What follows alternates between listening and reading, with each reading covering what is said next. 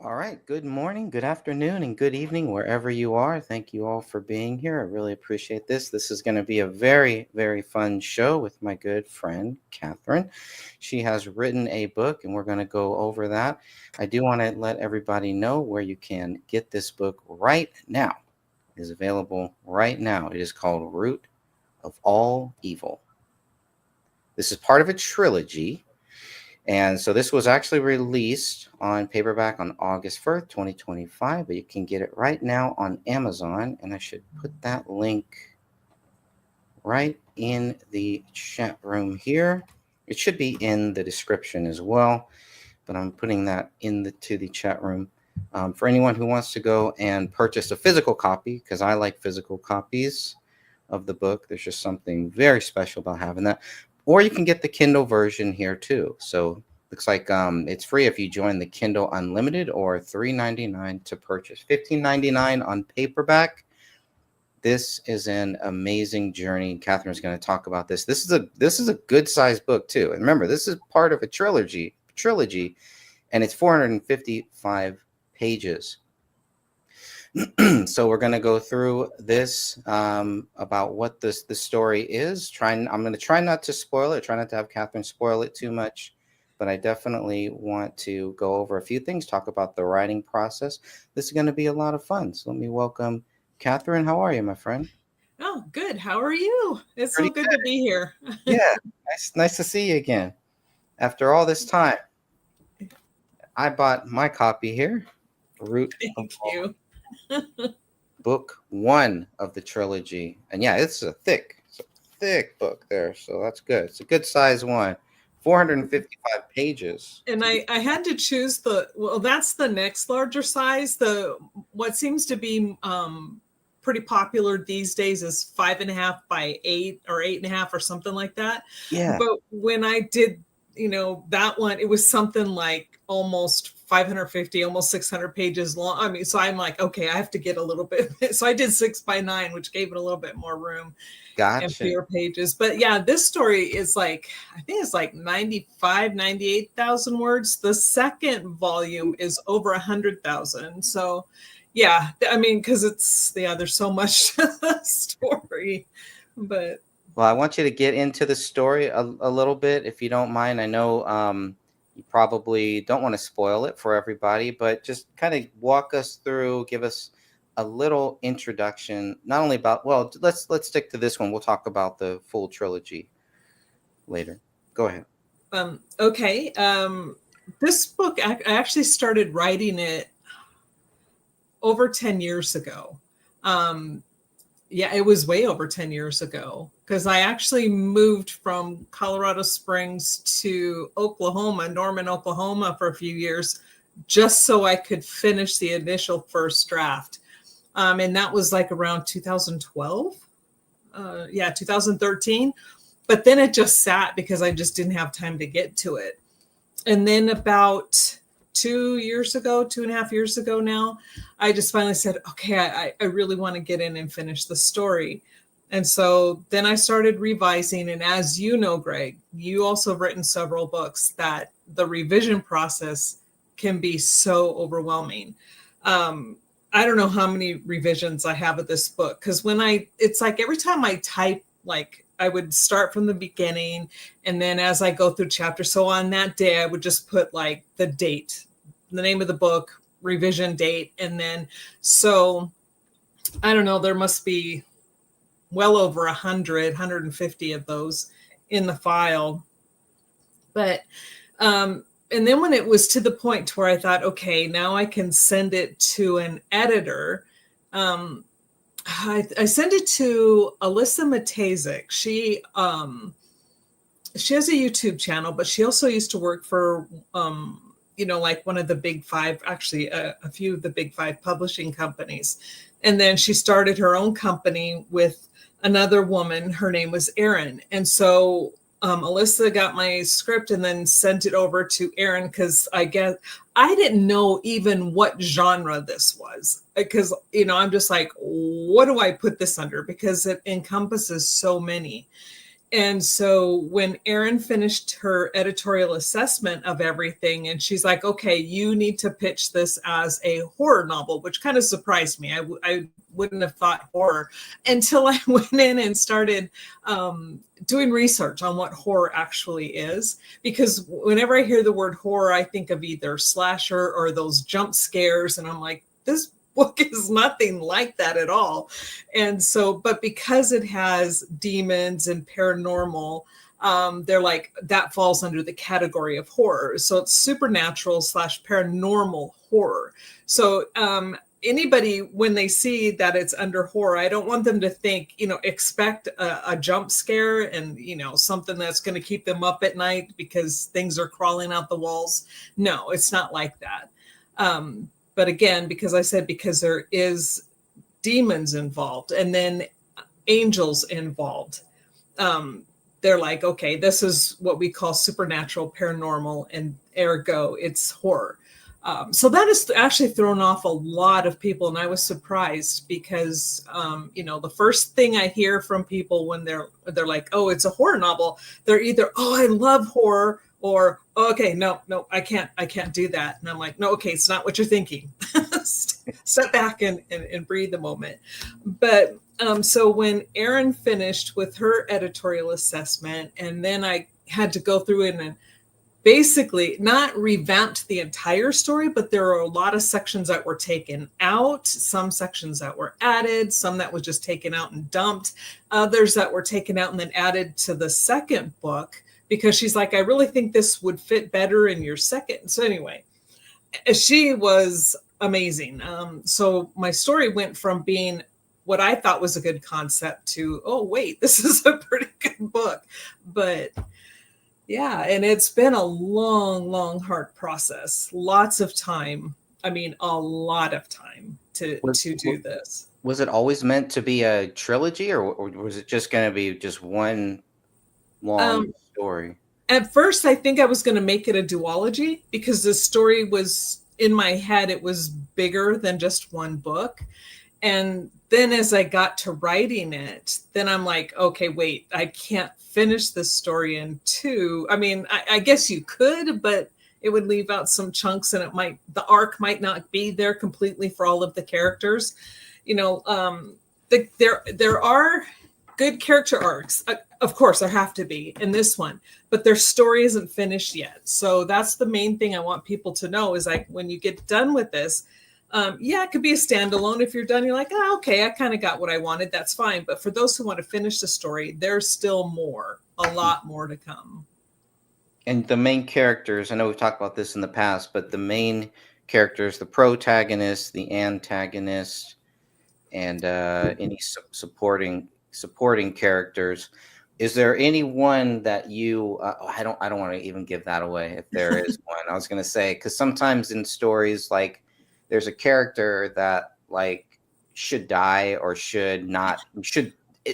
their story should end at the end of the first book, but you love the character so much that you're like, no, this character has to keep going on. Are there any characters that really stand out that had kind of a smaller role, and as the story was being written, it either their storyline either got bigger or got smaller? The one character that I actually, my favorite character, if I can say that, and he actually has a very small role in the whole entire story, but it's the angel Duncan. He's just, some reason I just love his character the best. But the one I wish I could have killed off like at the very beginning is, of course, the antagonist. Incubus. He's just somebody, I don't like him at all. He's just a bad guy. Well, I mean, of course, he's a demon, right? And is that the character on the cover? Yes. Here, is that the one here? I don't know. The one in shadow. Yeah. Okay. Yeah, that's pretty cool. That's pretty cool in like a kind of creepy way. But so right here is the antagonist and the protagonist. Is that correct? Is that fair to say? Well, I'm going to leave it up to the reader how they want to take the angel in the trees, how they want to view that. But in my mind, when I created the cover, The misty demon in the back, that's Incubus in his demon form. But the other one are, because he has his own army, right? Mhm. And his army of demon angels are coming informed from the trees in the cemetery in which his tomb or portal lies. So that's how I view that angel. So they're like one of his subjects. I don't know what you want to call them, standing before him. And so can just kind of imagine what the conversation's like, because Incubus is usually kind of angry most of the time because things just don't go his way very well. So let's read a little bit about the story here. So Eon and Levi moved from the chaos. Okay, well, let me Go ahead. tell it's Ian and Levy, just so Oh, people sorry. know. Ian and Levy. Ian and Levy. Ian and Levy moved from the chaos of Chicago to live a calmer life in River's Edge. No longer haunted by shadowy demons, they enjoyed the solitude and serenity of their new home. It was the perfect place to raise the baby growing inside her womb, until it wasn't. Now, Incubus commanded his dark entities to steal away the child, and no amount of bargaining could convince the poltergeist to return their son, the son he helped to create. Can two antagonists Wait, no, can Agnostic. two agnostics, sorry. I just like the word antagonist today. Yeah. Can two agnostics who are faced with demons and angels trust the warriors from on high to conquer the legions of hell when the demon they fight against is foreshadowed to rule the second circle with their son at his side? Both have something to win, both have something to lose. For both, the path to victory could lead to the portal of damnation. Wow. And this sets up the whole trilogy, right? This sets up everything. So Yes, it encompasses a lot of the other two books, but it also mainly is the focus of, the last line, because it's at the very end is when, well, you'll have to wait. We won't get into that, but without ruining it, yeah. yeah, yeah. That is interesting that they thought it was a horror. What was the original, like, what did you originally think it would be? I More honestly spiritual? I did not know where to place it, because they're always, the saying is, where do you picture your book on a shelf in a bookstore? Yeah. I had no idea. And so I just submitted it hoping somebody would tell me what it was that I wrote. But she said, because of what's in it. That's what classifies the genre. And she said, because it's dealing with demons, the supernatural, it falls under the horror category, because no other category has that. But so the main genre is horror, the subgenre is paranormal, supernatural, and then a genre, would be romance. I mean, the second book, okay, we won't get into that at all, but the second book is going to be not at all like the first one. I mean, this one really is dealing with how the baby came to be and why they're both fighting to keep the child. Very good. I like it. Yeah, without getting too much into the trilogy, I do hope people will take the time. If you're into the genre, I think that's good too. Even if you're into the spiritual, to the supernatural, and dare I say that there are some Christian themes in there too. I think Yeah, that's a evident. lot of Actually, the it. Bible is actually mentioned in the Yes. book. Yes, I But, quote scripture. I quote, what is it? What's his name? Henry David. I always forget his name, and he's Henry David Thoreau. I mean, he's one of my favorite, and that's how the book actually begins. Is a quote from him that says, "There are 1,000 hacking at the branches of evil to the one who is striking the root." That line right there tells you just about everything you need to know about what's going to happen in this book. So you've got the battle, and how I wrote see, now I'm remembering, bringing it all back. When I originally wrote the initial script, it was more along the lines of a Dan Brown and a Stephen King mashup. Mm-hmm. It had the horror aspect that is not in it now. All of that was taken out, but it had the true horror aspect. But then it also had a lot of coding, symbolism. Everything meant something. Names meant something. How they were spelled meant something. Chapter numbers meant something. Everything. But because I hate to say this, but a lot of the readers out there weren't getting it. They didn't. I'm surprised how many people have no knowledge about scriptures or codes. That doesn't even have to do with the scripture, right? It's just like what I call it, symbology and all this other stuff. Alchemy. There was a lot of alchemy in here as well when I first wrote it, and people were just ignorant, totally unlearned about the entire subject. So I'm like, okay, if they're that lost and I'm only in book 1, they'll never get it by the end at all. So and because I had put so much time and effort into it and I love the story, like I said, I took out the horror aspect. Like there's no jump scares in these at all. None of that exists. So I took all that out. And then there's still some of the alchemy and some of the, numerology and stuff like that in there, but it goes along with the storyline, but it's not really focused on that. Right now, I couldn't tell you that it was a mashup between those two anymore. It's been changed so much. Okay.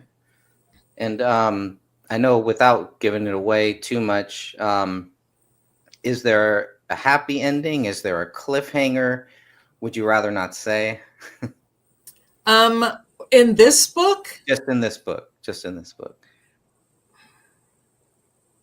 Yeah, no. That's a yes and a yes. Okay. So like both. Wow. Okay. Yeah.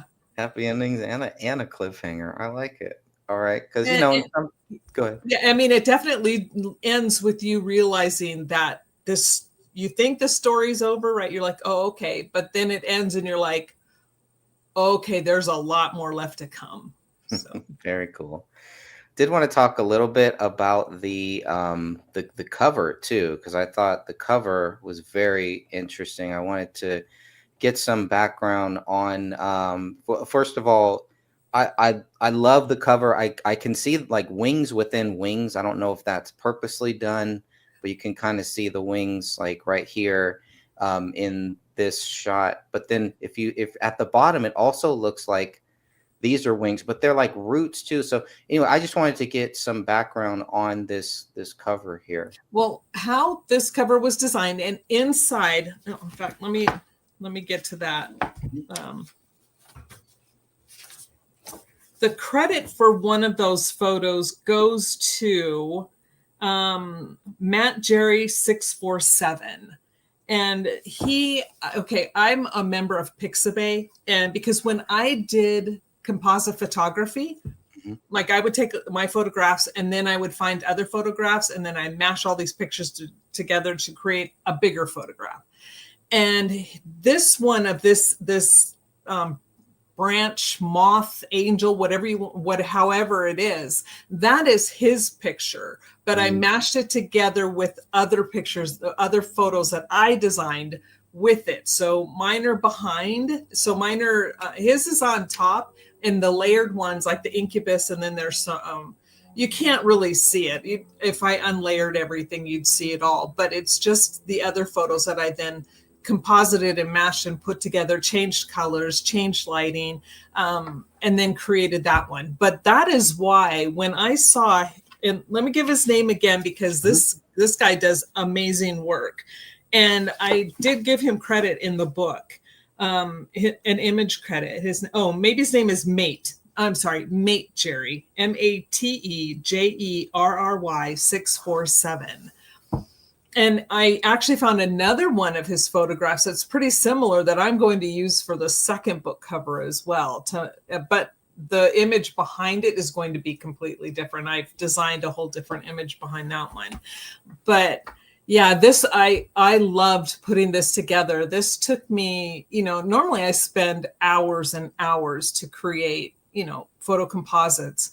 But this one, just as soon as I saw that one photo that he had, I knew exactly what I was going to do to create the entire photo.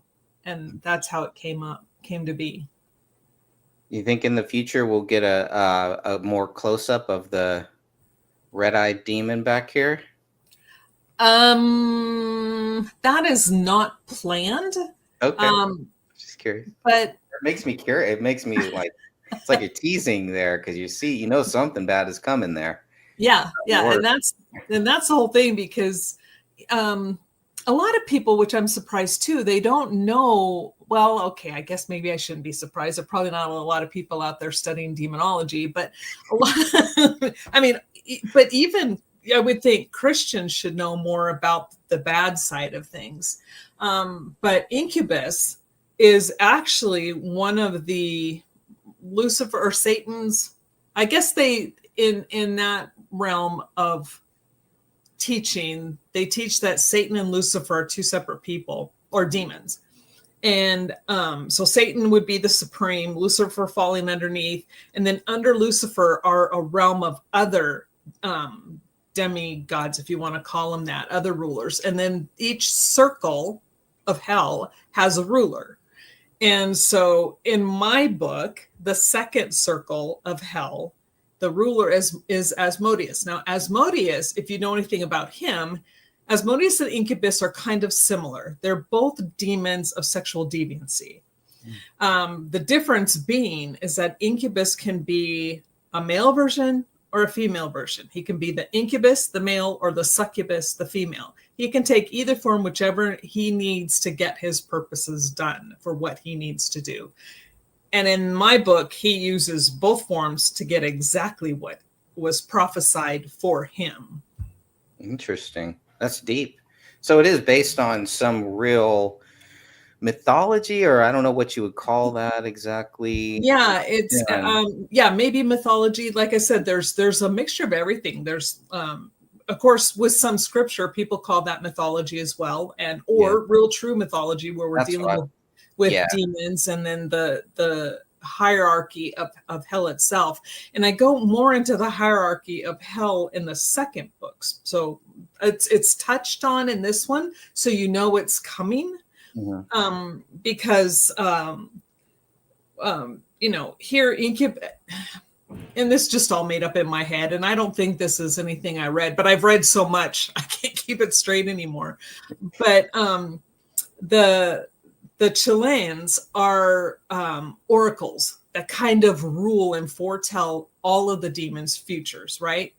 And they decide every 4,000 years which demon, because of the war between good and evil, heaven and now hell, and the kicked out angels and all this other stuff, they can no longer procreate, right? And now the Chileans are given a special gift, if you want to call it, in only one demon every 4,000 years can then procreate, is given the ability to then procreate, and they can only bring one heir into the world. And so this was Incubus's, his name was called, right? So he got the call, and he'd been waiting and waiting because he'd always wanted to have an heir.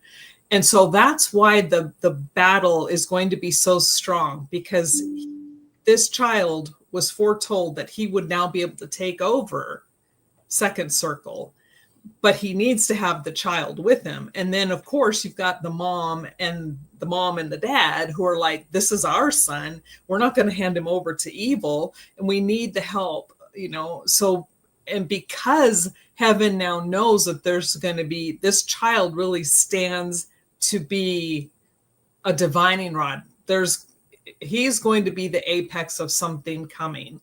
And so both sides have to fight to gain control of the child, not necessarily gain control, but to protect him. So depending on how you raise a child is generally how they're going to be later in life. So if you raise them, and not always, I'm not saying that always happens, but that's how it should be though. Yeah.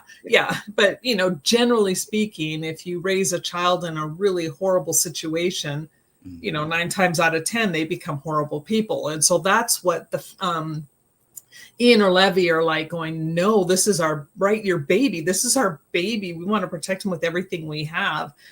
And so it just, the child becomes the focus, the center of the battle. How did you come up with those two names, Ian and Levy? And this comes out further in the story. Again, the names all meant something at the beginning, right? When I was first writing it. Levy was just what she always went by. Her real name is Lavana, which means protector of the newborns. And Ian, which he hated his first name because it was Gideon, and Gideon means feller of trees. Yeah. So when you see how you start to put it all together with the quote from Henry David Thoreau, there are 1,000 hacking to the branches of evil to one who is striking the root. So all of this stuff meant something. And it still does, but not to the degree it did in the initial book. But I kept what I could because I thought that the premise was so interesting, that their names given to them. And these were two people who they never thought about a God. They didn't care about a God. They just were living their life, right? They were having a good time until things weren't so great. And so then when they're told that their names were given to them for a specific reason, and everything was foreshadowed before they were even born, how everything led up to where they are. Yeah. So interesting. Yeah, I always found that interesting, those names. Thank you for letting me know, because I was pronouncing them wrong, obviously. But everybody does. And so that's why I was really glad when you're like, hey, can we do an interview? Because I'm like, yes, I got to let everybody know how to say their name. Ian and Levy. But Ian it's either Levi. Yeah, it's Leon. Yeah. Leon. Yeah.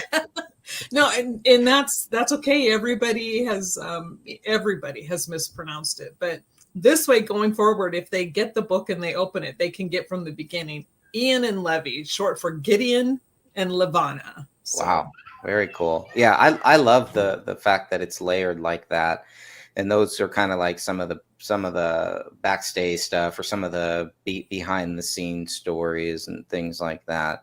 And I'm going through a lot of that with Tolkien, reading some Tolkien, yes. And then you know like books I've read. And then all of a sudden I'll hear, oh, okay, there's actually a lot more to it that, like you said, just never really makes it into the book, but it's still there. The heart and soul of that is still there, which I think is really cool. And it makes you want to go back and reread it again, like to understand now that you understand a little bit more deeper about what the author was thinking when they wrote it. And so I'm always fascinated by that process. I'm really fascinated by fiction writing, because I find it almost impossible. I've recently just started right now to write a fiction book, and it's gonna take me a while, but I find it very difficult to write fiction books. It is, and for me, I'm the kind of person where I have to be in solitude, complete and utter solitude, in order to get it going, because once it starts, the moment something interrupts, I mean, it's like devastating to my brain. And it's really hard, because my brother's still here, and it's not his fault, right? He's got to be able to move around, but I cannot write with him here. So I have to wait until he goes before I can start picking up the writing process again, because what I found, and you'll find this too, I don't ever suggest writing trilogies or series. It's turning out to be way more than I thought it would be. But if you ever do that, I lost my train of thought.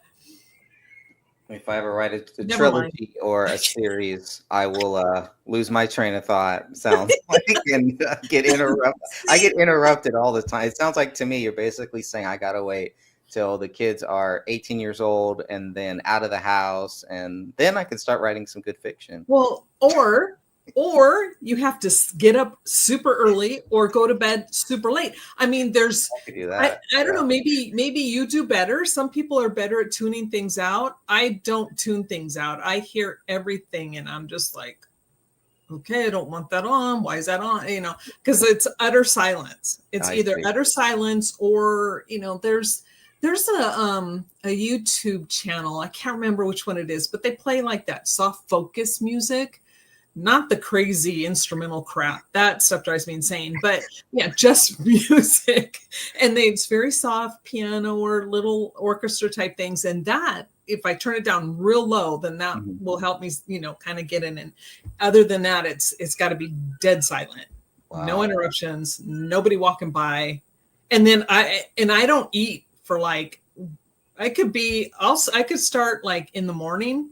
Next thing I know, it's like 8, 9 o'clock at night. And I'm like, oh, wait, I haven't eaten yet today. And so, yeah, it's just the process. It's not easy, but I think you would make a great writer. You are a good writer. I mean, your nonfiction books, all these books you're writing are very good, very well written. And so I can't wait to see what your brain comes up with in the fiction world. Oh, well, thank you for that. I really, really appreciate that. I'm using your book as inspiration. Mine will not be anything, nothing on that level. It'll be a little bit more a lot more simplistic. And so I'm trying to kind of write in the third person and see how, because I've never written a book like that. It's first person where the guy is retelling the story. Yeah. So I'm trying to look at that. And it's amazing. Okay, let me tell you this right now. Whatever genre you're writing in, go in and find out what person the others are writing in. Because in this one, I wrote all 3 books in the third person omniscient view. And then come to find out, that was the wrong one. I had to go in and rewrite everything back in the first person. Very cool. Like, oh my God. It was such a pain. I can't do the first time? I've read a lot of Tom Clancy's books, and like the way that he will describe the coffee on the table, and I know he's got ghostwriters and stuff like that too, but the way that they describe it, at first I was like, why do I need to know all of this stuff? But you know what? It made me, as I'm reading it, it made me want to grab a cup of coffee and as I'm reading it. So he's doing something right. I don't know. And here's the other reason. And when I read things, not only do I hear the words in my head, but I see the thing play out in my brain, right? Yeah. Yeah. Not everybody does that. They only see words. And I'm like, what? And it's really weird. So it's like, that's why you have to be so descriptive to make sure you get everybody engaged in your book. So if you're reading Tom Clancy and you're writing something along those lines, then you know which person to write in. Just write how same person he does. Yeah. Yeah. This will be a little bit different. It's just something really outside of my comfort zone, and something a little bit darker too. So I had to kind of stop for a while because, life is dark enough.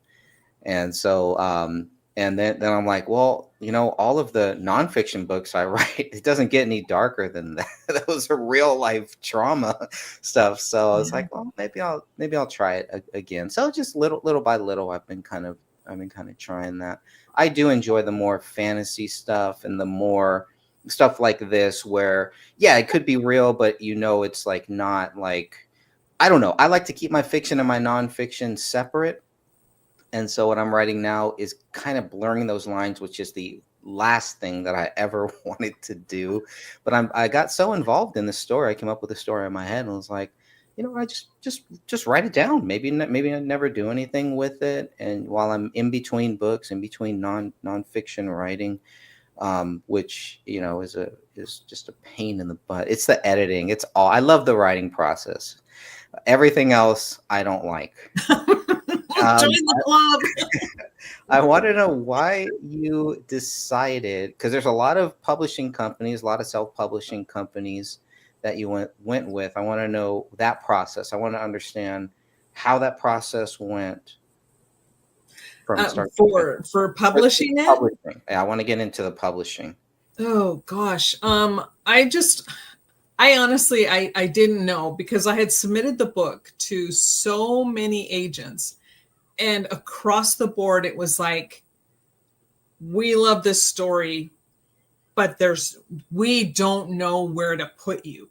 And so they're like, your best bet is just to self-publish. They're like, so, and that was great. I was really thankful that it took a while to get anybody to even respond, but finally, and then like 3 separate agents were like, we love the story, but we don't know who to pitch it to. We don't know how to pitch the book.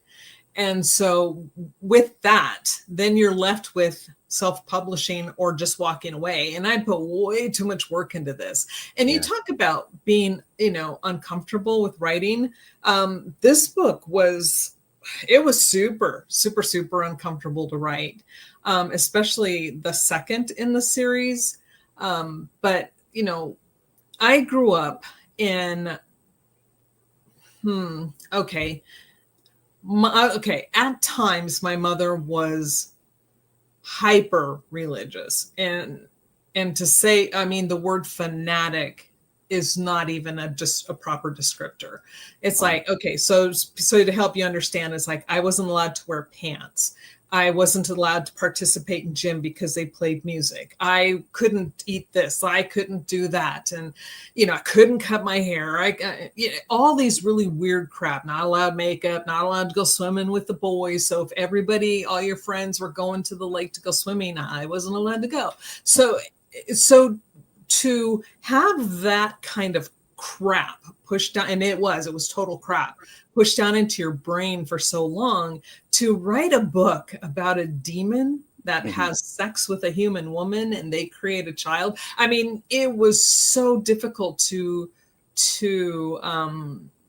break through all of that garbage.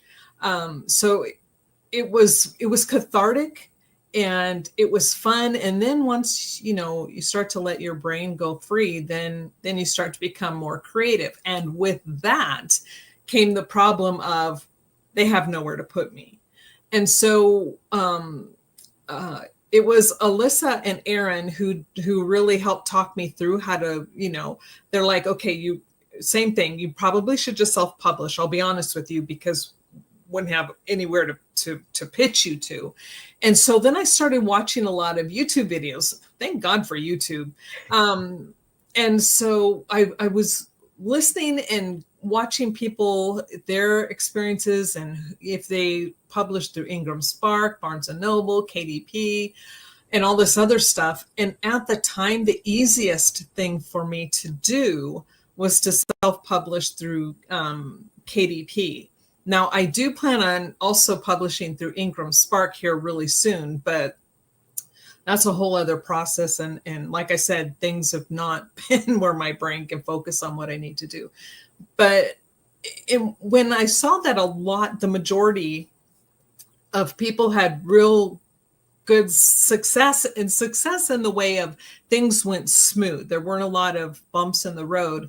And KDP came out on top. So I'm like, okay, this is my first time through. So I don't want to, hit a barrier every 10 yards. And so I just decided to give them a go. And I'm grateful I did, because right when the book was going to get ready to get published, but it still needed to have another revision done. Because you upload it, you format it, make sure everything looks okay, then you get a proof copy, and you go through everything, and then I'm looking and I'm like, okay, here's some stuff I need to fix before the final thing. And then the Microsoft update hit my computer and it crashed the entire system. Oh, everything was gone. And I'm like, oh my God, what am I gonna do? And so thank God, Amazon. And I didn't like Amazon before, because I have been traditionally published before.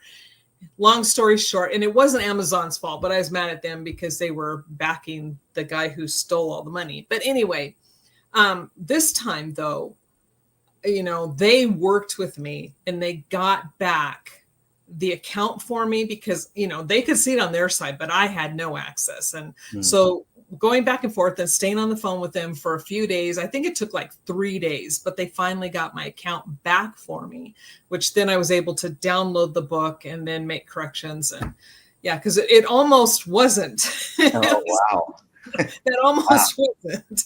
The demons almost took control of your computer, and then almost ruined the whole thing. Thank God for Amazon, I guess. Yeah. Would you recommend KDP to others? people I self-publishing? mean, they don't, and this is the thing I think most people need to understand is that they don't promote you at all. That's really all on you. And I have had zero time. This is the first time I've sat down to even do any kind of promotion for the book. I just have not had the opportunity.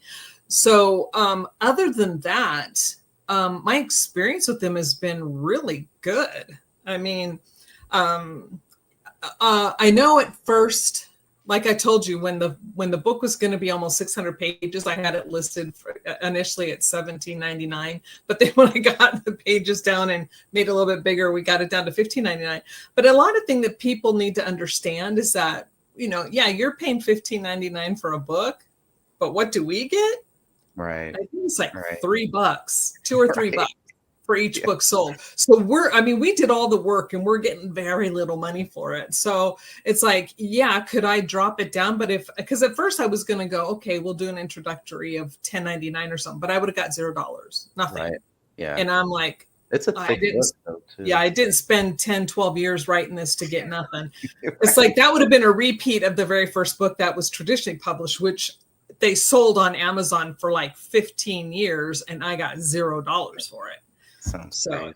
yeah, I was like, I'm not doing that again. So it's like, sell some, don't sell some. No, it's a good quality book too. I mean, I think, for what you're paying for, and 15.99, I think that's kind of pretty low. Usually it's about, 20. I mean, we're talking 455 pages.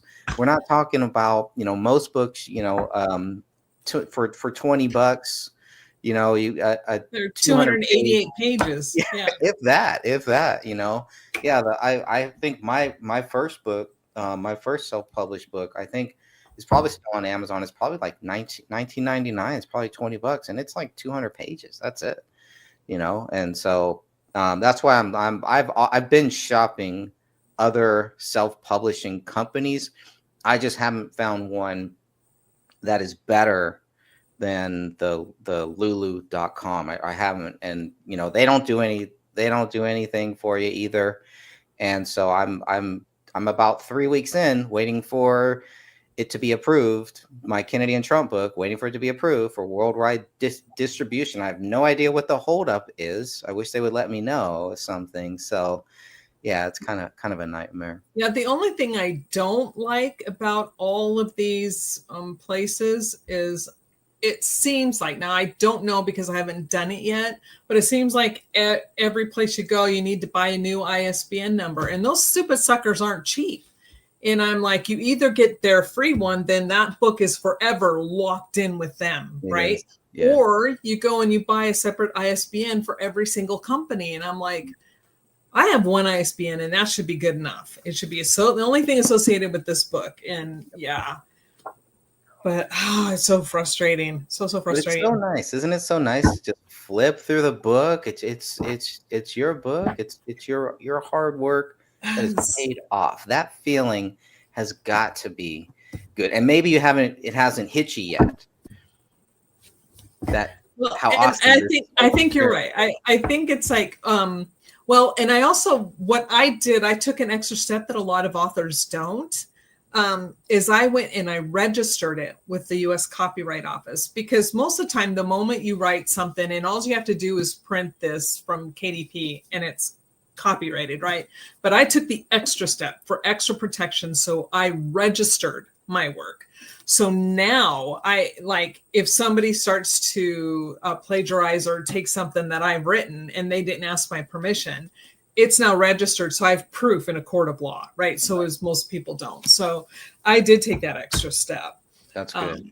And I did it for all three. I registered all three books at once. So they're all three covered and all three registered. But yeah, it was just, it's a labor of love. And it was a lot of work. But I just, like I said, I can't stress it enough. Oh, that's what I was going to say. I have notes. Is that because also it's like, I think people go, what's the closest to what your book is?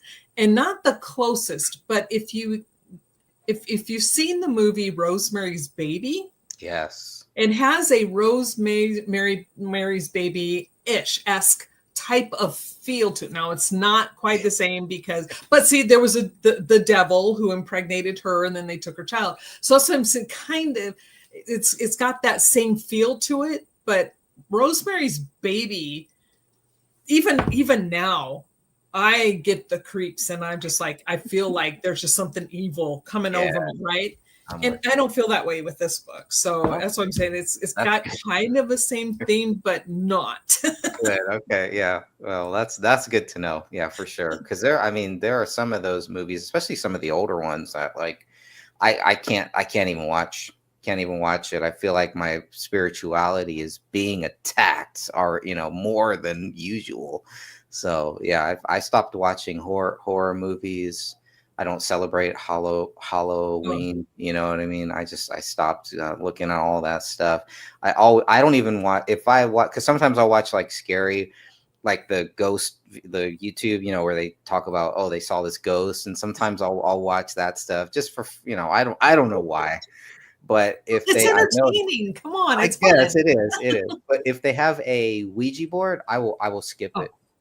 I will skip it. And if there is something like that they caught on camera, they allegedly caught on camera, I try not to look it in the eye either.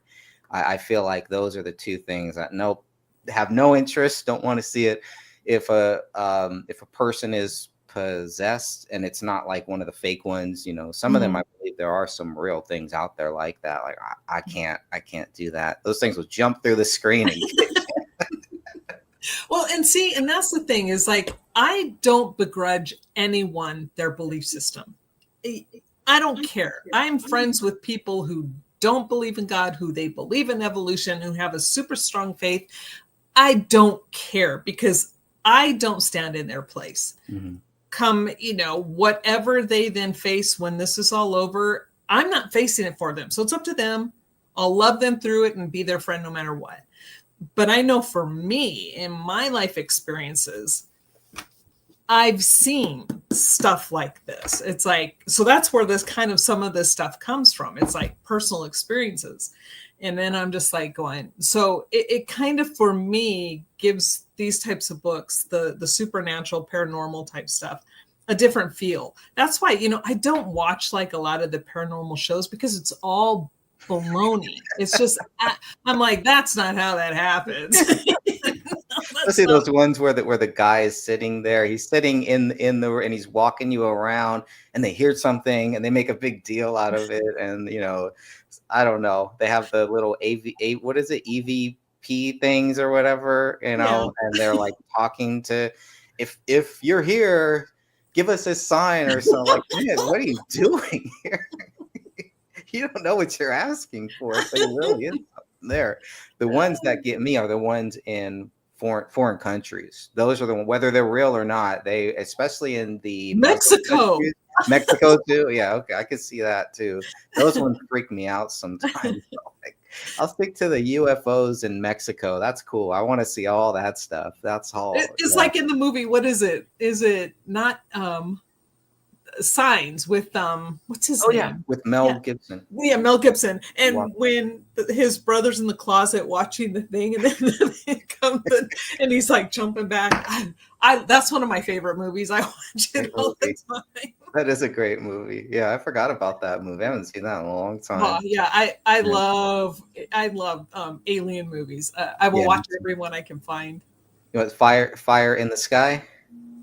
I did see that one. Okay, I've seen so many. What was that one about? That one is about the guy, and I just watched a documentary on it a while ago. It's about the guy, and it's a bunch of lumber guys, and they're working in the forest, and there's a ship, and the ship gets him, zaps him, and then his friends take off, and they take off running. And then they find him later? Yeah, they find him like a couple of days later. He just shows up. He just pops up. It's one of the best evidences, I think, of that there is something, something out there. I don't know. I found it fast. It's a fast. Oh no, trust me, I love those kind of things. But like, it's like, after doing the jobs I've done and then seeing the things I've seen, before I'd be like, oh, wouldn't it be so cool if an alien came down, right? All this other stuff. Now I'm like, okay, yeah, no. It's not real. Yeah. But, hey, there's things are, given for a reason. But anyway, sorry. Getting back to real stuff, here we are. Because I do believe demons are real. I do believe a Oh, lot of that is all real. So yeah, people can discount it or think that it's a fairy tale. So that's why, yeah, I could see the supernatural. I see the Christian aspect of your book too, mhm. heavily there. But yeah, I could see why they would want to put it in horror. And a lot of horror movies, do have that Christian aspect in it. The Conjuring is one that comes to mind. Well, And well, how all do of they? Stephen King's. Yeah, Stephen King, a lot of that stuff. Yep, Ton of it. And yep, that's kind of, now that you say that, it's like when I first started writing it, I've always loved Stephen King. And so I'm like, I wanted to, and I'm like, well, if he can write religious undertones to, well, overtones, it's not even undertones. If he yeah, can do that, why can't I? But then maybe I did it too much because they're all like, it's a good story, it's a horror story, but we don't know where to put you. So I'm like, yeah, found a place for Stephen. yeah. Come on, come on. Yeah, have you read some of his stuff? It's like why? Yeah, it's like a horror, but then like literally the hand of God. Well, that's the movie version, but literally the hand of God comes out and saves these people in the Stand. I Yeah, think I it was just is. going to Yeah, say the Stand is totally religious. The yeah, whole thing is nothing but the between good and evil. And are you going to go to heaven and right, follow the creator, or you're going to take the bad road? right. Yeah, I mean, so I'm like, why? But maybe there's not, because there's not enough of the jump scare stuff in mine. Maybe that's why. Because it's, I knew I was going to make the religious community angry with the concepts and what happens in this book. Mhm. So it's like, but then I also knew that people, the secular community go, oh, well, this is just too religious. So I'm not going to make anybody happy, but it was just a story I felt like I needed to tell. And so I just wrote it anyway. Good, good. I'm glad.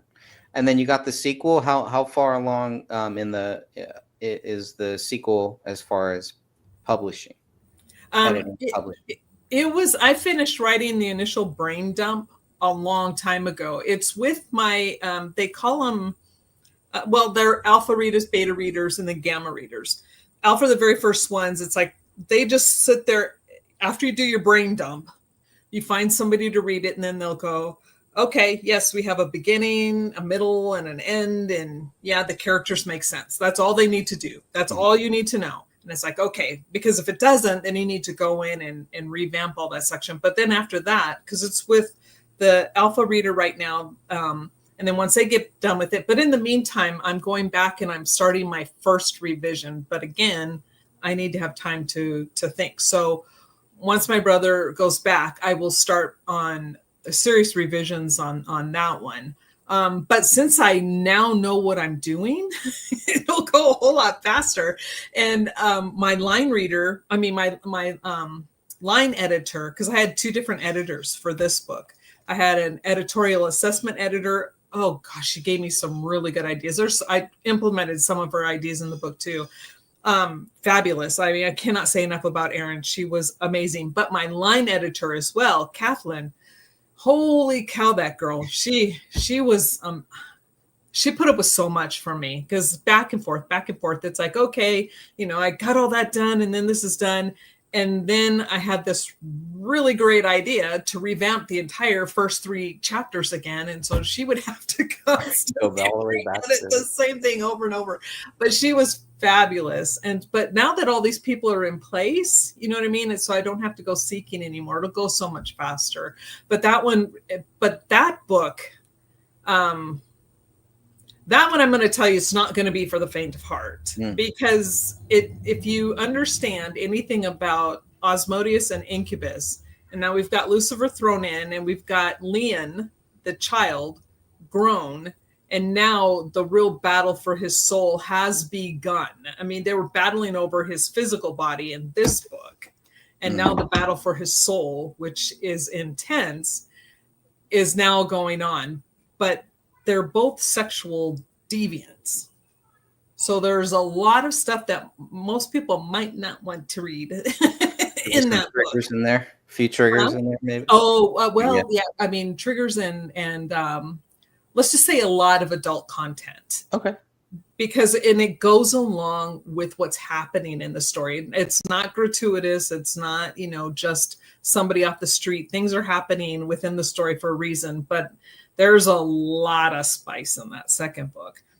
But it makes sense because, like I said, once you know who these demons are, what part of hell they're battling for, and what takes place in that part of hell, and then what place that Leon, the child, and what his role is in all of this. Again, it all makes sense. Then the third book, which will be the culmination of all of it, it just ends. The entire battle will be decided. Destiny is decided once and for all. And that's where you said it's kind of a foreshadowing, which says for both, the path to victory could lead to the portal of damnation. And that's where it's all going to end, at who's are one, both, either, which one is going to be damned, or will they both, all of them be damned? We have to wait and see. Very cool. I like it. So the second one, I'm assuming there's not going to be a happy ending in that one. Probably in that more. One definitely has a cliffhanger. Okay. Yeah, because there's some things going on. I will not tell you because that one I love that one. But that's definitely a cliffhanger because you're like, what? I mean, you kind of get the hint all through the story, and maybe some people will go, oh, okay, I see where this is going. And that's fine. I don't care because it's all still part of the story. But when you get to the end, you're like, uh-oh, I want to know what happened here. Very cool. Well, we still got a few minutes here left. Is there anything else that you wanted to say about the book or about anything? Well, thank you, because there's part of this book. I think it's the bonus chapter. Yeah, bonus chapter titled Leon. And this is the one that the editor, she told me to just, because it was like toward the beginning and everything, she goes, this is where it's at, is kind of an info dump, take it out. And then Sophia, she's like, make it a bonus chapter. I'm like, oh, that's a great idea. But this bonus chapter, it would behoove you to read it, because if you're like me, sometimes I tend to ignore epilogues and bonus chapters. They're just a waste of my time because I finish the story. I don't care about what happens after that. And then I go and put one in my book, right? Makes sense. Right. But this explains why Leon is so different, because he's not just a prodigy, but he is a true mix between a demon demigod and a human. And it explains why he knows things, how he can do things, how he's so far advanced at such a young age, from being newborn to 2-3 years old, and the things he knows. And it explains his conception and where he begins to remember, and in what process of conception that begins, and how he knew who was who when he was born. It's actually, it just helps tie in the story, and it will help people understand the second book a lot more and understand the main character of Leon better. It's not necessary for this book, so you can get the understanding of the first book, but that's why I added it as a bonus chapter, because it gives you that extra backstory, maybe a little bit more. I don't want to call it world building, but it's more of a backstory of him and how he became, how he just came into being. Maybe it sounds like maybe even kind of a little sneak preview for some of the second book. Mm-hmm. Sounds like it leads kind of more into the second book too. Yeah, because it helps you. It truly gives the basis of who the man Leon becomes and why he becomes the way he is. Because he fights to just be human. That's all he wants. He doesn't want to be, on the dark side. He grew up. He knows internally. He sees it. He feels it. He hears things, and so he's been trying his whole entire life just to walk that straight line. And then that's where his battle begins. Very cool. Interesting. As far as marketing, are you considering maybe, I don't know if they have like any local festivals, book fairs, Comic-Con convention, They don't have anything like that where I'm at, but and we have just a very few local independent bookstores. I contacted Barnes and Noble, and they're like, because like I said, I bought my own ISBN and all this other stuff, and they're like, as long as you have that, they'll let me do a book signing at their store. But also, there's local businesses that will stock my book, but I have to get it printed through somebody other than KDP. I guess they're at odds with KDP, and I don't want to get, I'm like, I don't want to get in the middle of anybody's fight. I'm just trying to sell a book. Right. So, but they told me, like, once you get it published or can get it printed through somebody other than KDP, Like definitely anybody print. other than KDP? Is that what? Yes. Wow. Okay. Yeah. I mean, it was like, and I don't know the battle, but there was, some vitriol going on there. And I'm like, ooh, I don't want to get in the middle of that. No, definitely not. Like I said, I just want to sell a book. So there are avenues for me to go. Plus there's a Facebook group, a horror Facebook group that I've joined. Well, I'm like, I don't know if you call it, but you have to pay a fee to join them, and I didn't know that. Long story, but there are a bunch of, in there where they tend to have a really good reach. So I'm thinking about joining them. So then once I join them, I can then promote the book through their page, and then through, I think, their website as well, which would be good. Yeah. But like, I just haven't had time to think or look into anything. And it's so hard because I put it out this time of year so I could promote it for Halloween, even though I don't celebrate Halloween, but I know a lot of people do. And so since they like to read scary stuff this time of year, it's like, okay, this would be the perfect time to do it. But I'm waiting patiently. Very cool. All right. Well, if anybody does want to purchase it, again, you can purchase that right now, Root of All Evil. And this is the first in a trilogy. You can get it right now in paperback at Amazon for $15.99 or $3.99 the Kindle version. Or if you join Kindle Unlimited, it sounds like they can get it for free there too. 455 pages. This is part of a trilogy. There will be more to come. Make sure that you do follow Catherine. I'm not logged in. That's why it's showing I'm not following you here. I do follow Catherine here. And you can see I'm logged in. But I definitely hope that people will support Catherine and support her work. She's been just a great human being, a great friend. And Catherine, I thank you so much for taking the time to just talk with us here. We went about 1 hour. Is there any final words before I close this one down? No, just thank you. You have been amazing. And, like I said, your friendship has been above and beyond. So thank you. Thank you for everything. And thanks for promoting it. Absolutely. Absolutely. Everybody get it. I got my copy there right here, right in my bookshelf. My fictional. I have one bookshelf for fiction, and I have one bookshelf for nonfiction. So I'm trying to build my fiction here. So I just put it all together in the same thing. My bookshelves, I have so many bookshelves, and they're just all mixed in. I tried that, and then I was like, no, it's easier if I want to.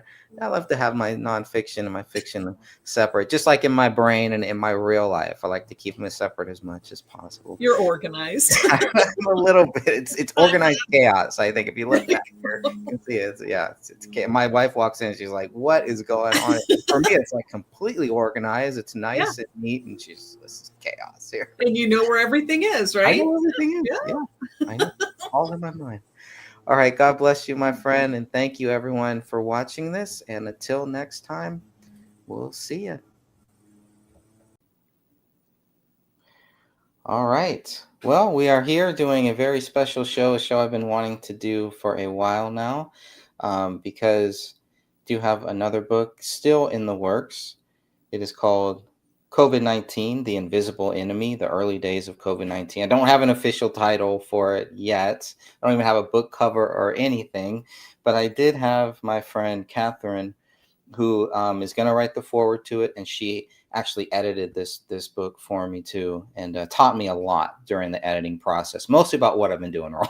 But that's okay. I got no problem with that, because that's how you learn. If you think you got it all figured out and you think you know it, well, you know what usually happens then. Learn the hard way. So thank you, my friend. Nice to have you here, Catherine. How are you?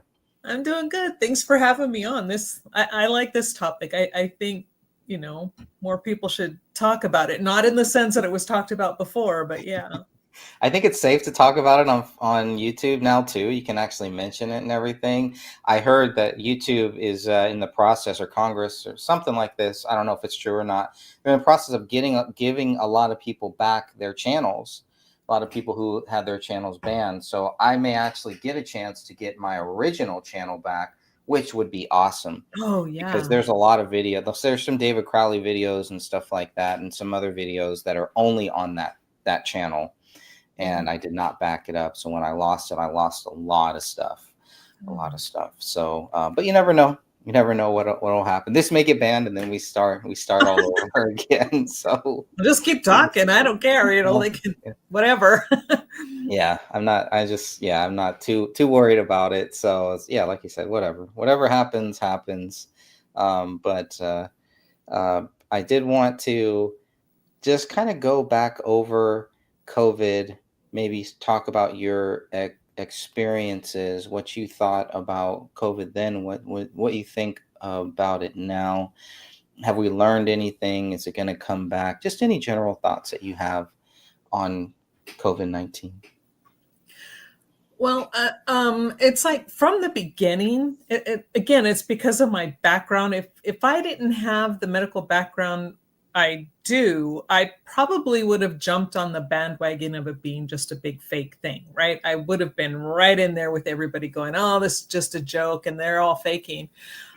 But it's like I knew it wasn't a joke. I didn't, clearly didn't know how serious it either was or was not. But what I don't think a lot of people understand, that when a virus first comes out, it can either be, nothing to it, or it's going to be pretty viral, right? It's going to be pretty potent. Now, here's the thing that I don't think a lot of people understood. Everybody on all sides of the spectrum were saying it's coming, from a level 4 biohazard, blah, blah, blah, blah, blah, right? And so I'm like going, you guys do understand what type of a facility that is, right? I mean, where you're full gear, you don't breathe oxygen. I mean, you have full containment. And so if it's coming from that type of a lab, it's pretty serious, right? And I'm like going, this isn't a joke. But again, you just, I just kind of wanted to wait and see what happened. I didn't want to make too big of a jump too quickly. So for me, it made lots of sense that since it became, pretty widespread in China first. In my research, I found cases that were back in like August, but it didn't really hit China till December or whatever, somewhere later in the year. Yeah, several months later, when it really started to take off. And so I'm just like going, well, it hit them really hard. And so again, that makes sense. It's going to be super powerful, that type of a virus at the beginning, but either when it mutates, it's going to mutate deadly, or it will mutate less harmful.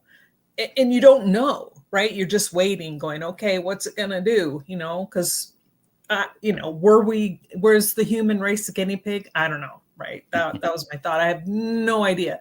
But you don't know until it actually, invades a host.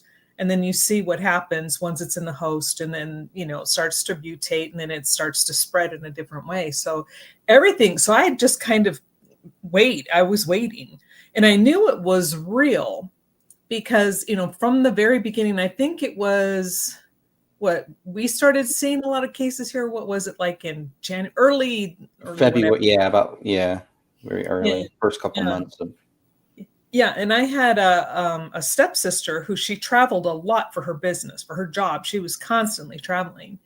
And then all of a sudden she got really super sick, Mm. super sick. And I'm just like, and turned out that it was, COVID. And so that's when I started hearing people going, it's a joke, it's a hoax, it's not real. And I'm like, it's pretty real, and Corona everybody, beer. Yeah. yeah. And everybody I know who had it across the board, either they didn't have symptoms, and this was later, but in the early onset of this infection, everybody was like, this was not the flu. This was not a cold. This was horrible. So it had to have been different. That was my thought process. Yeah. Yep, it was an interesting time there because yeah, I didn't really take it seriously, and I remember the first meme or whatever that I saw was this dude with a Corona beer and he's lying on the ground and they're like, this is how it all started or something like that. So that image will be in my mind forever because I had no idea what Corona was. I knew the beer. I used to drink the beer when I was a kid, but that was it. I had no idea what this was. I didn't know I think I talked to you about this one time. I was like, COVID-19, is this like the 19th COVID or something? But you're like, no, it's because of the year of 2019 is Mhm. when it was found. And then as I started to learn more about what a coronavirus is, SARS, and like this is something that's kind of been out there for a long time. And then I watched a not a movie, but like a a video series called Event 201. Event 201, I think is what it was called. And it was like a pre-program. It was like a government planning for exactly what happened. The only difference was that they were expecting millions of people to die, and thankfully that did not happen. Right. But so they had been gaming for this. So that was another thing where it's like, oh, this is all planned. But you have to plan for these types of things. They plan for a lot of things that have not happened too. So just because now the timing is weird because they did come out with it a couple months before COVID hit and everything, but they had been planning for something like this for a long time, whether it was purpose, whether they wanted it to get out or whether they were just saying, and I think it's on all different sides. I think there's people who generally are just crazy and probably did want something like this to happen because they want to kill a lot of people. Like the Georgia Guidestones, you can clearly see that, and they want to keep it down to what, 500 million or something like Yeah. that. Yeah. So, and this would have been a great way. It was a great time because they had a president in office who they did not like. They could not get rid of him. They could not break him. The only thing that they could do is to do something like COVID. And then the other side is kind of like, well, this was a lab leak. This thing leaked out. They have been warning Fauci, gain of function research, not to do this, what the consequences were, what would happen if something like this got out. So there was that side of it too, and Fauci trying to distance himself from it. And hopefully he will be able to pay the price the legal way and actually there will be consequence. I think God will have a lot more consequences than anything we could do here on this earth, but there does need to be some type of consequences for him for what happened. And even if you sanction him, even if you do all of this stuff, I don't see why they could not go ahead with a full trial, even though he's got the pardon and all that stuff. Get it on record that this dude is guilty. Get it on record of all the things that happened. We can't just say, well, he's got the pardon, so let's not even bother with it. I don't think that's And right. the fact that they did the preemptive pardon tells you right there he's guilty. Yeah. Because why would you need to pardon an innocent person? It's like, that's Exactly. stupid. Yeah. So They did the same thing for Liz Cheney because of the January 6th stuff. mhm. So they knew exactly what was coming. And then it's like, what was it even Biden who signed it, or was it this pin, this whole auto pin thing? So that's gonna play another role in it too. But there, even if there aren't any consequences on this world, there will be consequences. Definitely things like this happen because something happened, something got out. Whether it was manufactured, whether it was meant to be like this, or whether it was just an accident, I don't know. I really don't know. I tend to think that they actually kind of want it, but if they did want something like this out there, it probably would have been a lot worse. So I kind of do lean towards more of the lab leak, knowing that what happened, and then the whole cover up to try to wipe their hands of it. I don't know. I can't say for sure, and this book doesn't really go there. But I did want to go over those early days, how the ventilators may have actually done more damage than they did of actually helping people. There was a book that I read, can't remember the name of it right now, but and that's exactly what they were saying. You put them on the ventilators, and it was actually making it worse. Now, some people, they had no choice; they had to be on it. But in most cases, it was like it did not help. It just prolonged whatever happened. They started giving them different drugs, and they found out what actually worked, what would cure COVID, basically, or at least what would fight against it. And as soon as President Trump came out and said we need to try these things, this whole right to try thing, he gets a lot of crap for the warp speed, and all that too. But he was also out there saying that we need to look at all alternatives. I mean, we need to look at different drugs. I think it was, what was it? Hydroxychloroquine. Yes. Yeah, that was the big one. And then when Joe Rogan came out and talked about that, they accused him of taking horse. Yeah, that's ivermectin. Yeah, and it's so insane because ivermectin has been around for so long, and it won a Nobel Prize for its ability to cure, and it works really well with that type of a virus across the spectrum. But if you cure something too quickly and you have an agenda, you don't want it out there, right? And I knew that they were causing so many people to be, because at the beginning, hydroxychloroquine was showing really good promise. Mm-hmm. And then the first thing they started doing was the fear tactics with that. Oh, it's this and it's going to kill you. It's going to blah, blah, blah. I was on hydroxychloroquine for years. Had to, because, I was living I'm at altitude, right? But then I was living higher up. Mm-hmm. And then I ended up I get high altitude sickness, especially now, really easy. So I can't even really go past, 7,000 feet without getting sick. Oh, and so, I mean, since I was living at 6,500 feet, they kept me on, for a long time. And I'm like, why are they dogging this medication? It was such a good medicine. And I would try to tell people hydroxychloroquine is safe. It's a good medication. And you couldn't convince anybody. No, they're saying it's this. And I'm like, oh my God, I've been on this for years. It's fine.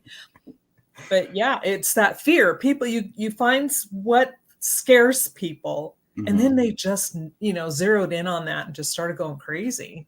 Yeah, those are some of the reasons that does make me think that this was planned. Mm-hmm. Because it was like, okay, they had the cure, which is what you want in case you actually get it. If you put it out there and you accidentally get it, or someone that you love accidentally gets it, oh yeah, we got the cure. It's not for everybody, but we can cure you. But yeah, so all of the way that the media reacted to, and part of the reason why my YouTube channel, my first YouTube channel, got banned was because I got strikes about COVID videos, and all I did was post with this doctor from Bakersfield, who was a big part of this book here. And you can't find it now. I think it's still on Rumble and everywhere else, but not on YouTube. And I don't even know if I wouldn't even tempt it on this channel to try to re-upload that video. But it was very powerful. It changed my view about COVID when he was saying you need to be outdoors. You need to be in the sunlight. You need to put your hands in the soil. Yep. You need to be around people. We're doing all of this wrong. And he was like banned. He was just way out there. But it really, and there was a lot of other people, I'm sure, that also did that too. But this one doctor really stood out to me. They did a whole press thing, and it was like it was probably like an hour long, and it definitely took off. And then all of a sudden, the censorship came in, and it was just boom, done. And then you had other doctors and everything trying to talk about it. But YouTube is it's still big. But it was so big then that it was just like they got the order to basically shut that down. And then they find out today that he was 100% correct, because why would all these doctors telling people to go outside? Because when you're in the sun, your body starts to make vitamin D. And then after all these years of research, they're finding out that the majority, now maybe not all, but the majority of people who got really sick and ended up passing because of this were low in vitamin D. Those who got their vitamin D levels up, they either got, a little bit sick, or they were fine. And so it's like, why would they stop people? Our body naturally makes it, but you have to be out in the sun. We need that sun. The sun is so healing on so many different levels, but it's like they're trying to keep humans from being in the one source that pretty much helps us heal. Right. Not all the way. I'm not one of those crazy people, right? But I mean, it's a good source of healing for our bodies. Yeah. Yeah, I definitely. Yeah, it was. And that year, I remember that year in 2019 was one of the only year, because every year I get sick. I can almost time it. And where we live at now, it's not as bad. But in California, I remember every year I could time it, and it would be right around between October and November and December, about 3 months, and I'd be fighting something back and forth. 2019 was the only year I did not get sick. And it stood out to me very much because everybody was then getting sick. And then in 2020, when everybody started getting sick, I didn't get sick that year either. And I was like, what is going on here? Like, okay, it's good for me because I'm not getting sick. But I don't know. I just always found that very strange. And felt like God he needed to protect me a little bit more, because if I would have gotten sick, then it could have been really, really bad. As far as I know, I've never had COVID. I don't even know, how do you tell the difference between COVID and a bad cold? Because I've had bad colds for a long time. So if we're just going to say that, I've had symptoms probably since I was like 5 or 6 of COVID-19. Yeah, I mean, everybody I know who have actually had COVID, and then of course those that I know of in hospitals, because again, I still have contacts within medical facilities. The only thing they say, it's not it's worse than anything you can think of. It's like the flu 1,000 times over, a cold 1,000,000 times over. They're just like it. Once you have there's no doubt, because it's like when people get the flu and you get those aches and you're coughing and you're having a hard time breathing, like, oh my God, is this COVID? They're like, no, trust me, You'll know. Okay, that's good to know. I did take a test one year. We had put it off. I was like, I'm not doing that. I'm not doing anything like that, because I just felt like whatever I had was just a regular cold. So it's like, this is nothing different than I get every year. One year we did do a COVID test, and I didn't have it or anything. But some of the stuff I put in the book, especially in those early days, were a lot of false positives that they were getting to, and they were finding that in these COVID tests, those early COVID tests look nasty, where they'd shove a not a toothpick, a Q-tip up your nose, and man, that looked painful. Like, it doesn't hurt. It doesn't hurt. I've had several of those because I was hospitalized a couple times during COVID. Okay. It's not painful. And it's like, come on. It looked brutal. Well, the worst part is because the ones that I had, it wasn't necessarily a cotton. It was almost like a little scrub brush type thing. It was really weird. Yeah. And they jam it up there, and you're just like, oh God, whatever. But yeah. Once I saw it, and I just saw like I just saw like a thing of it. This is how you do it. You just stick it up there. I ain't doing that. Some of them did have Q-tips. You're right. You're right. Some of those early ones. Yeah. But oh man, it's like, no way. And there were people lining up to go get it. And it was so crazy also to see all of the rioters in the summer of 2020. No problem there. We're all supposed to be locked down. We're all supposed to be inside. All the good people were. Churches were closed. Couldn't go to church. The liquor stores were still open. Gavin Newsom's wine bar was still open. Yeah. Rioting was still happening. That was all fine.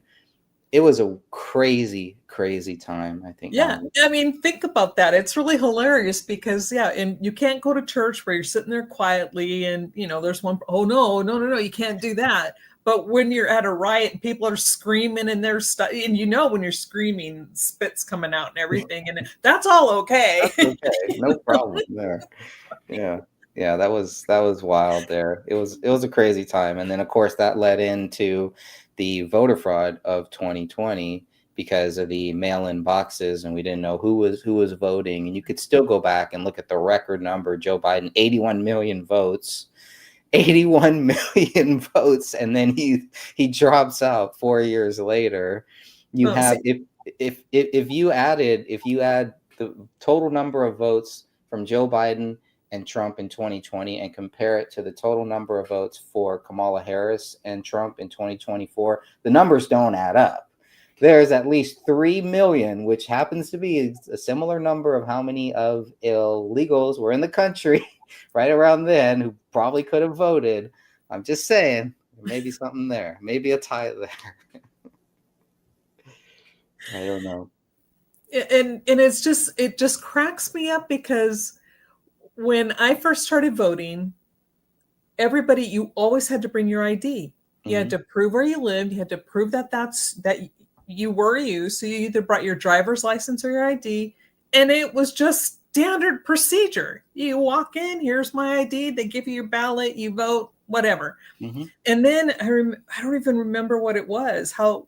Then one time it might have been the early 2000s or something, and I went to go vote, and I go to hand them my ID, and they're like, "You don't need that. What are you doing?" And I'm like, "Excuse me, but this is how it's always been done." And Right. they looked at me like I was crazy. So it must have been a newer person.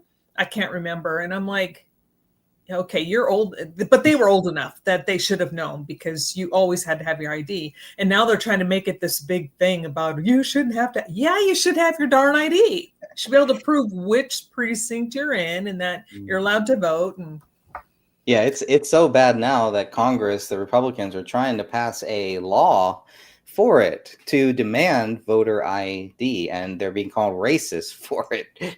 Why would you be a racist for yeah. it? And I'm like going, but that's how we always did things. And I was shocked that you didn't even need to anymore. And I'm like going, so I could go anywhere. I could vote here and I could go over there and give them a different name or whatever and just say, oops, they must not have me on your paper, you Just know? sign you up right there.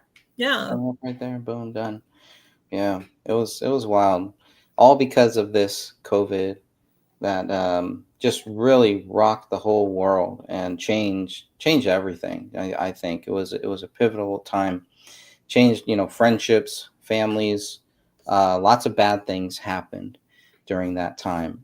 For me, a very good thing happened during that time because of COVID in the summer of 2020, because housing prices were so low in other states, the state that I'm in now.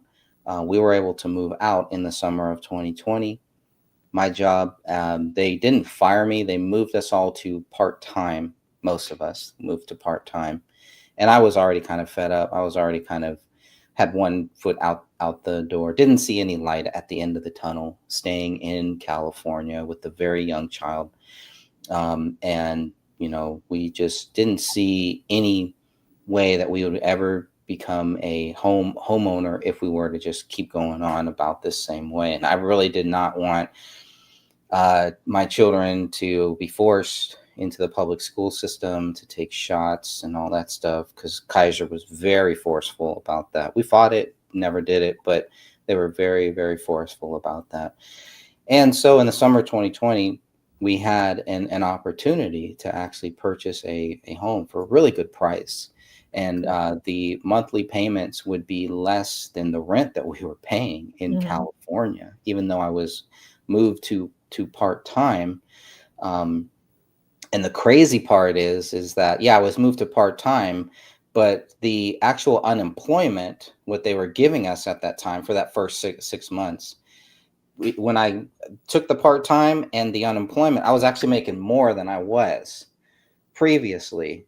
And so, these there are miracles that happen, and it's tough because I know a lot of people died during that time. A lot of people suffered. A lot of people went through some very bad things.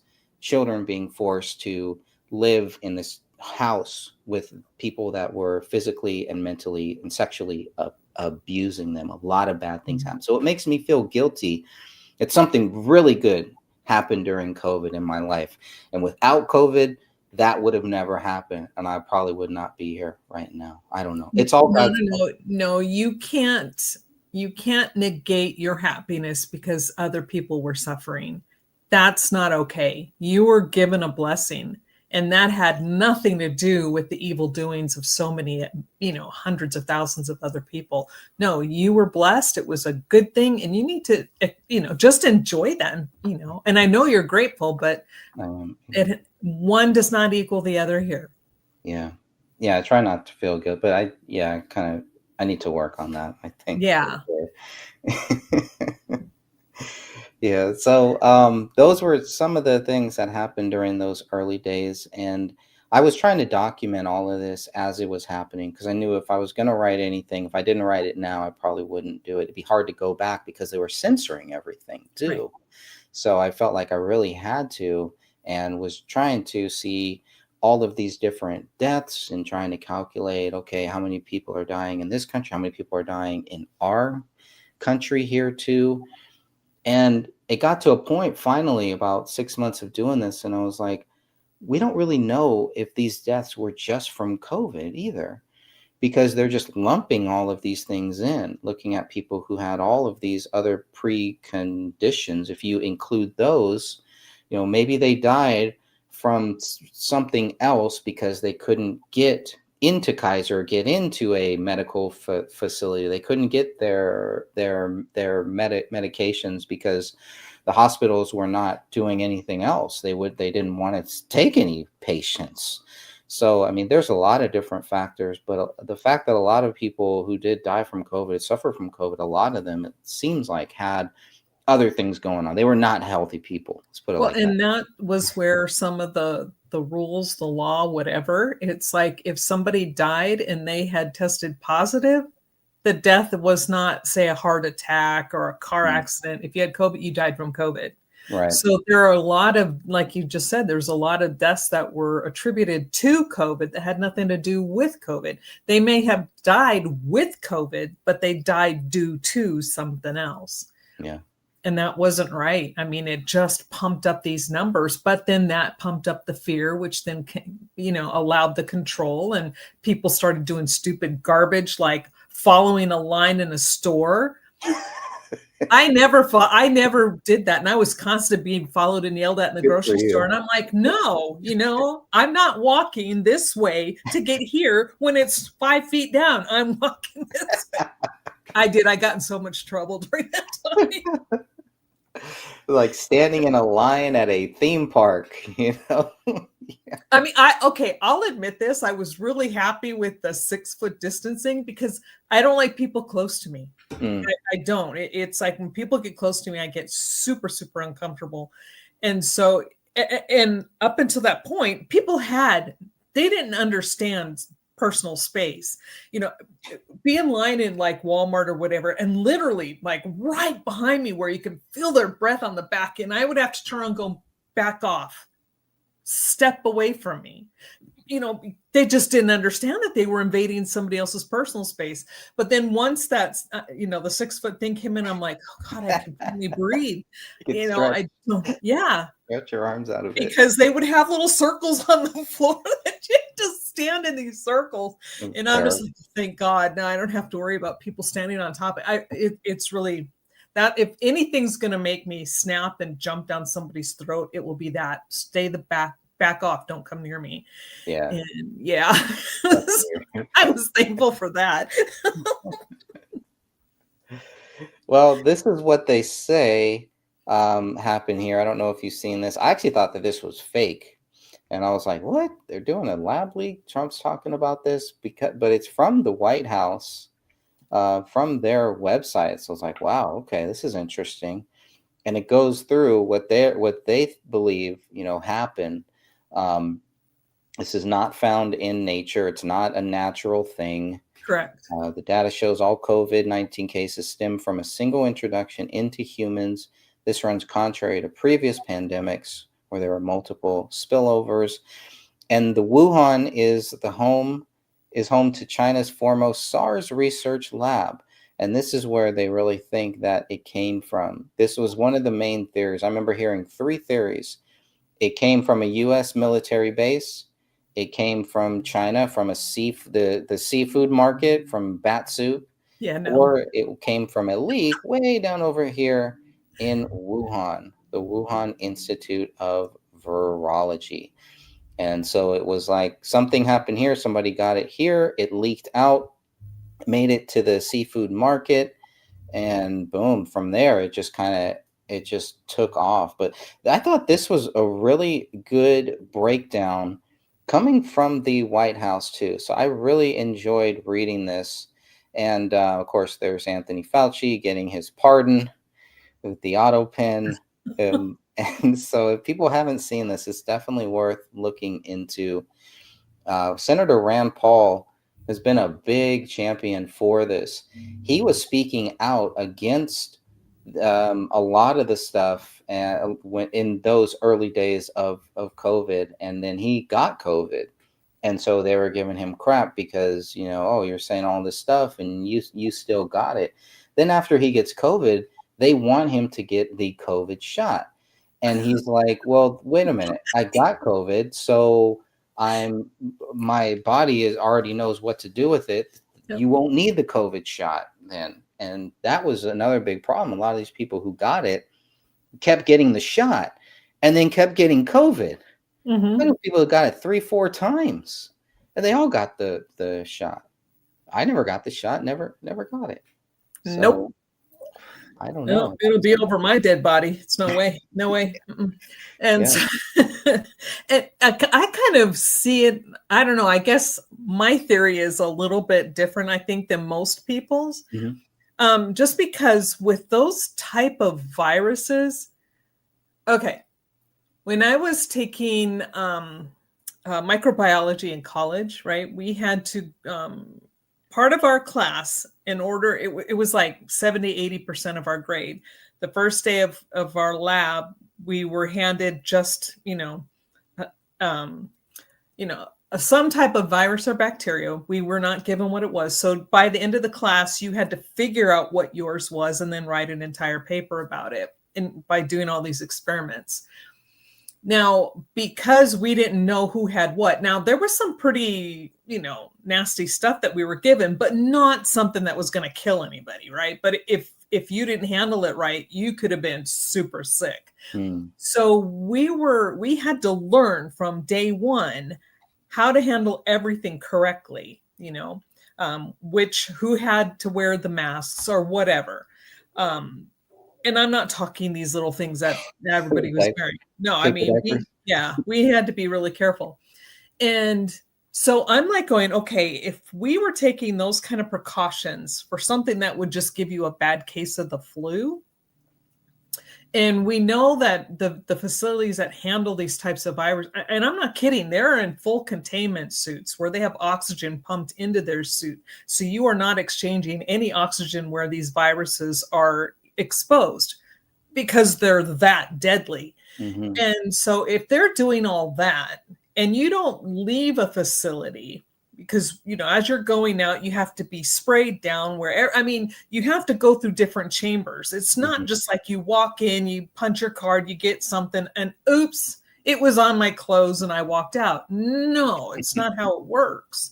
And so with the types of stringent stuff that you have to do, my thought is that this was planned, and it was planned on a multi-layer thing, and it was several people involved, not just one, not an oops.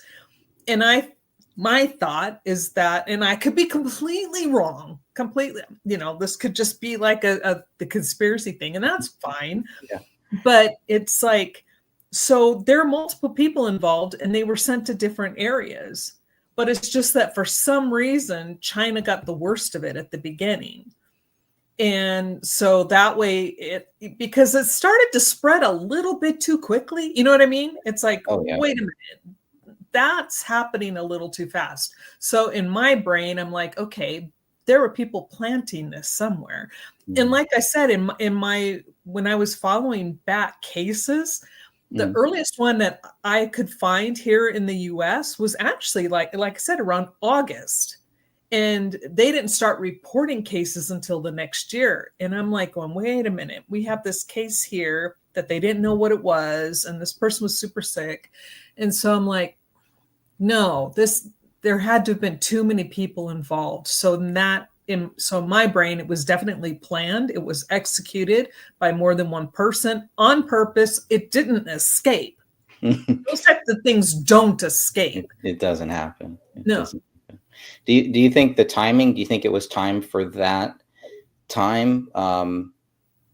It makes sense. I never thought about it until I started reading your books, and I'm like, this makes a lot of sense.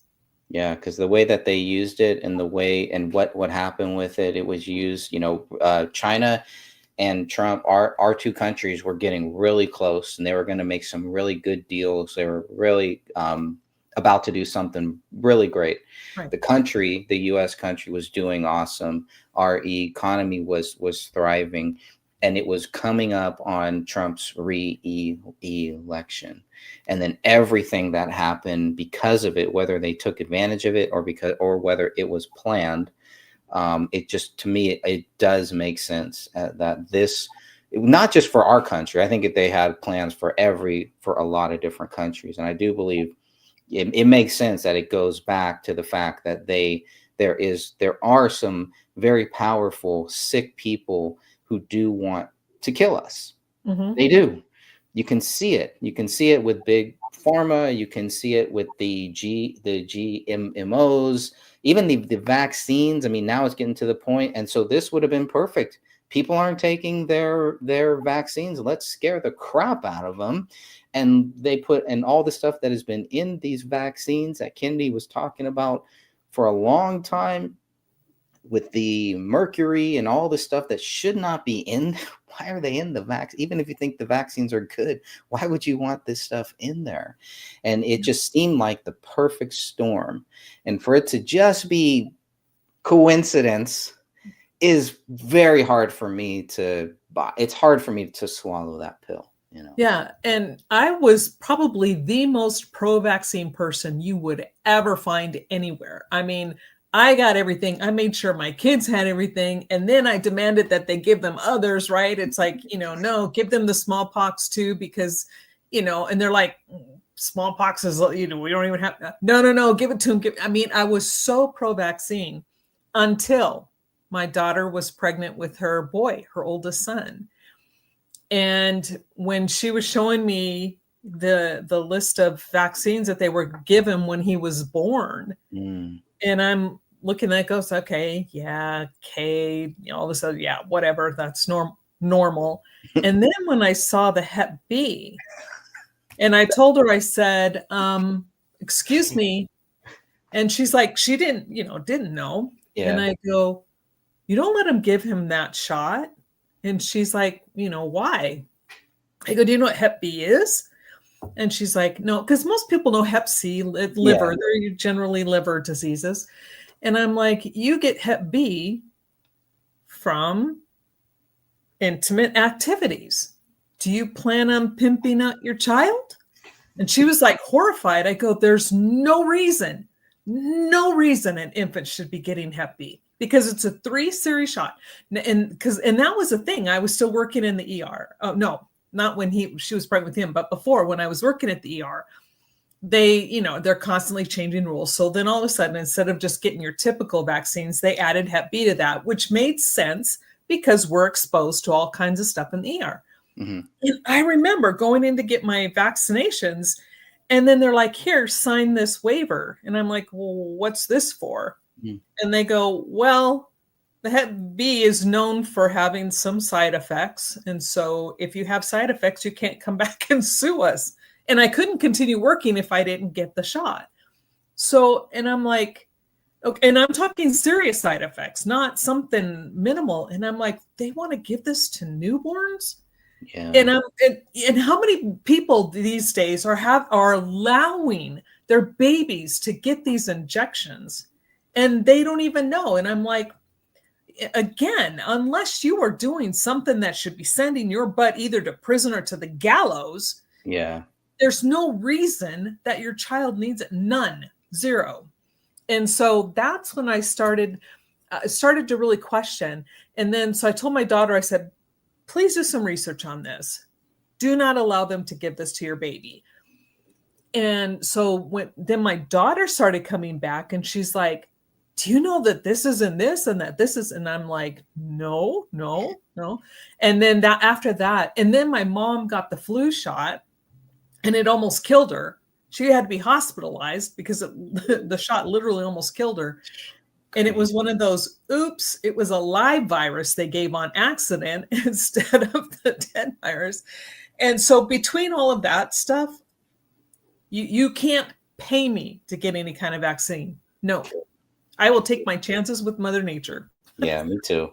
Me too. I remember with both of our children, that was the one shot, and they were trying to scare us into taking it. And then one nurse or somebody was like, it's really for like crackhead moms who, may pass on the hep B or something like that to their child. And even that to me didn't really make too much sense. But the vitamin K one, if you don't get that, they're gonna have a tumor in their head and they're gonna die. It's just everything is just about scaring you. Well, it And is, and well, they tell you that the vitamin K because their blood might not clot, and if you yes, don't there it do is. that, then they could bleed out. Well, Yeah, again, I didn't know at the very beginning before having medical training, but here's the kicker, you young parents out there and you young women who are pregnant right now. Guess what? Demand that they don't cut that umbilical cord for about 10 minutes. yes, Because you leave the cord connected and then their body, between the cord and the placenta and their body, they then helps their body to now learn how to clot their blood properly. But they clamp it off too quickly, so then it doesn't happen and it takes too much longer. Leave them connected for a little bit and tell that doctor, don't cut it right away. Wait. And then you don't even need the shot. Their body does it automatically. yeah. Yeah, it was a crazy time, and they still had masks. We still had to wear masks, and I Oh, remember that. And I was like, man, this is crazy. It's like 2022 or something, and we're still I still still see wearing people up here wearing masks, and they don't work with a virus. You've got all this open space. What do you think you're protecting? Oh my God. Oh my. See, that's a pet peeve of mine from the yeah. beginning. Yeah, That's I not going think to stop anything. people on camera when they're on like a Zoom call or something, or when they're driving a car by themselves wearing a mask, it's just crazy. I remember I was so heartbroken when we moved out of California. We're in this new state here, and I was really happy about everything, and then we get here and it's like, wow, a lot of the stuff they were doing in California, they're actually a lot of it they're doing here too. And yeah, it wasn't as bad in certain areas, but I remember I was really heartbroken. We were driving and I saw the school bus and a long line of kids, small kids, maybe 7, 8, maybe. And they're all lined up to get on the school bus, all wearing masks in there. And they're all going to get on this bus next to each other, sitting right next to each other. It was just, there was something, I think that's when it really hit me. Like, this is really bad. This is getting to the point where, this isn't just about COVID. This has to be about something more, something Yeah. bigger, something deeper, psychological, whatever you want to call it. But it was at that point, I just felt like we had really lost something very, very special during that time. Yeah. And, at the beginning, I thought Fauci was like right on cue, right? Because he was saying, no, don't wear a mask. It's not good. Because it doesn't. It does zero. Anybody out there? Stop. If you're wearing Right. them, it doesn't help you. Unless you have Right. bad breath and you don't want people to smell it. Well, then fine, put your mask That on. was the worst part about wearing the mask. I could smell my bad breath. Oh God. This is what my wife's been dealing with. I think a lot of people figured out they needed some dental work. But so at the beginning he was, don't do it. It's not going to help. So I'm like, okay, so the guy can't be that bad because he's right. They don't help. And then toward the end, he's like, oh, you got to wear 2 masks or 3 masks. And then you see people, I kid you not, I would see people out here with 2 or 3 masks on. And I'm like, what the hell are you doing? What are you doing? Yeah. Yeah, I remember during SARS, way back when, I can't, it had to have been like the early 2000s or something like that. In China, everybody was wearing masks, almost to the point where I think it just became a part of their daily life. They're all just wearing masks. I am a wrestling fan, so I was watching some Japanese wrestling even before COVID and everything, and there's people in the audience and they're wearing masks. I was like, what are they doing? Why are they Because doing of the that? pollution. Okay, yeah. Their pollution was so bad that it would but those are bigger particles. So that would make sense. You could filter out some of that pollution. But a virus, no. And a virus that is in that type of a containment where you're in nothing but you're completely covered and you have to be gassed, you're sprayed with stuff before you even leave. You think that little tiny mask is going to stop a virus? No. Right. Yeah, and then they started giving COVID shots to like dogs and cats and things like that. They get the flu shot. We took our cat in the other couple weeks ago, and they're like, "Are they vaccinated? Are they vaccinated? Do you want to get them vaccinated?" Like, stay away from my pets, you crazy people. Well, in here they've made it a law in Colorado that if you don't have your pets vaccinated with rabies or whatever and stuff like that, that you can be fined or have your pets taken away or whatever, which is why I don't even have pets anymore, because you can't even own a pet without them getting injected with all this garbage too. Gotcha. Yeah. Well, you could have fish. And next they're going to vaccinate the fish, just pour a little vaccine into their tank. I think they put it in their food. Put it in their food. Yeah. Okay, it's a joke. It's a joke. Don't give them any ideas. Right.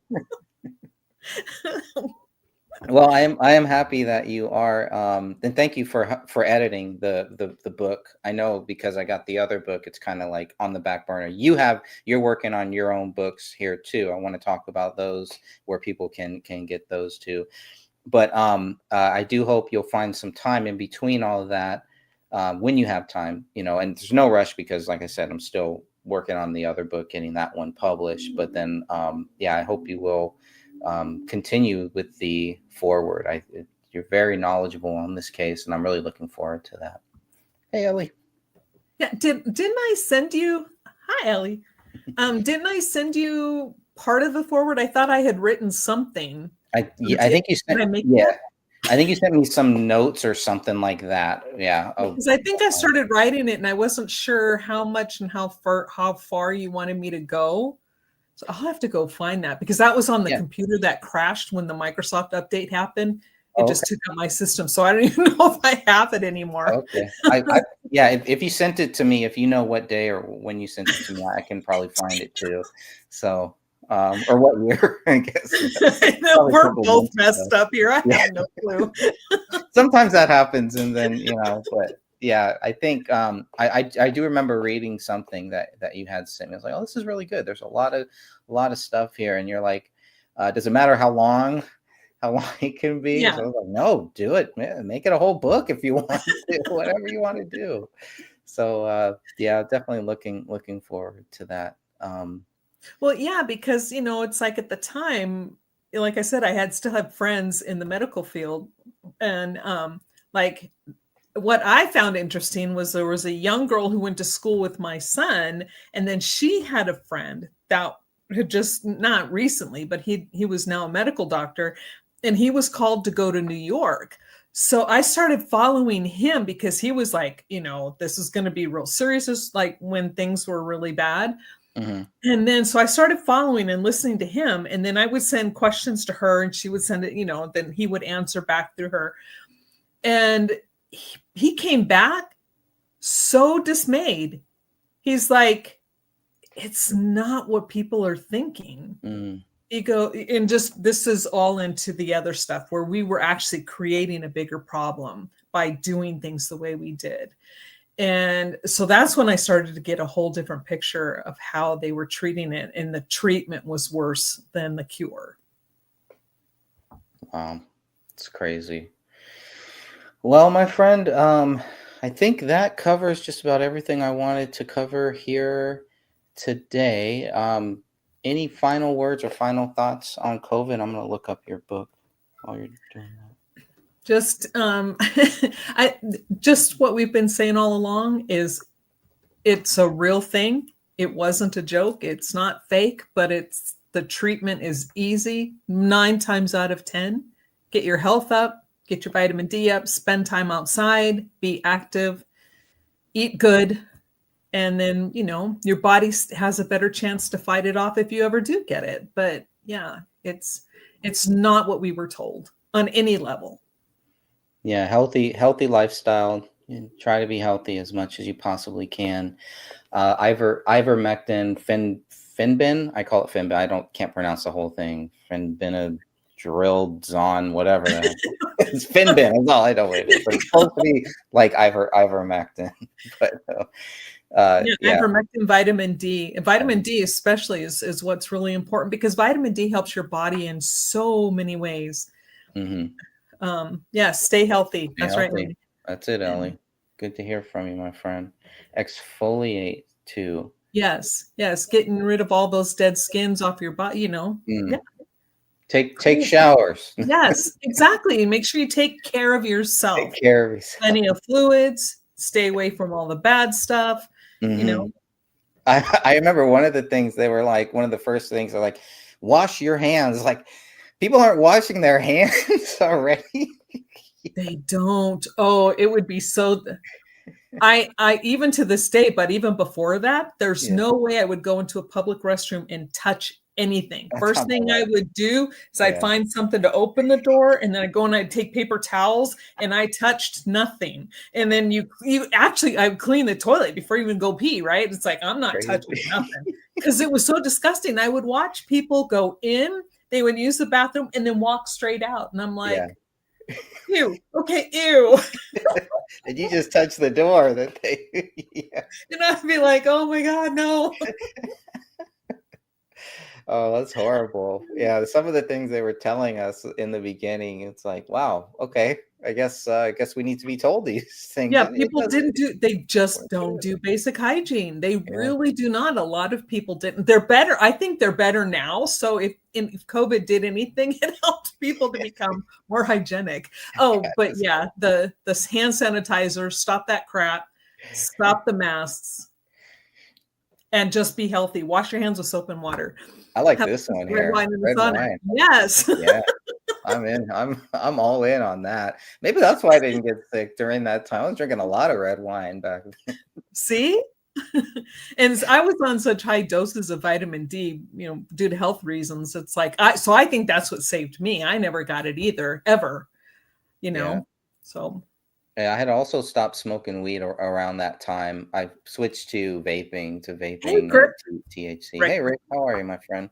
Yeah. So it was an very interesting time. I'm glad you stopped that. Yeah, I did. It was yeah, I don't know. I think, and then like a couple years later, I was at a family friend thing and I tried it and it made me so paranoid. I was like, I'm never doing this again, ever. Never smoking weed again. I haven't smoked it since, so I don't miss it at all, really. So yeah, and see with my job, I can't do stuff. I mean, it's like I don't begrudge people, if they want to do that, fine. But I mean, you've got young kids too, so it's a little bit different than if you're older and you're on your own. If that's what you want to do, have at it, be happy, not going to care, But I can't do that kind of stuff because I don't want to jeopardize my position with the company. You know what I mean? Oh, absolutely. Yeah, I switched to vaping just because of the smell, the smell and everything. But the state where I'm at, it's not legal. It's not legal here, and so all I do now is I've actually moved to hemp oil is what I've been doing now. So, and there's no THC. It's like, man, I really wish I had a little THC in here. I'd be all right with that. But once I moved to those drops, just because my brain is like about a year ago, 2 years ago, I was like, man, I feel so cloudy. And I just can't get rid of this. And it was hard to write, to focus on the writing process. And so I've been looking into different hemp oil, CBD, CBG. I do like those. I think that they do work. They're a little more pricey though. This one was not that, but they take the whole plant. They put the whole plant inside of here. Whereas some of the other ones that I've taken, it's like hemp seed oil, and you don't want the seed, you want the whole thing. So, but that's really helped me. So whenever I feel kind of cloudy, I take some of that, and it's legal. It's all legal. Well, yeah, because it doesn't have the drug thing in it. It's like, right, okay, the whatever. THC. Ellie says, I've had it. There was a study early on that cigarette smokers weren't getting it. Interesting. I didn't know that. Rick says, sorry, I couldn't join you today. Our brother is here visiting. No problem. Well, you're here now. That was good. Thank you, Rick. Thank you both for being in the chat. Ellie says, government put their hands on the weed. They are poisoning everything. Yeah, I've heard that too. And once it became legal in California, it definitely, the quality was not as good as what you used to be able to get from the street. This was not the same. Yeah. Please don't vape. That good. Yeah, no, I'm done with all that. Yeah, but the vaping it helped me transition away from it, and then finally just moved to just drops. So now it's just all hemp seed, not hemp seed oil, just hemp oil is what I've been doing lately. And it's been helping. It's been like helping me to stay sharp, because after working and with the children, and you both know this, it's just, you get to the point where it's like, man, my brain is fried. It's fried, and we still got to go make dinner. We still got to put the kids to sleep and maybe do a little something else here too. And so it's been challenging, but I'm actually waking up earlier now too, which I never thought that I would do. I wake up 6 a.m., 7 a.m. and I'm like, man, I didn't think I'd ever be here, because I was like a late bloomer. I thought it'd be 9, 10, and even that was kind of early. I'm not a morning person, but now I wake up just because, the kids wake up, we got to get them to school and everything. So we just kind of do it. So that has been helping me. Nicotine apparently blocks COVID. I've heard this.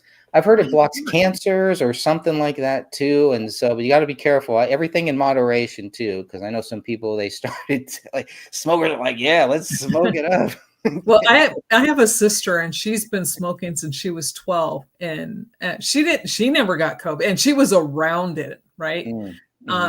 No, she got COVID, but it was after she was in a facility and she didn't have access to her cigarettes. So now that you mention that, I'll have to look into that. Yeah, I have heard that. I heard that recently. I've heard a couple different studies or a couple different things about that. And that, that made me really mad, because when they put her into the hospital, because I'm her power of attorney, right? And so I told them, the doctor's hospital's calling, talking to the ER staff, and I'm like, no remdesivir, don't give her this, do not ventilate her.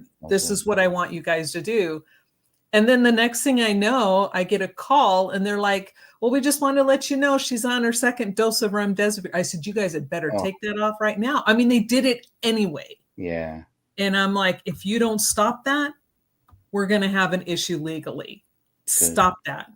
And I'm, oh my gosh. Gummies shouldn't be legal. Pennsylvania has dispensaries on every corner or something. Right. Yeah. All the chemicals, because I was looking at the CBD gummies. I tried those, and then I look at the ingredients, like, man, there's a lot of bad stuff in there, because I've been off candy, I've been off sugar, I've been off soda, all that for over 10 years plus. And then here I am taking gummies. I tried the gummies. I didn't really feel anything. It didn't really do anything for me anyway. And then I looked at it, and all the ingredients, it's like, yeah, there's CBD or CBG in there, but if you really want to get the best from CBD or CBG or even hemp, just you have to do it like this because it goes right into your system, I think. Do you just like drop it under your Yeah, tongue? I yeah, don't. Okay. yeah. You drop it under your tongue, hold it there Mhm. for about 60 seconds, and Because that's it. that's directly into the bloodstream. Yep. Yeah. Yep. So I found that because I never thought I'd be doing that. This one actually tastes kind of nasty. I feel like I'm tasting the whole tree. So I was like, yeah, okay. I believe you guys put the whole tree in here. I'm sure everything is in here. It's not it, it's not very good tasting, but it does work. Um yep. No ventilation. Um and let's yep. Oh, thank you, Ellie. I want to look at your book here because I do have this up. So Catherine is working on a series, I believe a trilogy, a 3-part series. Is that right, Catherine? Yes. And this is book 1, and I do have the physical book here, and you can get it right now for $15.99 on Amazon, which is awesome. If you're a Kindle member, it looks like you can read it for free, or you can buy it on Kindle for $3.99. It's 457 pages, and it is called Root of All Evil. This is book 1. Catherine, to finish this off, why don't you tell us a little bit, if you don't mind, tell us a little bit about this book here. Okay. First thing I want to say is if for any Kindle readers out there, please start from the very beginning, because with Kindle, they pay us per page that's turned, and it's even like the title page, the copyright page, everything. So start from the beginning in every page. So that's what helps us get paid. But yeah, it's a, like Greg was telling, it's a trilogy. So this whole story evolves over 3 books. But book 1 is the beginning of how okay, Ian and Levy are like a power couple. He's a CFO, and then she's a nurse. And so she gets tired of watching children die in the emergency room.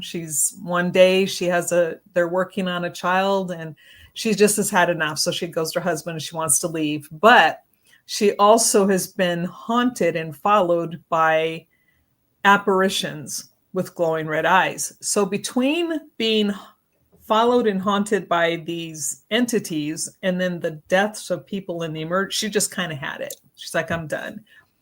And then so she just finally tells her husband, we need to move. So they find this place called River's Edge, and everything falls right into place. They go there, and all of a sudden there are 2 job openings, right? There's a house that's available, everything, and they get it all within one day. That should have been hint number 1, because we all know that's not life, right? Things don't happen like that. And so they were just so excited that everything was working out that they didn't stop to think that maybe that was a bad omen. And then the story continues from there. And it's the struggles between a battle between like good and evil, I guess, is kind of what it is. And they don't really believe in God. They don't really have a feeling about a God, but they don't really believe in a God. But when they're faced with evil, an actual demon, they have to return to an entity they never believed in. Interesting. I like it. And there is a spoiler here. Nobody gets COVID in the book. Is that correct? Oh, yeah, I should have wrote about that, right? Yeah. As far as we know, maybe they got it and they never got tested too. That's possible too. But I will put that link here for anyone. It looks like Ellie's already in the process of buying that book. So definitely appreciate that. Thank you. You will like it. You will like it. I got my physical copy here too. And any idea of when you think the second book will be out for publication? I am in the process of doing the first initial big revision, and I'm like, there are like 43 chapters in the second book, and I am on like chapter 8 or 9 in revisions. But the reason why it's taken so long, because when I first wrote this series, I wrote it as a third person omniscient view.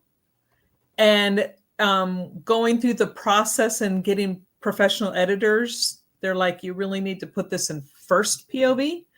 So I have to go back and rewrite all of the POVs throughout every single page has to be changed. And so that's taking a while. Mm-hmm. So where before it would be like, Leon saw her do this. Now I have to go, well, I watched as my wife did this, right? That type of thing. So it's like actually rewriting the whole thing. But I'm making progress. I'm trying to get about a chapter a day done. And that doesn't sound like a lot, but it's actually a lot. Yeah, that sounds like a lot to me. Because it's almost 100,000 words. Whew. So it takes a lot to redo it all. Yeah, I'm at almost 99,000 words right now. So do you ever catch yourself just saying, look, I just got to take a break. I got to get away from this for a little while? Yeah.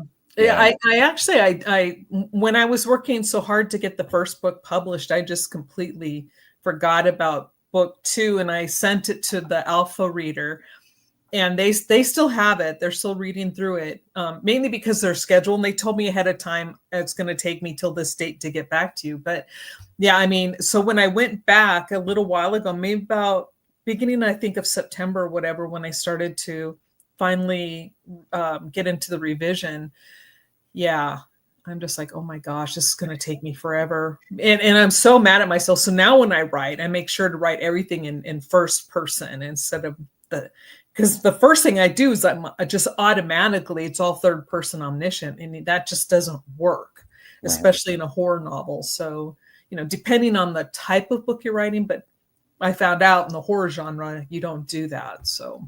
Gotcha. I should have checked. Yeah, I do hope. We're all looking forward to that. And when the second book comes out, we'll definitely do something on that. But this has been fun. I really want to thank you for all of your help with this book, this COVID-19, the early days of COVID-19, the invisible enemy, the China virus. I still have not settled on a title yet. So the China virus, I got a lot of negative feedback from that one. So I don't know if that one will make it, but we'll see. But it's something that'll happen down the road.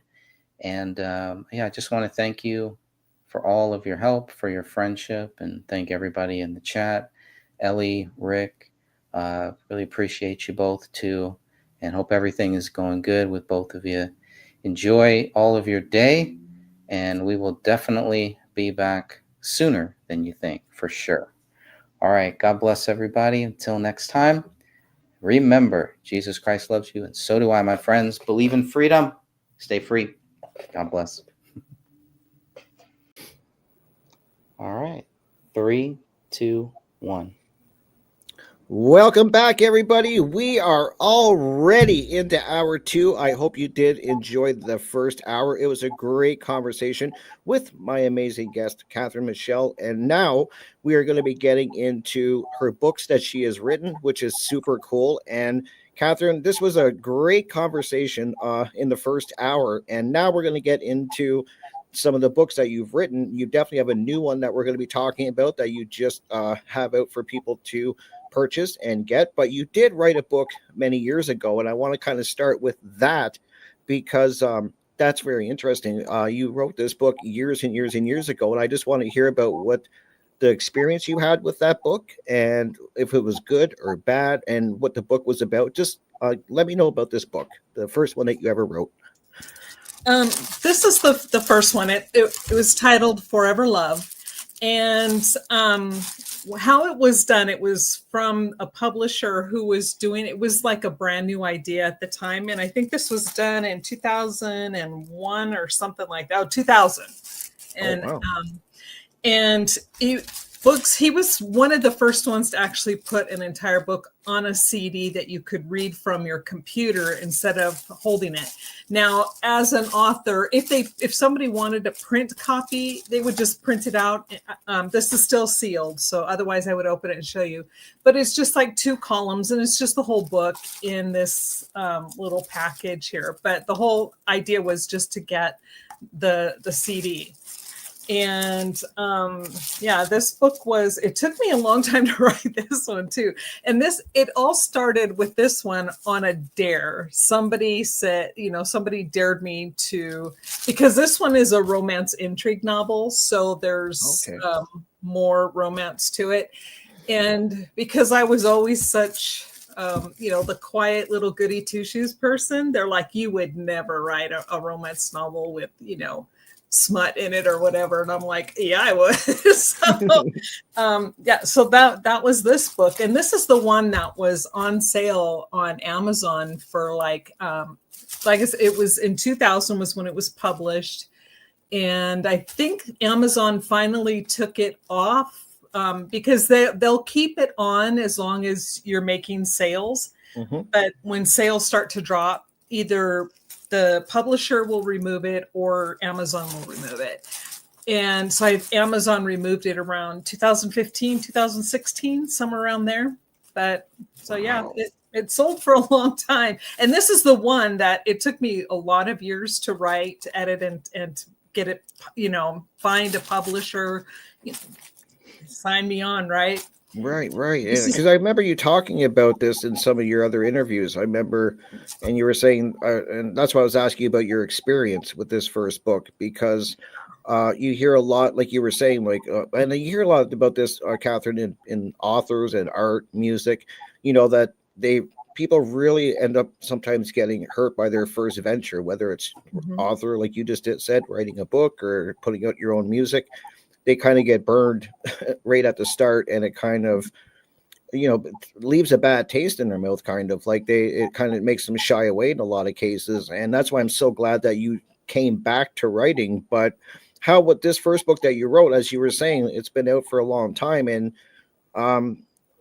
how was the whole experience? Like, what did you learn by doing this first book? Exactly what you said. I learned I don't trust anybody anymore. And it's, it's sad because, like I said, I spent almost 8 years, from start to finish. Yep. And that included trying to find a publisher or an agent and in this case, it was just a publisher. And so I spent a lot of time to get $0 out of this. That's crazy. Blood, sweat, tears. I mean, there's a lot that goes into writing books. And on this one, it was the Pure Vanilla series in the title, and it was from Book on Disc was the publisher at the time. And I've never seen a book done that way before. This is the first time I've seen this. Yeah, this, like I said, back in 2000, he was one of the first ones to actually publish books on CDs. Was the main thing only, so people could just buy it. And then, because at that time, laptops were really starting to become real popular, so they could just take the book and pop it in their hard drive and read it from their computer, because that's how you did it back in the day. I mean, nowadays it's, much different, as you know. You can get a reader or, go online and read like that. But back then you couldn't do that. I still love reading the physical books. I've always been a collector of books. I'm glad. Are you gonna I'm glad that I got back into reading, because for a while I kind of wasn't reading as often as I would. And then I just started interviewing authors such as yourself, and they would send me their books, so I would have to read them, and found out that I've interviewed some incredible authors, really creative people. And I'm fascinated by the whole process of writing books, because I've tried, and I basically have 500 pages of a mess. It's really interesting to me how you authors such as yourself do the process, which is I want to ask you about. Now, are you somebody who what is your writing process? Do you have a plan when you write, or do you just start writing a bunch of stuff down and kind of make sense of it later? I'm really interested in how you start the whole process of writing a book.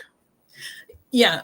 When it comes to writing, you're either a plotter or a pantser. It's either a planner, a plotter, or a pantser. And so either you plan it all out and you plot it and you graph it all on paper, or you just sit down and open up a Word document and just start typing. That's what I do. It's like I'll get an idea, and then I'm like, once I can kind of go, okay, would this be a good story? Could I make this into a good? And if I can, I'll just sit down and just start typing, and it's just whatever comes in my brain until it's all, like at a time. I'll dump everything that's in my brain and then go back the next day or the day after that, and then just keep going from there. I never know where a story is going to go until it gets there.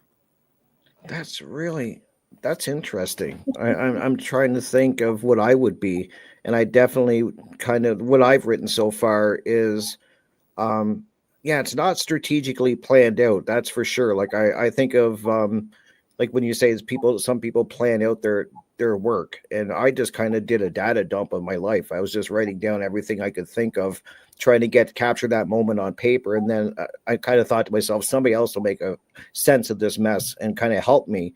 Like I guess that would be the editing process. And are you ever for the first book that you're just speaking about? Are you going to ever re-release that? Do you want to get that out in a hard copy or paperback, whatever it is? But do you plan on getting that back out to the people? Yes, I've actually started to, in order to get it, because this one was already, it's got its own ISBN sent to Library of Congress, all that other stuff. So in order for me to be able to apply for a new copyright, I have to change quite a bit of it, which I've already done. I've gone in and taken out stuff and added more stuff in. So I've got so many irons in the fire right now. I'm working on 2 other books with Sophia. Oh, wow. One book I've written the first draft, and I'm just now starting the first revision.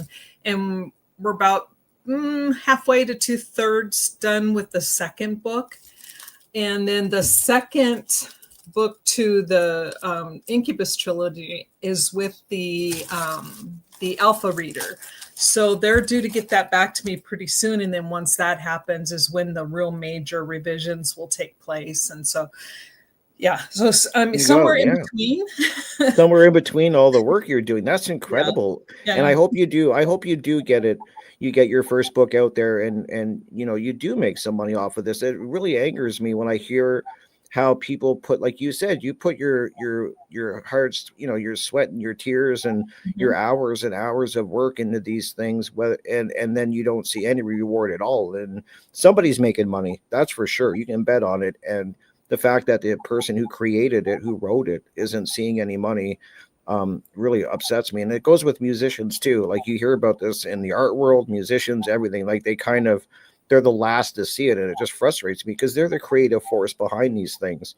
And so I just hope that now that you have more experience, you're going to get the first book out and rightfully so get some compensation for it. And yeah, it just upsets me when I see artists for whatever genre get taken advantage of. Yeah, because the attitude is, well, you're unknown, so if you want to get exposure, you need to do this for free. And it was the same thing with everything I've ever done, with music, with photography, especially with photography, because the field is so competitive. It's so super competitive, even in the amateur field, which was where I was the amateur. Even though I've been published in magazines, I was still considered amateur. But it's most of the time people just expect to, hey, you're not known, you're not, so you need to do this for free. And if you want to get exposure, you have to, and it takes forever. Like before it's like I first started off only using Paint Shop Pro, and I hadn't bought Lightroom at the time. And so it took me like 40-50 hours to do one composite photograph. Oh, wow. And to take that and then you have to give it to somebody for free, you're like, this isn't fair. So yeah, I finally stopped. I mean, I do it for fun now, and that's why I created the cover to this other, and I'm going to be doing covers for all of them now. So because that's I know really how, cool. I'm just going to use that skill for my book for sure. And that's a great way to bring it in, because this is an exciting time for you, because you do have a new book that you just got out there to just released it. And I'm excited to hear about it. I definitely want you to let them know the title, and well, I can let people know it is a trilogy. So this is going to be definitely. You said you're working on part 2 already. It's in the proofread kind of stage, alpha. I think you said, correct? Is that the term? It's with the alpha reader. Yeah. Alpha reading. Okay, there you go. I'm learning. Yeah, that's the reader that you get like after when you do your first brain dump and your script is all done. And so you find somebody who's willing to read that, and it's completely rough. I mean, there's all kinds of mistakes in it, but their only job, really, if you want to call it a job, is to say, okay, it has a beginning, a middle, and an end, and your characters kind of make sense. So the plot is there, still needs to be developed. You still have to make all these changes, but they just let you know, yes, there's no like major gaps. There's no major plot holes.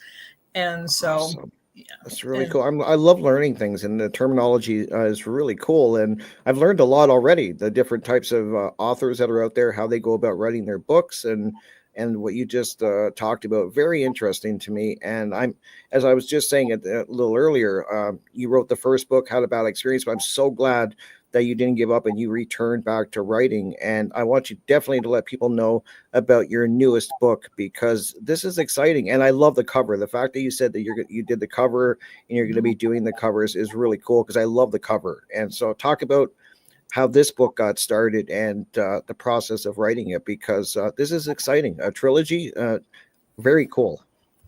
Yeah, on this one, it was like just one day I was reading quotes, because sometimes I just do that. I find, people that I like, and so I'll just start reading quotes that they did. And so Henry David Thoreau's quote of, "There are 1,000 hacking at the branches of evil to the one who is striking the root." And I read that quote and I'm like, man, that would make a really good story, right? And I didn't quite understand the entire premise. So then what I did is I just started to formulate it. I'm like, okay, I need to write a story about this.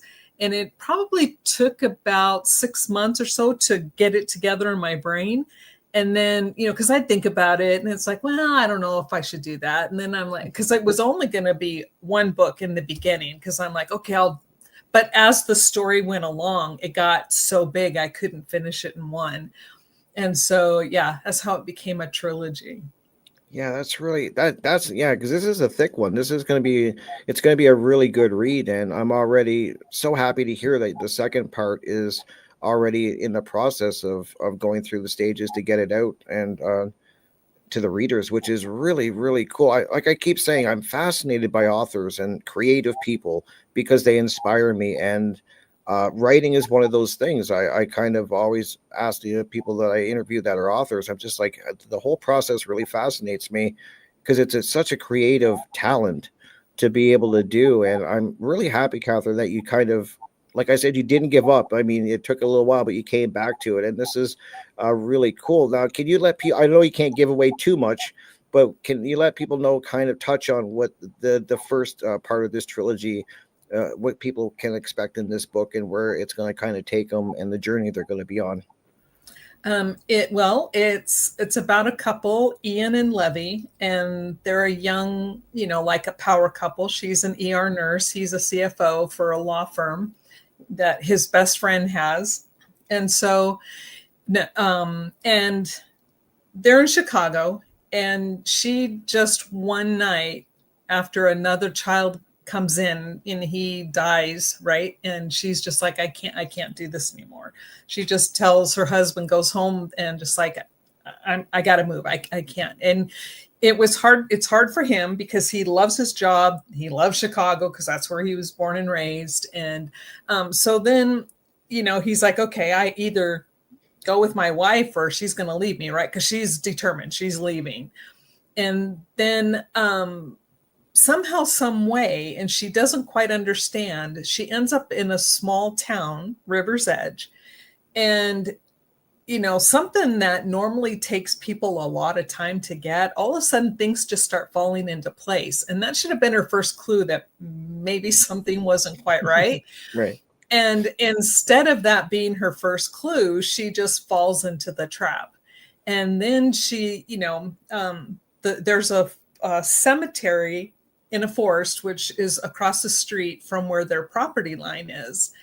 And all of a sudden she starts to notice that a particular tree moves places, right? Now, a big, maybe it's maple tree. I think it's maple tree. They don't generally move places, right? It's like at one part of the cemetery, and then it'll move to another part of the cemetery. And she's like going, what is going on? Well, pretty soon these trees, they kind of become like, was that like possessed by the demons from the underworld. So, and then it becomes, she's actually a target. So it becomes her battle to keep from being snatched, to be drawn, her or her son to be snatched underground and taken to the underworld. So, she's trying to have a battle on, by herself. So that's book one. Wow, and this is right up my alley already. I can just tell, but because of what the topics that you're covering, and I wanted to ask you too, because I'm really interested, because writing a book, and I haven't done it yet. So, and I definitely haven't done a fiction. So, when you're writing the book and you're developing the characters, how hard, like, do you become attached? I've always wondered this. Do authors become attached to their characters? Because I'm thinking it, and I don't know from like experience because I haven't done it yet, but if I was writing a fiction book, I would think that the more I write about these characters, you're creating them from the ground up, and I would think you become attached to them. Does that happen when you write, and is that a tough thing? Because like, you have to sometimes do bad things to them, or maybe you're in control of their future, I guess, their fate. And I'm just wondering about that process. Like, did you become attached to the characters? Yes, and I mean, you're right. Every author, everybody who writes, especially fiction novels, they're called your little darlings or your babies, right? That you're writing about. And you can't have everything honky-dory, right? Because if everything goes smoothly and everything's fine for your characters, it really makes for a boring story. So you have to do some pretty terrible things to these people that you create and you really do love. I mean, luckily, my favorite character, it's a side character. And I'm not sure why, but this is just, it was my absolutely favorite character. And I love him so much, which is probably why I didn't destroy him. So I destroy other people in there because I'm like, I got to protect him. He's my baby. But yes, it's really, really hard, but you have to, in order to keep that, keep people on the edge, keep them turning that page. If there's not some type of sense of loss, or, is there something evil coming this way, then people aren't going to be interested. They'll go, oh, okay, yeah, I'm bored. And then they put it down. Right. Yeah. Because I, as I was just saying, I would become, I know I would, like, I would, because there's got to be some of you, I would think, and any author that is kind of writing something, I think there's probably elements and pieces of who you are in each character to some degree. And is that the case in this first book? Is there parts of you in these characters that you've noticed that are kind of creep their way in? Yes. And experiences too. I kind of rewrite the experience, because as you know, as an EMT, worked in an ER. So I rewrite them so that you can't identify, because that's what we have to be careful of. As EMTs, we can't discuss, so people would be able to figure out, oh, we know who that is. I just take my medical experiences and I rewrite them and put them in stories. So, but yeah, as far as the characters, like, especially, I think my favorite male character I wrote actually was the MMC, which is the male main character. You have an MMC and an FMC. You have the female main character and the male main character, or your protagonist. And in this one, it's the husband and wife, Ian and Levy. I loved writing Ian, and unfortunately he doesn't have a big part. I mean, he's here in this book, but it's not a super big part. But it's almost like I could relate to him better, which is really weird, than I could to her. But yeah, it's interesting. You really Yeah, do put, part of who you are into every character you write. I Or would, people yeah. you don't know and you don't like. Like if you want to get even with somebody, yeah, you write their character traits. Those really bad flaws that drive you crazy. You put them part of the antagonist. It's So a good, well, hey, it's a good way to alchemy, like, like alchemy, use alchemy to yeah, take that negativity and turn it into something creative yeah. and therapeutic, I guess, would be a good way to look at it. So I get it. I think that's really, I find it really interesting. I truly do. I like, yeah, because I've been a reader. Like I love reading and I love the physical books in my hand, as I was just saying Mhm. earlier. And I just a big fan. I like true crime. And I definitely like the occult stuff like fiction is a big one for me too. I really enjoy that, and so I like the occult aspects of stuff like that. Did you were you able to add in some like a lot? Will people find some occult stuff in there? Some maybe numerology? Is there any kind of like hidden little Easter eggs in there that people that kind of look into this or are familiar with it will notice in the book? Yes, actually, yeah, actually, there was quite a bit. In fact, when I first wrote this book, the whole entire premise of it was going to be a Dan Brown and a Stephen King mashup. So, Oh because wow! Dan Brown writes a lot of stuff like that, Yep. and a lot of people, like a lot of my initial readers, they were just completely lost because they're like, well, why is this here? Why is that there? And I'm just like going, you got to read the story, keep going, right? But, people, when they get to a part they either don't understand or they're not into, they would just stop reading. So with the help of the editor, actually quite a bit of it was taken out, but there's still a lot in here. I left it here just because, like you said, they're going to be Easter eggs. Anybody who knows the conspiracy theories of, what is it? I'm trying to think of it. What's the one where maybe it's numerology, where, like numbers all have like some type of cultic meaning. Yes. Yeah. Um, Numerology. Yeah. okay. There are a lot of numbers in this book and they all have a meaning. Everybody's name means something. And there's an alchemy. In fact, the prophecy that's foretold in the story is written in alchemy symbols on a cave wall down close Cool. to where kind of like the entrance to the underworld. And so when they get, one of them is taken down there and then they see this alchemy symbols and stuff, and they start reading what's on the wall because, one of the subjects they had studied as a side course through their college courses. And then they're like, oh, wow, this is not good, because they Okay. figured it out. Very, very cool. And you brought up the editor. I'm also really interested in this process. How important is that process to getting the book completed? Because I would think it's really important because in my case, I have 5 pages of just confusion basically. There's definitely a book in there somewhere, but I think the editor is probably so important. And I would love you to kind of talk about how important the editor was and in the process of getting this book to where it is. Yeah, and so I would say for someone in your position, it's like if you really want to get your story organized and actually written out, then you might want to work with a ghostwriter. Okay. Because before it gets sent to an editor, you really need to have a manuscript as succinct as you can possibly make it, as tightly written as you can make it. Okay. And then you would try to start. Then you send it to an editor, because then they go in and then they find all the stuff that you missed. And trust me, you cannot have. You have to have thick skin, absolutely, because they are brutal. But it makes the story so much better, right? So and then when it comes back, and then you have to go through and do the last and final revision. Now, you don't have to take, everything that they say, every critique. You don't have to make every change. Like there's 2 things in there I kept for sure.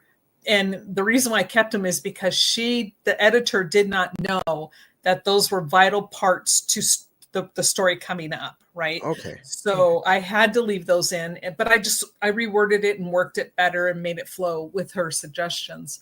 But yeah, I mean, an editor is vital. They're absolutely vital. Just, I had two separate editors. I had a line editor, and they were the ones who checked the grammar and the spelling throughout the whole entire manuscript. But then I had the editorial assessment editor, and she was one who went in and read the whole thing and said, okay, you need to drop this. And she was right. It's like, this part, cut that entire section out, get rid of that, rewrite this, and think about doing this here. And instead of having this part here, why don't you reword it?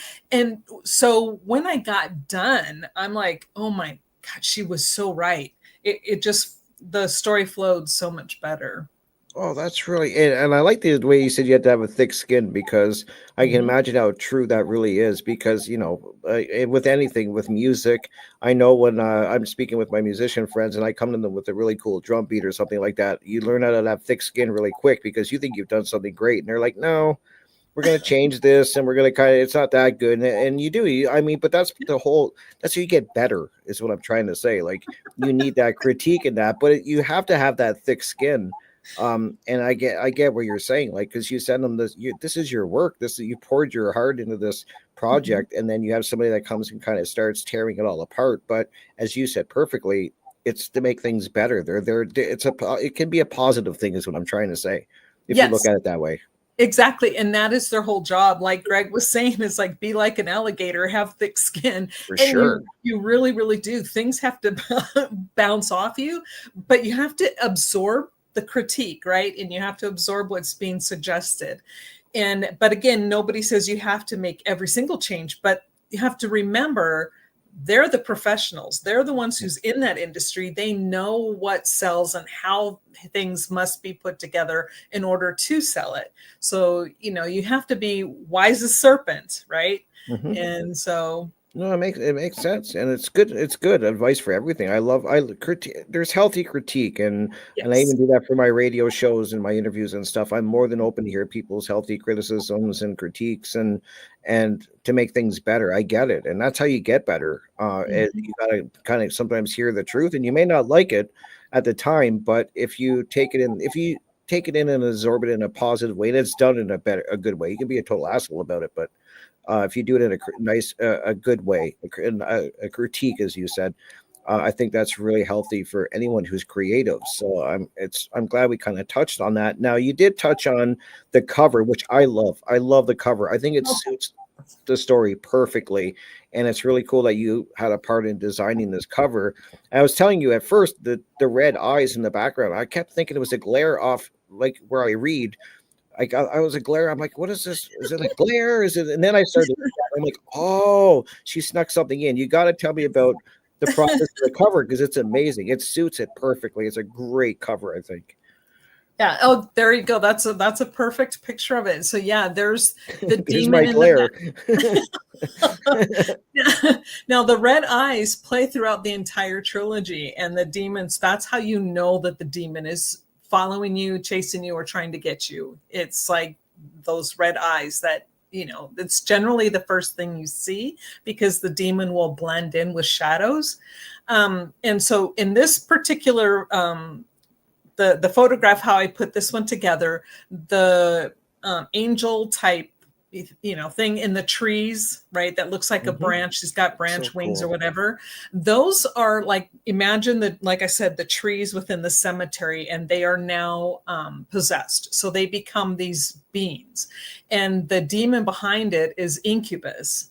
And so since Incubus is, the Lord, and for them, their God, their ruler, they, of course, they bow to him and they do his bidding. And this is one of the demons getting ready to do his bidding.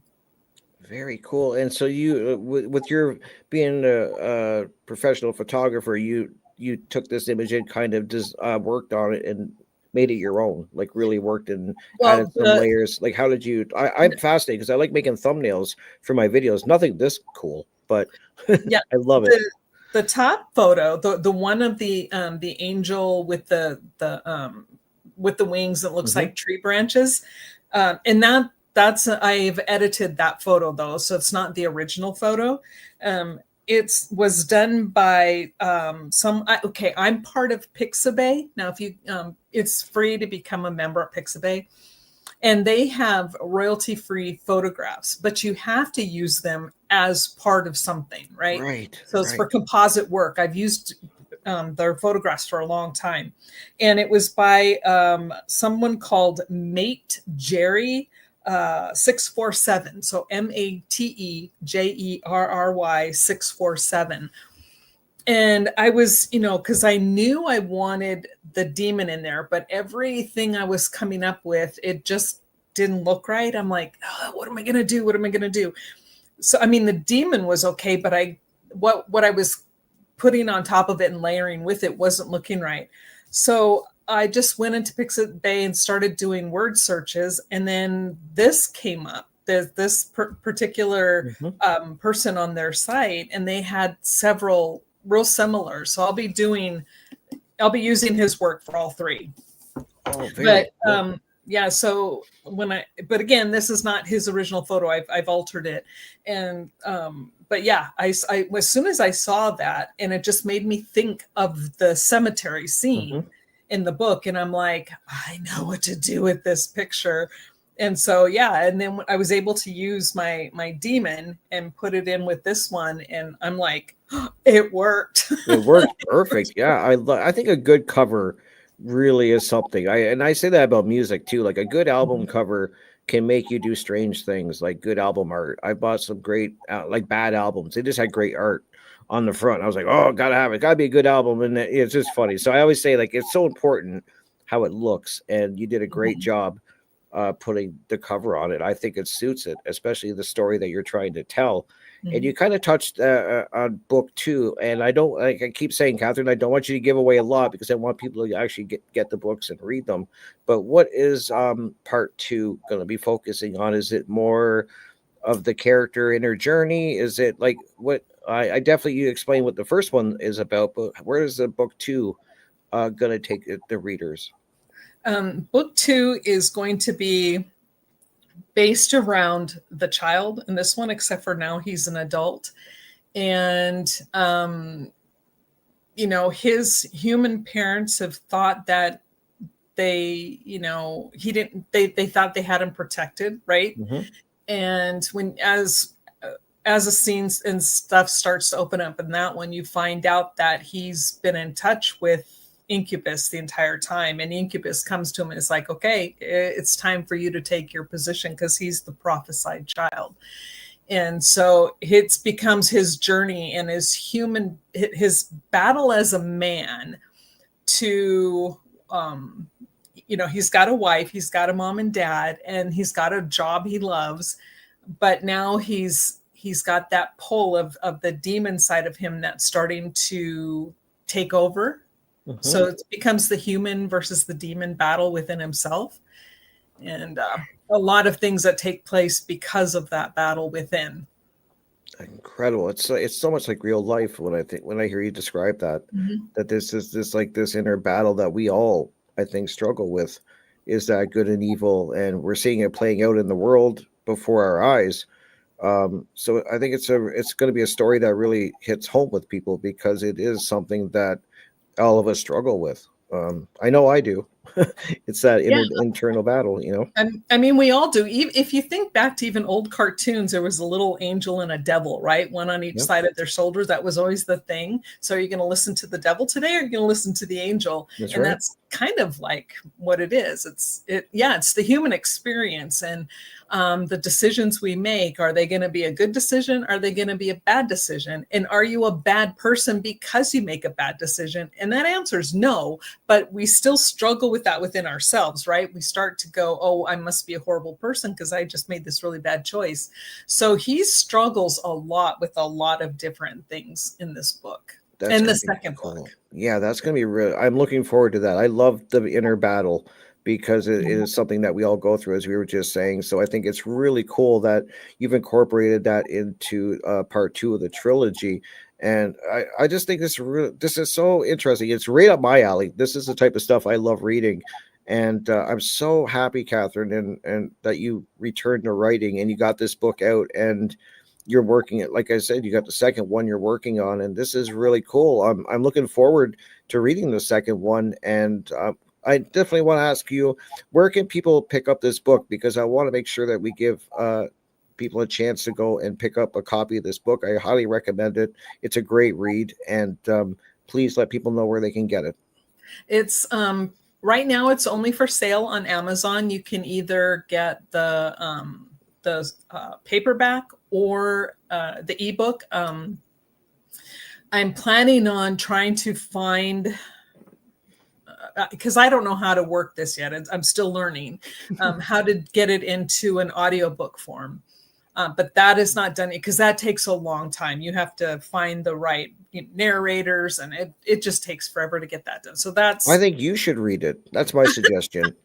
Yeah, I don't know. I don't know if I could read what I wrote. It's bad enough I have to know I wrote it. Yeah, I get that too. I don't, yeah, but I think that's my suggestion. I think it'd be really cool because, as we were saying earlier, you're very close to the characters and the feelings that they're going through and parts of the story and stuff. It just is a suggestion, but I get it that it would be hard to read your own work. So I hope you do get it in an audiobook. I love audiobooks.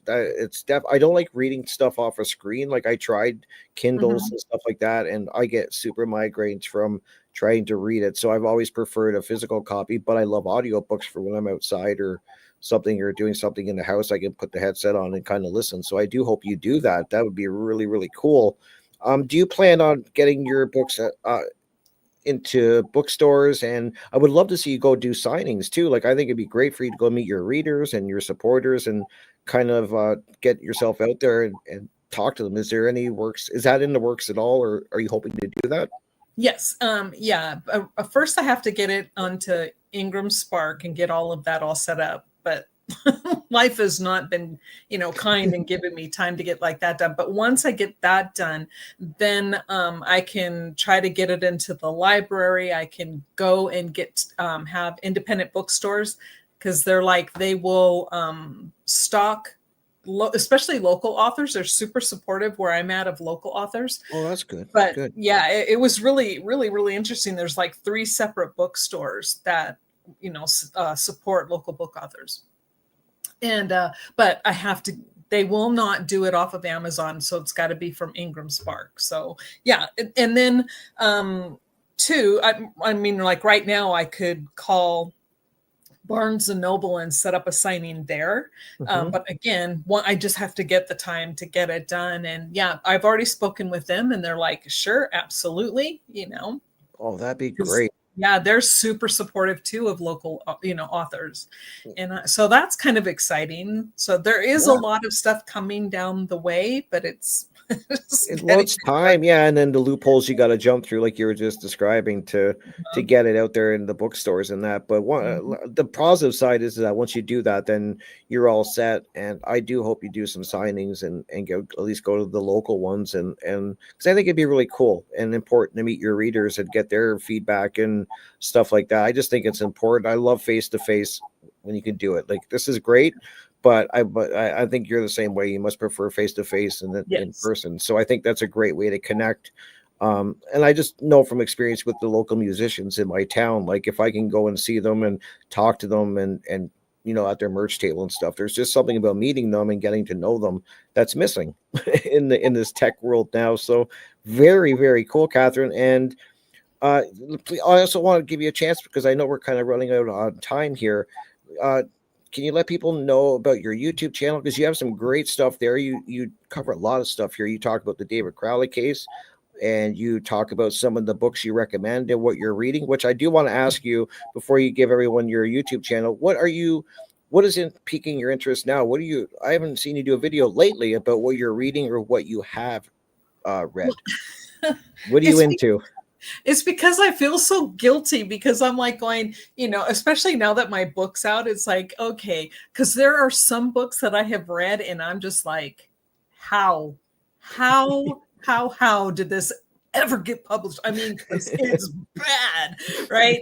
But books are subjective, right? That's true. I do. There are certain authors out there, and I've tried to read them. I have tried to read Sarah J. Maas. I've never tried Colleen Hoover. I just don't like her stuff. I've read it. I've read a couple of Frida McFadden books, and I'm sorry, no. They're and I know they're super, super popular, right? Mhm. And so many people love them. And I'm like, God bless you, enjoy it. For me, it was like, no, I tried. And I was so bored. And I'm like, I'm always like, if I don't like a book, I'm always like, I want to throw it out a window. And Yeah. I literally would have thrown those out a window. So for me, but like my favorite authors is Jagger Cole, Scarlett St. Clair, Lucy Score, and these are romance writers. Lucy Score is a comedy and I never thought I would like romance because before my like thriller type favorite authors, Dean Koontz, medical thrillers, sure. Robin Cook, Yes. horror Stephen King. Yep. So those are the type, and then true crime. Those were the type of books I was always reading. And then Sophia last year, because I used to go, oh, okay, come on, really? Romance books? This is just stupid. But oh my gosh, she got me started on the rom-coms. Okay. I never laughed so hard in my life. I would just be tears. I mean, like C.R. Jane, they're called the Pucking Wrong series. Okay, yeah. Like the Pucking Wrong number, Pucking Wrong guy, because it's all based on hockey players, right? Right. And they are so, I would just tears. I was laughing so hard. And I'm like, oh, okay, wait, I can get into this. And, and same with Lucy Score. Oh my gosh, she's a rom-com and she is hilarious. T.L. Swan is really good. But like for the dark romance novels, it's dark for a reason. My favorite is Jagger Cole. That man can write a book. I've read, I don't know how many of his books, but there's only one I didn't really care for. And it broke my heart to give it a bad review, but I had to be honest, right? I'm like, I don't mean to do this to Jagger, but was just, but the rest of them, I mean, I think I have 2 series by him, and I think I've read them probably 4 times each. Oh wow, the first series is 4 books, and the second series, the first series 6 books, the second series 4 books, and yeah, I've read them a lot. So that's really cool. Yeah, I see, we have very similar taste in authors. For a lot of it, like Dean Koontz, definitely Stephen King. Stephen King was one of the first books that I ever read at full, like a book that I read of that caliber. Like, I mean, in school I read some books and stuff like that, but I remember in the hospital, I was at like the little souvenir shop and they had like a little thin book rack, and Stephen King's new book, The Dark Half, came out, and I read that, and I remember through that whole book, Catherine, like till like the last probably 30 pages, I didn't know I was like, I don't get what's going on. This is complicated. And I kept going, and I would go to the gift shop and talk to the lady there, the older lady. And I'd say, like, I really don't get what's going on. She's like, you got to keep going. It's going to make sense at the end, which it did. But that was the book that she said, you probably picked one of the most complicated Stephen King stories for your first experience. And then after that, I was off to the races. I got his style of writing and I read everything, and a huge fan. But yeah, that was my first experience with Stephen King. Did you ever read Dreamcatcher? I love it. Oh my God, I have all his books. Are you kidding me? Yeah. Yeah. It's like, what got me hooked on Dean Koontz was his Odd Thomas series. And that's really when I first got my first foot or taste into like the paranormal type novels. And I mean, nobody, and I've read several, and no one can touch Dean Koontz on this with the Odd Thomas series. It is chef's kiss, the best, series, and I loved it. It's one of my favorites. So when he had to finally stop and close off that series, I cried. Yeah, like, well, yeah. No, I wanted to keep going. I loved Odd Thomas. Now, would you say to people that haven't read that series or read that author, is that a a hard read? Like I always make it say hard read, and I just mean like it's a, I consider Stephen King a hard read if for beginners kind of thing, like new to reading. Do you think that would you recommend Dean Koontz? Do you think it's a hard read or is it an easy read? If you know what I mean, it's kind of hard to explain. No, it's not a hard read at all. I mean, for me, the hard reads would be like Robin Cook, because he does medical mysteries and medical thrillers. Yeah. So, if you don't understand medical lingo, it's going to be a little bit more difficult. But yeah, with Dean Koontz, I mean, he's so good at writing things like to the point, and what they say, if you can say something in one word instead of three, I mean, the guy's got it down pat. And sure. he's very cool. Yeah. And in his, even though, of course, there's twists and turns like every book should have. But like you said, with Stephen King, I mean, it's like the premise of his books is to really be a complete mystery until he reveals it all. Yep. And with Dean, he's telling a story the whole time. So you get sucked into a story instead of trying to figure out, these complicated issues. Right.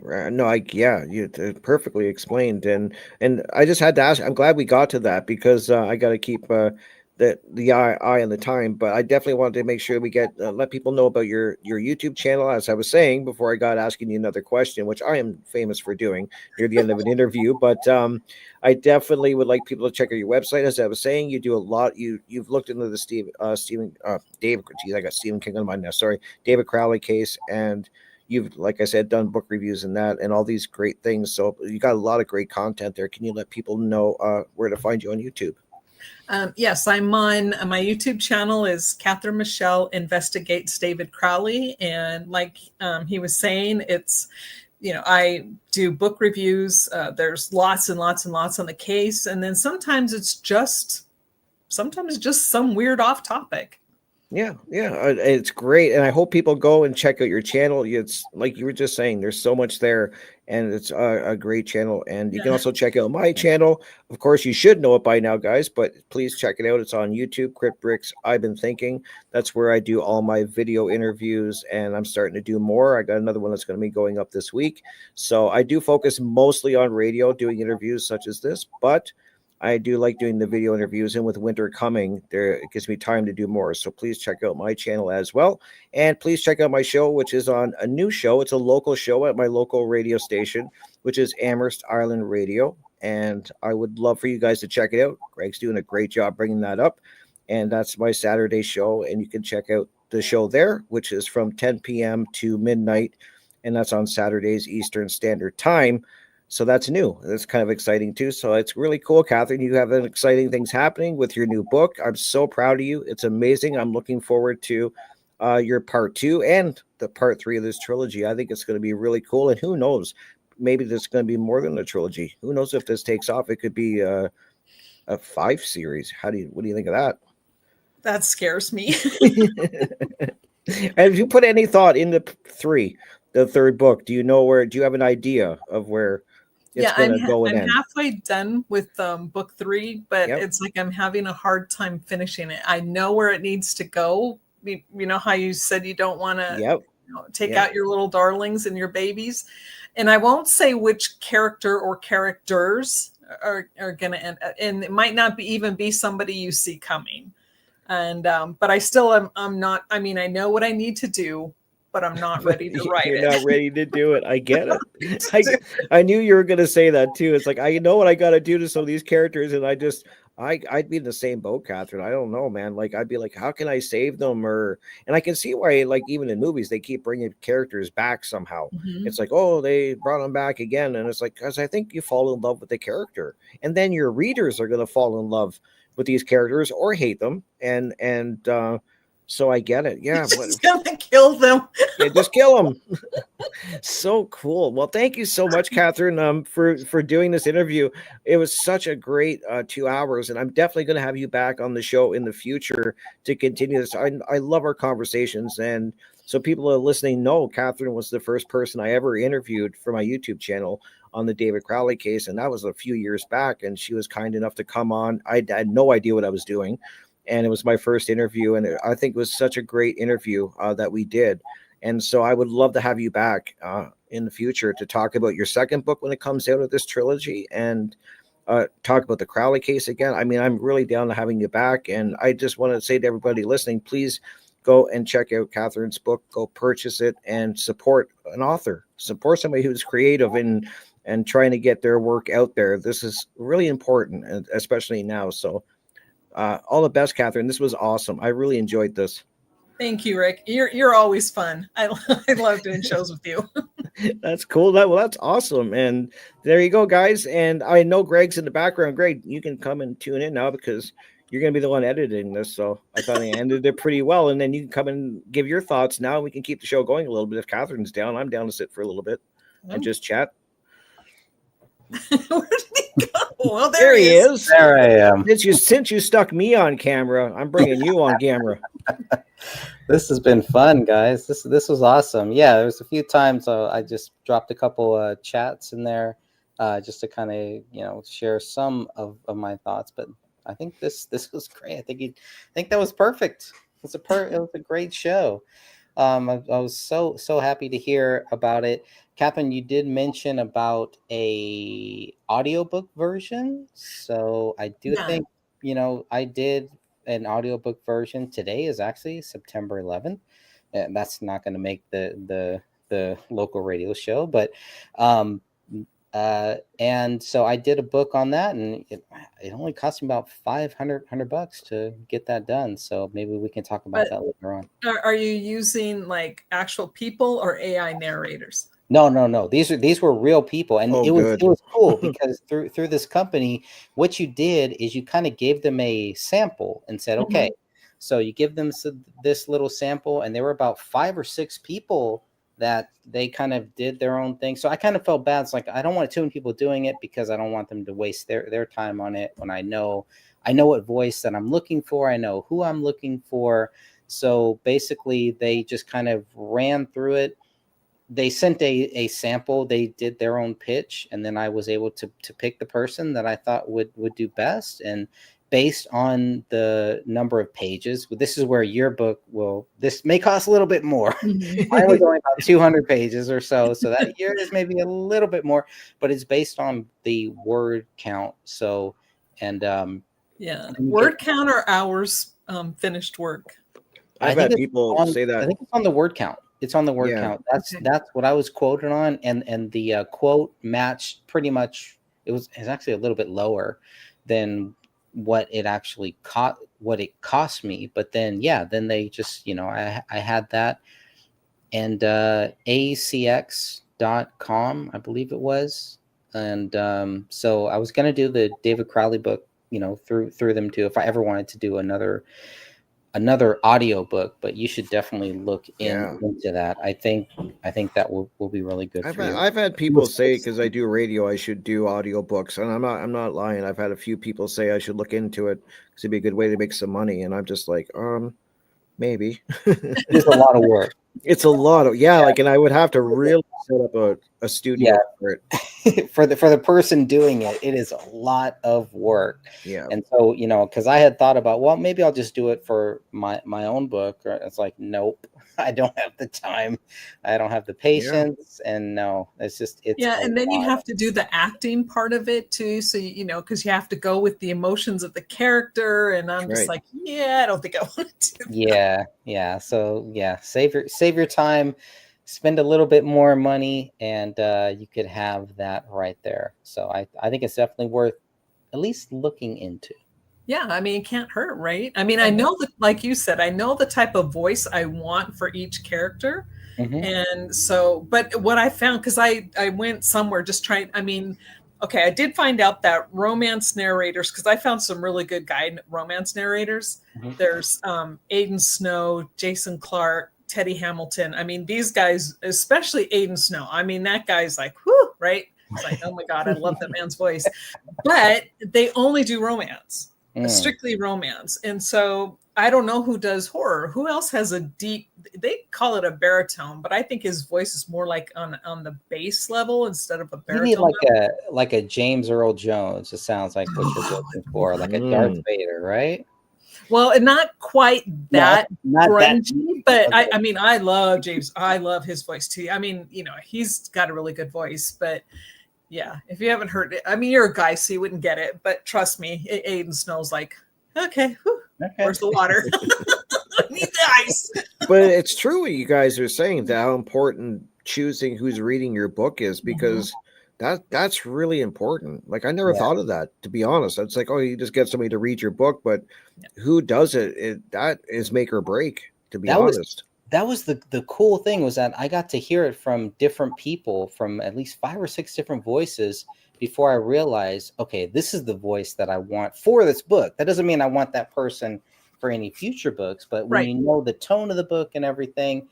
And so the more that I go back and I listen to that, I'm really glad that I chose that person, because I had many choices, and I felt bad because I felt like I was wasting their time once I knew exactly the voice that I want. And they were so quick. It was like, these people are pros. They are ready. You put in that pitch and they are ready. They have that script. They read that script. It's like a 3-4 minute script. And they send it back to you, and you say yay or nay. And this is where you guys were talking about having thick skin. Yes. Because if you don't have that, it's going to be really hard to do anything. Even doing what we're doing now, of just going live. If somebody comes on the comments and says, you guys all suck, I mean, you have to have that thick skin to say, okay, well, that's what they think. But there are some people that don't have that. I'm worried about the generations, and I'm worried about people who just say, you know what, I don't even want to take that chance, because I was one of those people. Like, you don't even want to take that chance to say, you know what, I want to write this book, and if it doesn't do well, or if it doesn't do great, it doesn't matter. It's hard to have that thick skin to say, you know what, I want to write this for me. Or are you writing it to be famous? Are you writing it because other people may like it? Because then you're in the spot where maybe they like this book, but they may not like your second book because they're expecting something. So what are you writing for? It should be for you. Absolutely. I mean, first and foremost, you need to write what it is that your heart is telling you to write. And then you can't go wrong, because whatever you put out, you're going to be happy with. But if you're writing to please others, you can never please people. It's like, you may get 1 or 2, but then what if you get 10 that go, oh, you know what, we think that was kind of garbage, and then they get their, like you said, they'll get their feelings hurt and kind of run and hide. But you can't do that. It's like, if you're writing for yourself, it's always going to be good, and you're always going to be satisfied. Yep. Do what you're passionate about. I try to inspire people so much on my radio show, because it frustrates me. And I'm glad this kind of came up, because I think it's something that's lacking, and everybody's got enough people around them that'll tell you that you can't do something, and which will discourage you. And then I always say, the worst person to discourage you is yourself. And I can't count how many times in my life I've talked myself out of doing something that I really wanted to do. That negative, that's the battle, this internal battle that Catherine and I were talking about. You have this battle, and it's a battle of wits, I guess, kind of outsmarting yourself. But I've talked myself out of a lot of things, and I refuse to let that happen for a long time now. And but you always have people around you that'll tell you that you can't do something, or don't like what you're doing, and you have to kind of block that out. And like you and like Greg and Catherine just said, you have to kind of do it because you want to do it and you're passionate about it, and that's enough to me. And so, yeah, if I would have listened to people, I wouldn't be drumming right now. I wouldn't be doing music. I wouldn't be doing a lot of things. And you have to kind of just drown out the noise and believe in yourself. And so then you're and especially with music, and for me, you would be missing a piece of your soul that you're now making happy. You're fulfilling that part of you. And why go without because somebody may not like it? That's crazy. So definitely do it, and talk yourself. It's like, don't be your own worst enemy. And oftentimes we're our worst critic, our worst enemy. And so it's like, toss that out, and you have to just do it. Put that one foot in front of the other, and if it scares you, it's all the more reason you need to do it. Oh yeah, that's why I laugh when people try to say stuff about me. I'm like, you cannot say anything to me that I have not said worse to myself. Believe me, nobody's got a more forked tongue than I do when it comes to talking about myself. That internal dialogue, not so much now, but I have in the past, and I'm very aware of it now, and you have to be conscious of it. But it's true. And we need inspiration. We need a lot of things in this crazy world right now, but I think encouraging people to, especially creative people, is so important. And you have to support people that are doing it too. Like it's so important um, to encourage people. And I want to see people do good. I'm one of those people. I love to hear success stories and hear people's life stories and stuff. And that's why I interview people, because Mhm. I think it's amazing. And I think people have a lot of information, their stories are very full of information of what to do and what not to do. Um, and I think it helps to hear people's stories, and then it helps to inspire people. I want to see people do great things. Gets me excited when I hear success stories. So when I hear Catherine's putting out a new book and has a new book out, she's working on a trilogy, a huge accomplishment. 3 books? Are you kidding me? Greg's putting out books. That encourages me. I love that. That inspires me to want to keep doing what I'm creating. So it's important. This stuff matters. It does. It really does. Yeah. Yeah, and there was something that Catherine said where you said that in the first hour you had said that your mom, she didn't want to teach you music, right? Something like that. Yeah, But my, that didn't stop you. That's no. right. That didn't stop you, right? Tell us Yeah, a my little mom was a pianist, right? And I mean, she was really good. I mean, like really good. And as I grew up, I would just say, can you teach me how to play? Because I would just sit there, and this is, I didn't know how to read music or anything at the time, and before I ever started to play an instrument. And she's like, no, I don't want to. And she would never give me lessons. She would never teach me. So what I did is then when I got, I think it was 8th grade, I started playing the clarinet. I'm like, fine, I'm going to learn this stuff on my own.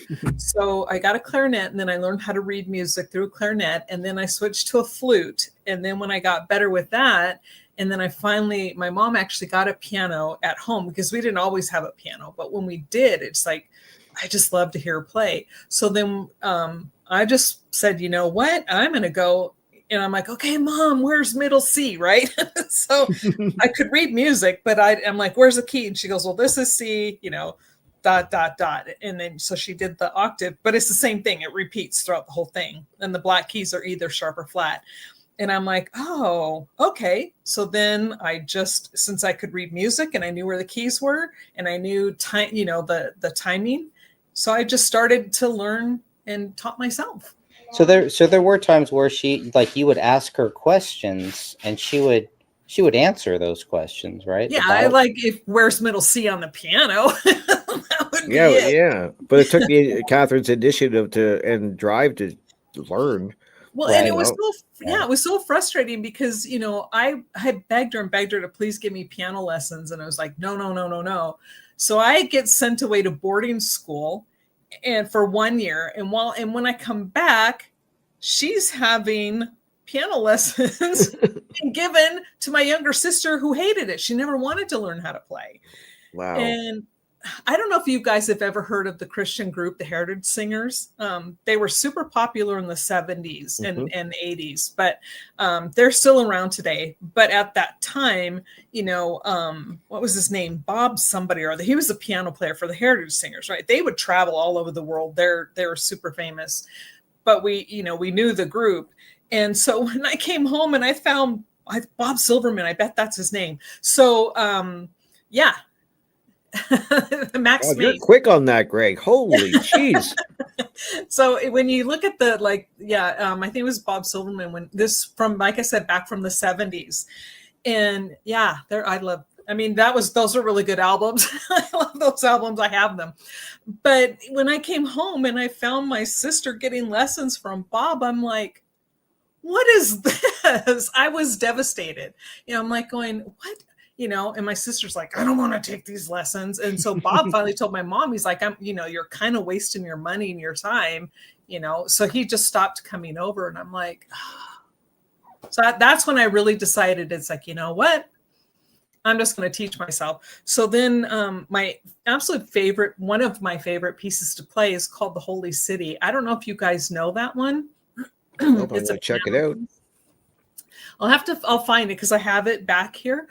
But it's not easy to play, but my mom used to play it, and I go, I'm going to learn how to play that because it has rolls, and it, where you're crossing hands, and more than octaves, and then you've got hands, octaves doing with this hand, and then chords with this hand. So it's a lot of dexterity. And so I taught myself how to do that one. And then I came home from school and I said, okay, Mom, look what I can do. And then she would go, hey, let's play a piano piece together. So she'd get out a sheet music and she'd do one hand and I'd do the other. Very cool. I just found it, so I got to check that out after we're done. There are several versions of the Holy City. Okay. So, Okay. Let me go get my copy. Hold on. Okay, that's cool. Yeah, I love talking. Well, Greg, you like talking music too. Oh yeah. Me and you love talking about music. We're going to be doing a music show for the local station in a couple of weeks, which is going to be awesome. That's going to be great. I don't know, Rick, if you know that there is a new Lindsey Buckingham and Stevie Nicks album that's about to come out on September 19th. Really? So I'm going to make a couple of those songs part of our show here. I do apologize for kind of having to push it back. I think you understand the reasons why. Yeah, totally, man. Yeah. But we'll make it happen. Going to make that happen. But I really love the fact that this is kind of like old music, but it's new music because it's remastered. They've released three songs, and I'm like, I wonder if there's some of the other Fleetwood Mac, our drummer, the main drummer from that. He is my favorite drummer. He's better than Phil Collins. I'll put it like that. But I kind of wonder, listening to the three songs that they have put out so far, I really wonder if, like, how much did they remaster? It has led me down this whole rabbit hole, which is good. I love the good, positive rabbit holes where it's a music rabbit hole. It's not a violent, dark, rabbit hole, which me and Catherine and you, we've all been down before. Yeah. So it isn't like we're just going down those rabbit holes. There are some good rabbit holes, some fun rabbit holes to go down to. And I think Catherine's music experience, especially starting with her childhood, because that did struck a chord with me. It's like, man, as a parent, if I don't have any musical knowledge, I don't have any musical gifts, I can't play it, but it's kind of sad, Catherine, that your mom didn't want to teach you that, and then you come back and you find, and I'm wondering, if, because you said you were off to boarding school and then you came back.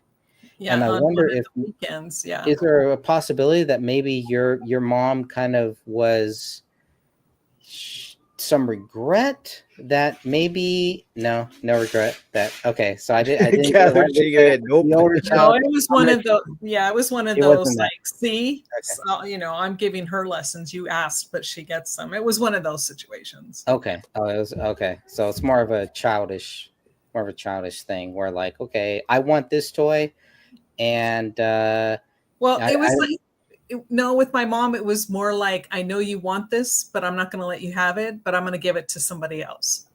Okay, I see kind of like to try to pit you against each other. I was never angry at my sister, which is kind of what it felt like. That's what she was trying to do, pit us against each other. But I was mad at her because I'm like, I've been begging you for years to give me piano lessons and you refused. That's crazy. Like, so, she wanted to give the gift of music. Like, what a beautiful gift. And she could have given you that. And then you have those memories too of learning from your mother and sitting there learning. That'd be a missed opportunity.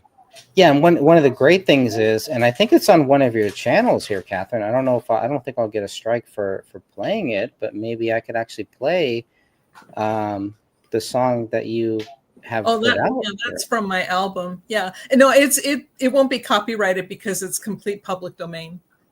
Okay. So if you don't mind, maybe I'll play this. Yeah.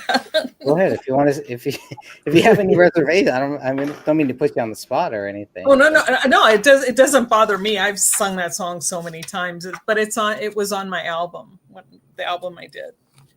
And I think this is the only song you have on your YouTube channel from is that right? Yeah, it is, because it was the only one that I had put onto the computer that I had. And then the CD drive stopped working.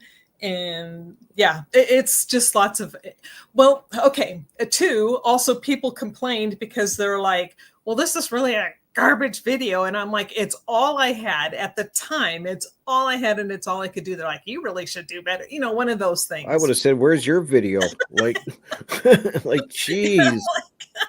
I'm sorry.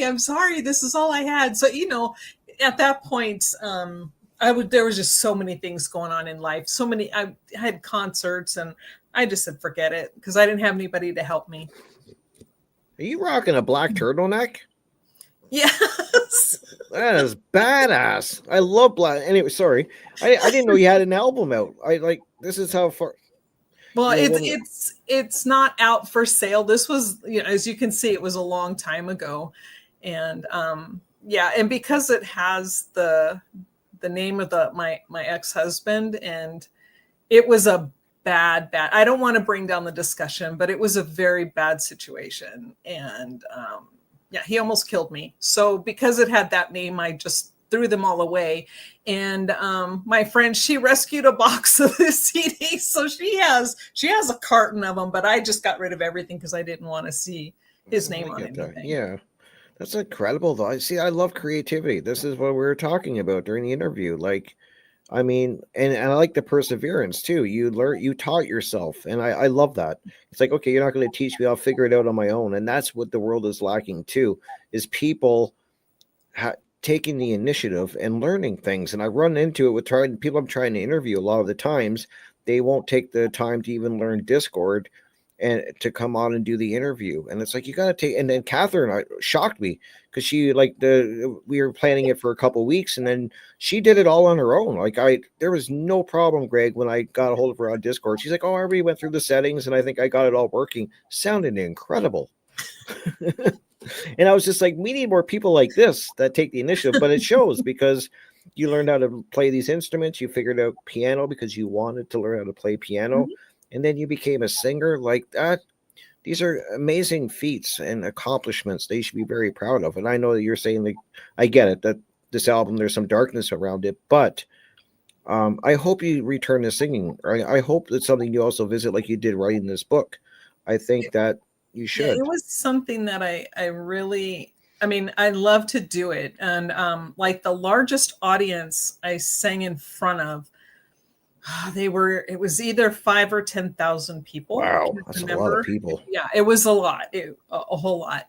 And then I sang at my, and then before that, I sang. I was they chose 2 soloists for our high school graduation, and there were 3,500 people there, and I was one of those. But for concerts, I think it was 5,000 or 10,000. That was the largest audience I had. But then I also had smaller audiences where they were maybe 10. So you never knew what was going on. That's incredible. You got to fire this song up there, Greg. I got to hear it. It probably won't be up your alley, but that's okay. All right, let me fire this up. Yeah, I want to hear it. Let's do it. All right, here we go.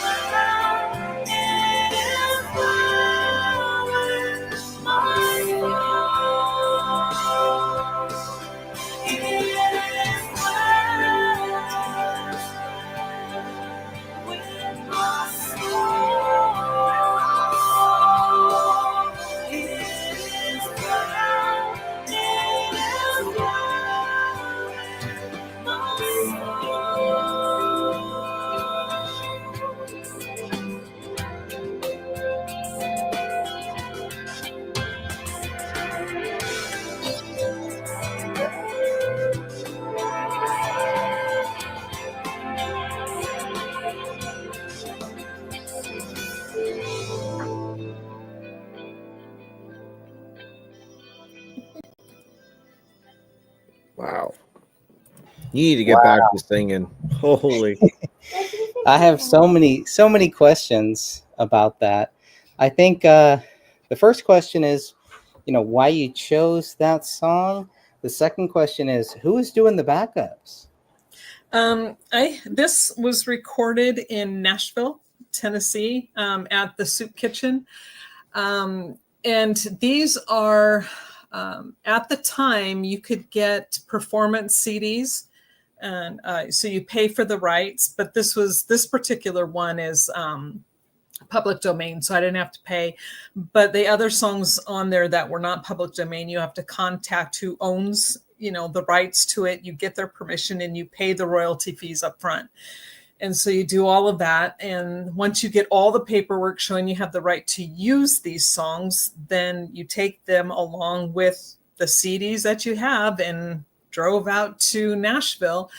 And my sound guy, my producer, his name is Dean Newkirk, fabulous guy. And I chose the song because it's one of my absolutely favorite songs, but it's the song I really dislike the most on the album. And it's because we did this song last. And so after I had been in the studio singing for 10 hours straight is when they're like, okay, we're ready to do the last song. And I'm like, I couldn't even talk. And I'm like, this is a hard song. And they're like, we got to get it done today. And we have like 20 minutes to do it. And I'm like, oh no. So I'm not happy with this, the take on this at all, but it is what it is. And I think I literally could not talk for two to 3 days afterwards. So for not having a voice and having to sing for 10 hours straight, I think I did pretty good. It's awesome. I think so too. I think so too. All right.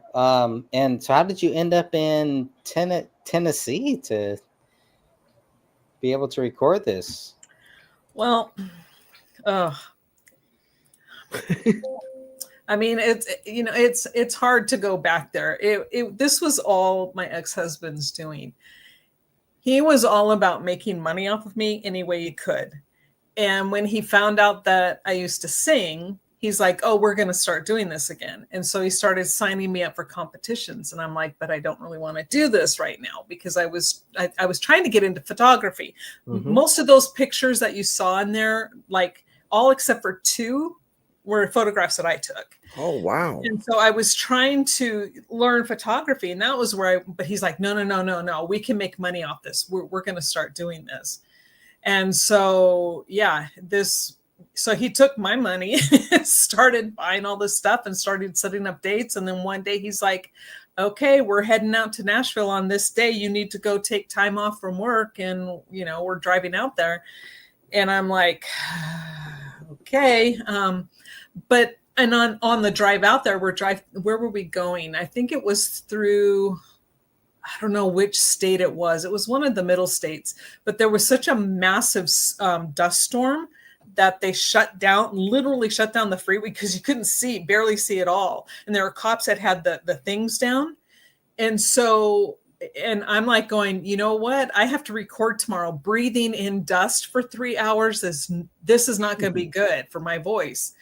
And he's like, we're doing it anyway. So he went around, and then, so yeah, it was a nightmare. It was like one of the worst experiences of my life. But the sound guy was fabulous. I mean, he worked with me so much when, like my voice was so strained. And like I said, I couldn't talk. And so he would walk me through it, and he'd be like, okay, go drink some more water, then come back. Now here's what you need to do to get this note. And he was fabulous. Absolutely great. Yeah, that's incredible. And you got a great eye for photography. Wow. And some great pictures there. And I love photography because my wife does photography, and she's just got that gift too. And you have it as well, Catherine. Like, there's some great pictures in there. Yeah, there are 3 states. That's California. That's down by the Bay Area. That is in Alaska. That's Alaska. And then there's other ones. That's Colorado. So, I mean, I have 3 different states and through all these photos. California. you got the eye. You are so creative. Jeez, I mean, I love creativity. I keep saying that, but I do. And I can't sing. I mean, I sing, my cats go running and Oh wait, that's Cozumel. So here's another one. I really want to hear Rick sing. Yeah. I really want that. I need that. No, you don't want me to sing. Yeah, My I cats run and like go under the bed and stuff. Like I sing in the shower, and that's good enough. But my cats are just like, what I no. want. That's what I want for our YouTube channels. I think that's good YouTube. Me, no, Hey, you got me doing enough promos and bumpers all the time. Do some more. Send them to me. Let's do so. We should do karaoke, Rick. Oh my God, it'd be rough, man. Like you can sing, you'd just be looking at me going, "Oh my God, stick to radio." No, a karaoke show would be so fun, though. It would be fun. I would love to go to a bar with you guys and just have a few drinks and karaoke it up. It'd be fun. I'd get Greg up there doing all these hip hop songs that he's never heard of. Don't get me going, because it's hard to get me to stop. That's the problem. And that's the sand dunes in Colorado. This is amazing work. This is beautiful. Yeah, it's just a beautiful. Even if I love the music with it, obviously, but yeah, it's beautiful. That's in Colorado, up there by Divide. Yeah, and that's where where we lived. That was that's North Carolina. So there are lots of different places in there. Yeah, and that's Alaska. I just love that mountain. Looks beautiful. Are you still doing photography? Like, tell me you are. No. Why are you not doing? I get it. Life gets in the way. I get it, Catherine. But geez, well, it's like because everything takes. I love the sand dunes. Now that's the great sand dunes in Colorado. That's amazing. Southern Colorado, and that's Alaska, and then the Cozumel. But yeah, so I've been to all these places, loved them. But and that's my favorite sunset photo I ever took. But to do it and then to edit it and to get it so that the photos are decent just takes so much time. So it's like I either do that or I write. So now I'm writing. I hope you get back to it. I hope you visit it again because you really got a talent there. And same with singing and everything. But I get there's only so many hours in a day and you're writing and you're doing other things. And I get it. But it's just I hope you go back to it and visit it again. But if you want to look it up, this is The Holy City by Weatherly and music by Stephen Adams. Okay. And like I said, it starts off like real easy, right? Super, super easy. But then as it goes along, I'll show you super easy. Don't worry about it, guys. Oh, that's easy. But then it starts going along like this, where you're starting to use two hands. And then we've got the rolls, and then we've got the ending. So for me it was hard to learn this one, but once I got it down, it's like it would probably take me about a week or so because it's been so long since I played the piano. So it'd probably take me about a week or so to get back to be able to play it again. Yeah, that looked tough. I'm familiar now because I can read drum sheet music. Mm-hmm. So I'm looking at that going, ooh. Like I can tell the complexity as it goes on, and the fact that you taught yourself that that just like I keep saying inspires me, and it shows that if you put some will behind it and you really want to do something, you can do it, and and it just frustrates me when people I wish I would play guitar, or I wish I tried doing this, or why do it? You have to do it. Yeah, it's like what's the worst that's going to happen is you don't like it. Or and okay, then you don't do it again. But how do you know until you try? Like I tried doing a presentation for the Funnel Conference, the Freedom Under Natural Law Conference, and I'd never done a presentation before, and I did it. I'm happy I did it. Would I do another one? Probably not my thing. But I'm glad I did it, and I would have never known if I didn't do it. Mm-hmm. And then I would have been wondering. I don't know. Maybe I would have been great at it. But you got to try. Yeah, you can't let fear stop you. I mean, you really got to get out there and do it. Yeah. And what's worse than like singing? I can't even imagine being in front of that many people, Catherine. Oh my God. Well, and singing is so hard, especially, I know a lot of people don't like hymns and like that type of music, But I am telling you, that is some of the hardest music to sing because it takes so much control to hit these notes just right. It's almost like trying to sing opera, right? It's because that takes, I mean, you take an opera singer with, say Beyonce. I'm sorry, the opera singer is the talented one. Beyonce is just a joke. I mean, because this person has got skills. And so, it takes so much more training. And I was grateful that I, through school, I got a music scholarship for college. From high school when I graduated, that I was awarded a scholarship for music in college. And so because of that, I was able to get a lot of training from really good people, and some of it one-on-one. And that's cool. I was blessed. I was so blessed. And I'm thankful. I'm so thankful for those experiences. But if I hadn't stepped out, I never would have done it. Exactly. Yeah. And it's kind of cool because I noticed that, I don't know, I attract the creative people for some reason. I don't know if it's a mutual attraction thing going on, but I seem to draw them to me. These people that are super creative, the more I get to know them, and it's really cool. And you're definitely a woman of many surprises. I had no idea that I knew you sang because we talked about it in the first part of the interview, but I didn't know you had an album out, and I didn't know that. Like, I'm learning these things. I knew you played piano. I can't remember if you ever mentioned that you were playing clarinet and all these things. Like, you've definitely got this creative. It's a big part of you, I think. This creativity, and it comes out in many different ways, and I love that. It expresses itself at different times, and so you got your piano playing and all these instruments, and then you got your voice, and then then you got your photography, then you got and I imagine you probably painted in your life and stuff. It wouldn't surprise me. You do it. I'm sure you've done more creative things. Yeah, I had one drawing. See, I entered a competition. Yep. It's if you remember, I don't know if you're old enough, but back in the day, matchbooks used to have like little turtles or whatever. Yes. And then you would draw that, and then if you wrote in, they would send you something else, and then they would rate your artistry.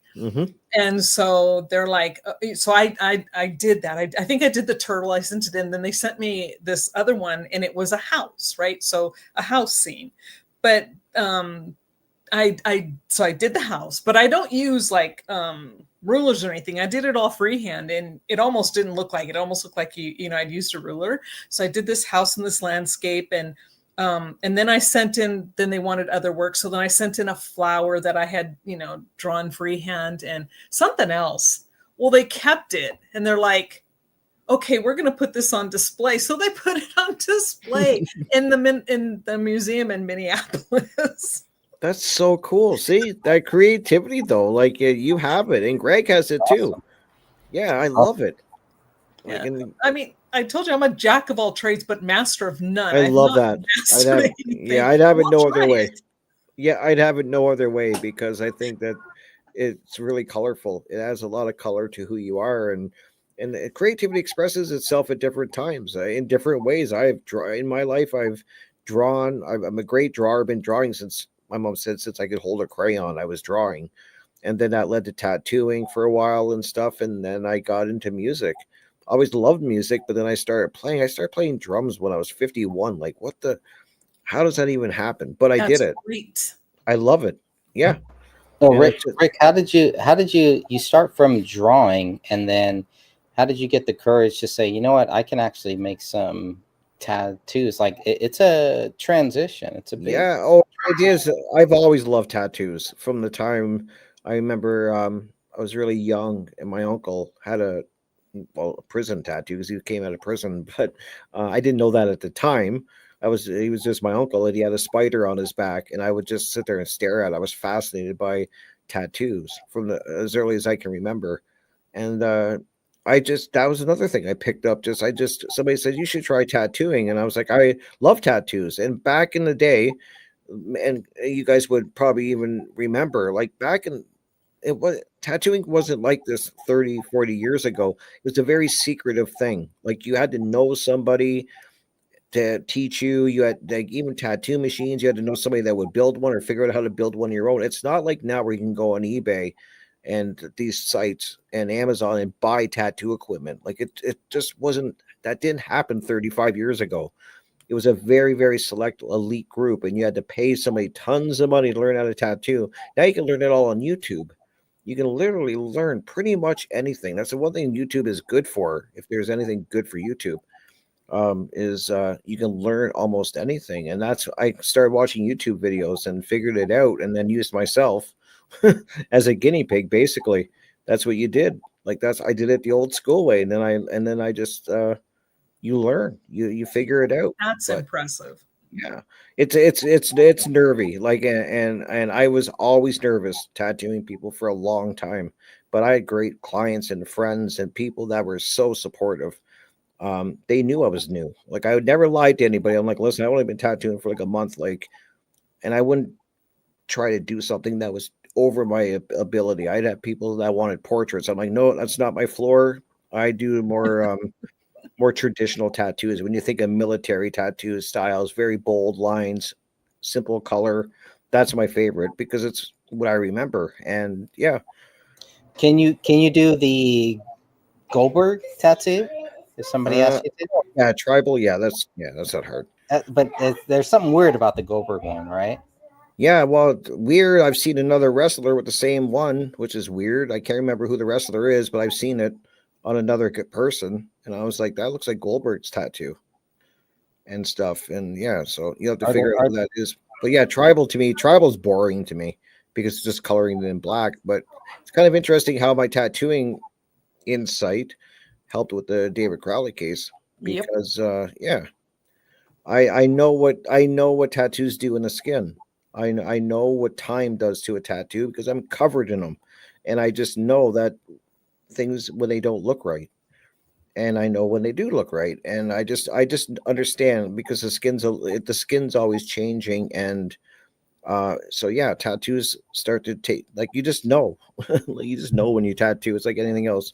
If you're around it enough, you know it, and yeah, it's just interesting with the Crowley case. Yeah, I think one things, and I'm sure Catherine has some thoughts on this too. One crazy thing about the Crowley case is they use the tats to actually identify them, or at least to try to identify them. Mhm. But once you have these tats on your body, it's a indicator. Okay, where did they get them? When did they get them? How old were they? Is Mhm. another thing. And you can, I mean, the cops are just looking at photos. They're just looking at the social media. They're going through all of this stuff, trying to figure out, okay, trying to find anything, which is good, I think. But obviously, that's all after they had already told us that the case is solved. Oh yeah. Everything. I remember when Catherine was showing the tattoos, she's probably got videos of it still on her YouTube channel. I remember messaging Catherine saying, I can tell you right now 100% that the one black tattoo that David had, it was a rough heal. I can tell by looking at it that he healed rough. And in tattoo lingo, it just means there was probably scabbing and it was probably done too deep or he just had a rough heal for whatever reason. But I can tell by looking at it. I was just like, wow, that was a rough heal. And then Kamala's, I don't know what's going on with that one. I've seen Catherine explain it and stuff. I've stood on my head trying to figure out what angle. I can't figure it out. I don't know what Well, that. and see, and this is where being an artist myself and then also photographer, I mean, I look for details. And Mhm. so when there's like an S on her side in a photo where she's in a bikini top and shorts, and so there's designs and then like an S and then more design, and then you look at the body and it has a design, Mhm. there's no S and then a design. I'm like, why is that missing? If this is supposed to be her, why is that missing? And then the other section where it has this little tiny, where it kind of goes up almost like a pi signal, but symbol, but it's not, but it's similar. So it goes up like this little tiny line and it comes down. And then on the body, when it's not that bloated, it's like this. I mean, it's like this long instead of this long. And I'm sorry, the body was not bloated that much to stretch it out that big. And so, I mean, so between the line, that one line being too long, and then the other one having that S part completely not on the body at all, but it's on her in the photograph, I'm like, this isn't her, not her. Yeah. It's interesting. And I'm glad that we even talking about this because I'm gonna have to do another radio show, bring up the Crowley. I want to keep the Crowley case at least in people's minds because I don't want people to forget. And Greg just was talking a while back. You had Eric on, and you guys got into the Crowley case again, Greg. And I love to hear that when you do, and when Catherine kind of touches on it and stuff like that. I think it's important that we keep. I try to bring it up every once in a while on radio and remind people, and then point them to Greg's site and your site, Catherine, and stuff to get the information on it because I really hope it gets looked into again someday. I mean, it's just frustrating. Yeah, I think there was one thing, Rick, where I know you and Catherine were talking about it, and I wanted to jump through my screen here and say, as you were saying a couple times, and I understand this point of view where people say that the Crowley case is closed or that the police said is closed. They've never said that the case is closed. This case is not closed. It's adjudicated. So the adjudicated means that they, according to the law. Now, here's the thing, though, since it's they don't murder, even say that, though, right? Yeah, they do. Yeah, They do say they say it's exceptionally cleared. But when you talk to them, and they either sent me an email or it's part of one of the letters. Yeah, I mean, even when I talked to Jim Gummert, he said, yeah, the case is closed. They can say that, but the only thing you can find official in their documents is that it is exceptionally cleared.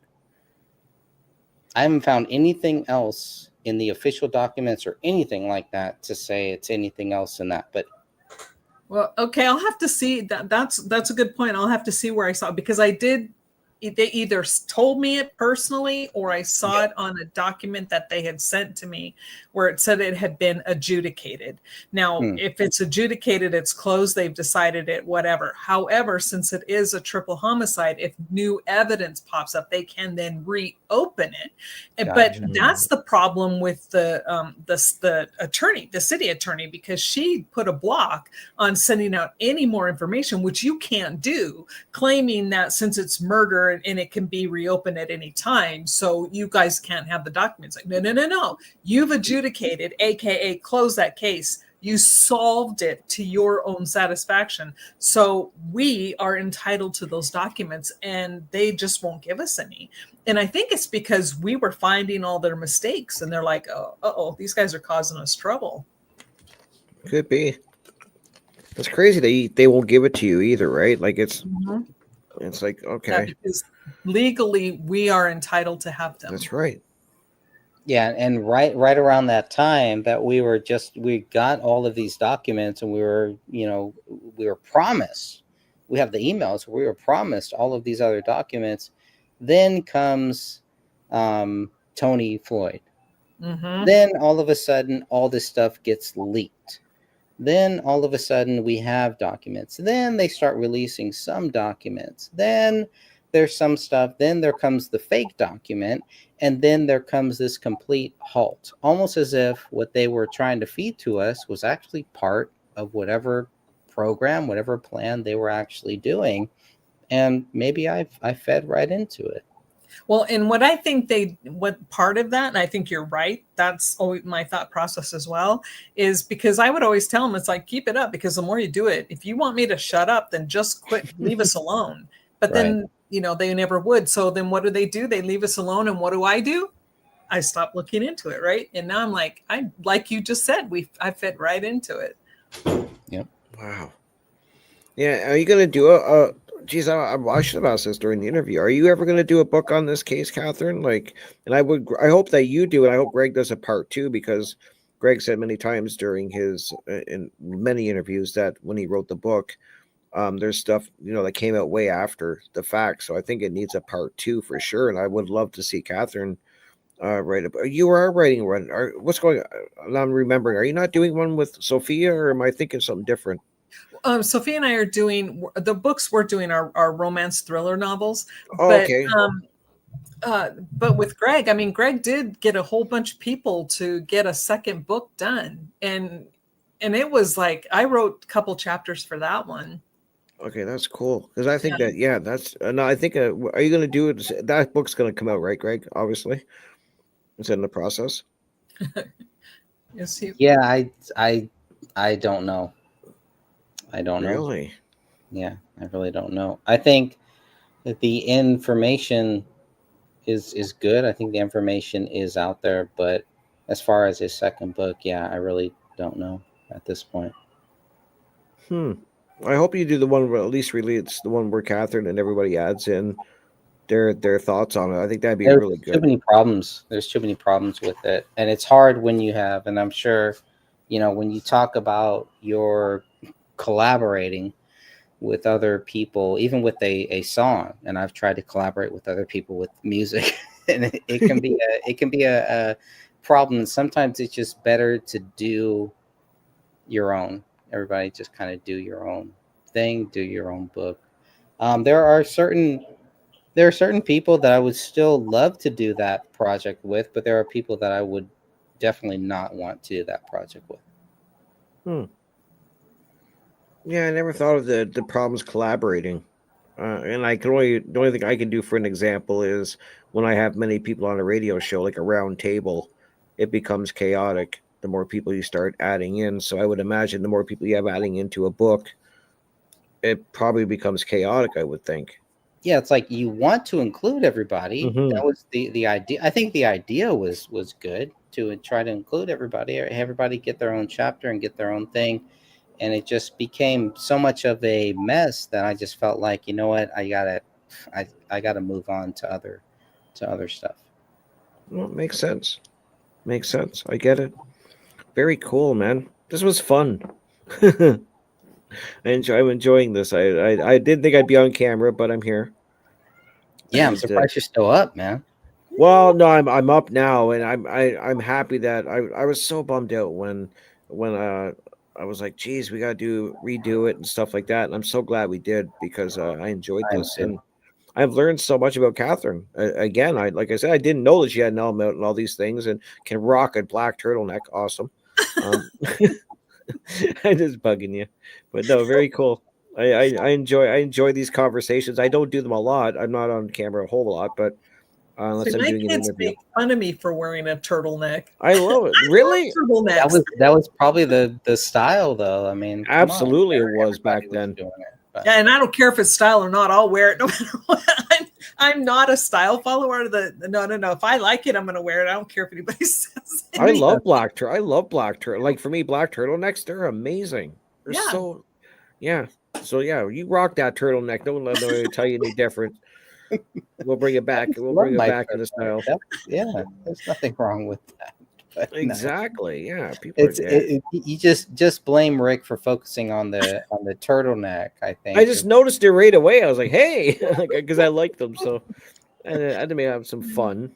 well, because Jeez. it was cold the day we took that. My ex husband took that photo, and it was just so cold because we're standing outside, and I'm like going, okay, I've got to have a turtleneck and a sweater because this, yeah, I wasn't gonna, couldn't wear a coat, and yeah. Yeah, big winter coat. Yeah, great picture. Yeah, because there was that was another thing that kind of triggered me, Catherine, when you were talking about that. It's like because I knew so many people who just these great female singers who just wanted to do something with they wanted to do something, and there was always this guy in the background that this guy is a creep. This guy is a like, what is this guy doing? He does not. He's not about you. It's not focused on you. It's all about him. Hmm. And I used to see people in our studio, and then I'd see that, and it's like, man, these people are not, and they spend a lot of money. They'll spend the money on you, but in the end, it's all about them. It's not about how awesome you or how great your voice is, or that you can sing, or that, hey, let's do something good here. This is one of the best things I love about the digital age, because it has allowed so many people who just want to make some good songs, who just want to make good music. You have those options now, and unfortunately, a lot of kids nowadays take that for granted, and they just do Oh their yeah. own thing with it. But Yeah, I think the same with like being writing your books. You can self-publish, and and all of that. I think that's a positive thing too, that you've cut out these, I call them leeches. Like that's what they are. They just blatantly, like, especially in the music world, they rob musicians. It's horrible. Like what happens to these musicians that are out there doing the work. They're, like I was saying to Catherine during the interview, like, with her first book, she's the one that put all her blood, sweat, and tears into it, creativity, and somebody's making money. It's not her, but you can bet your ass somebody's making money off of it.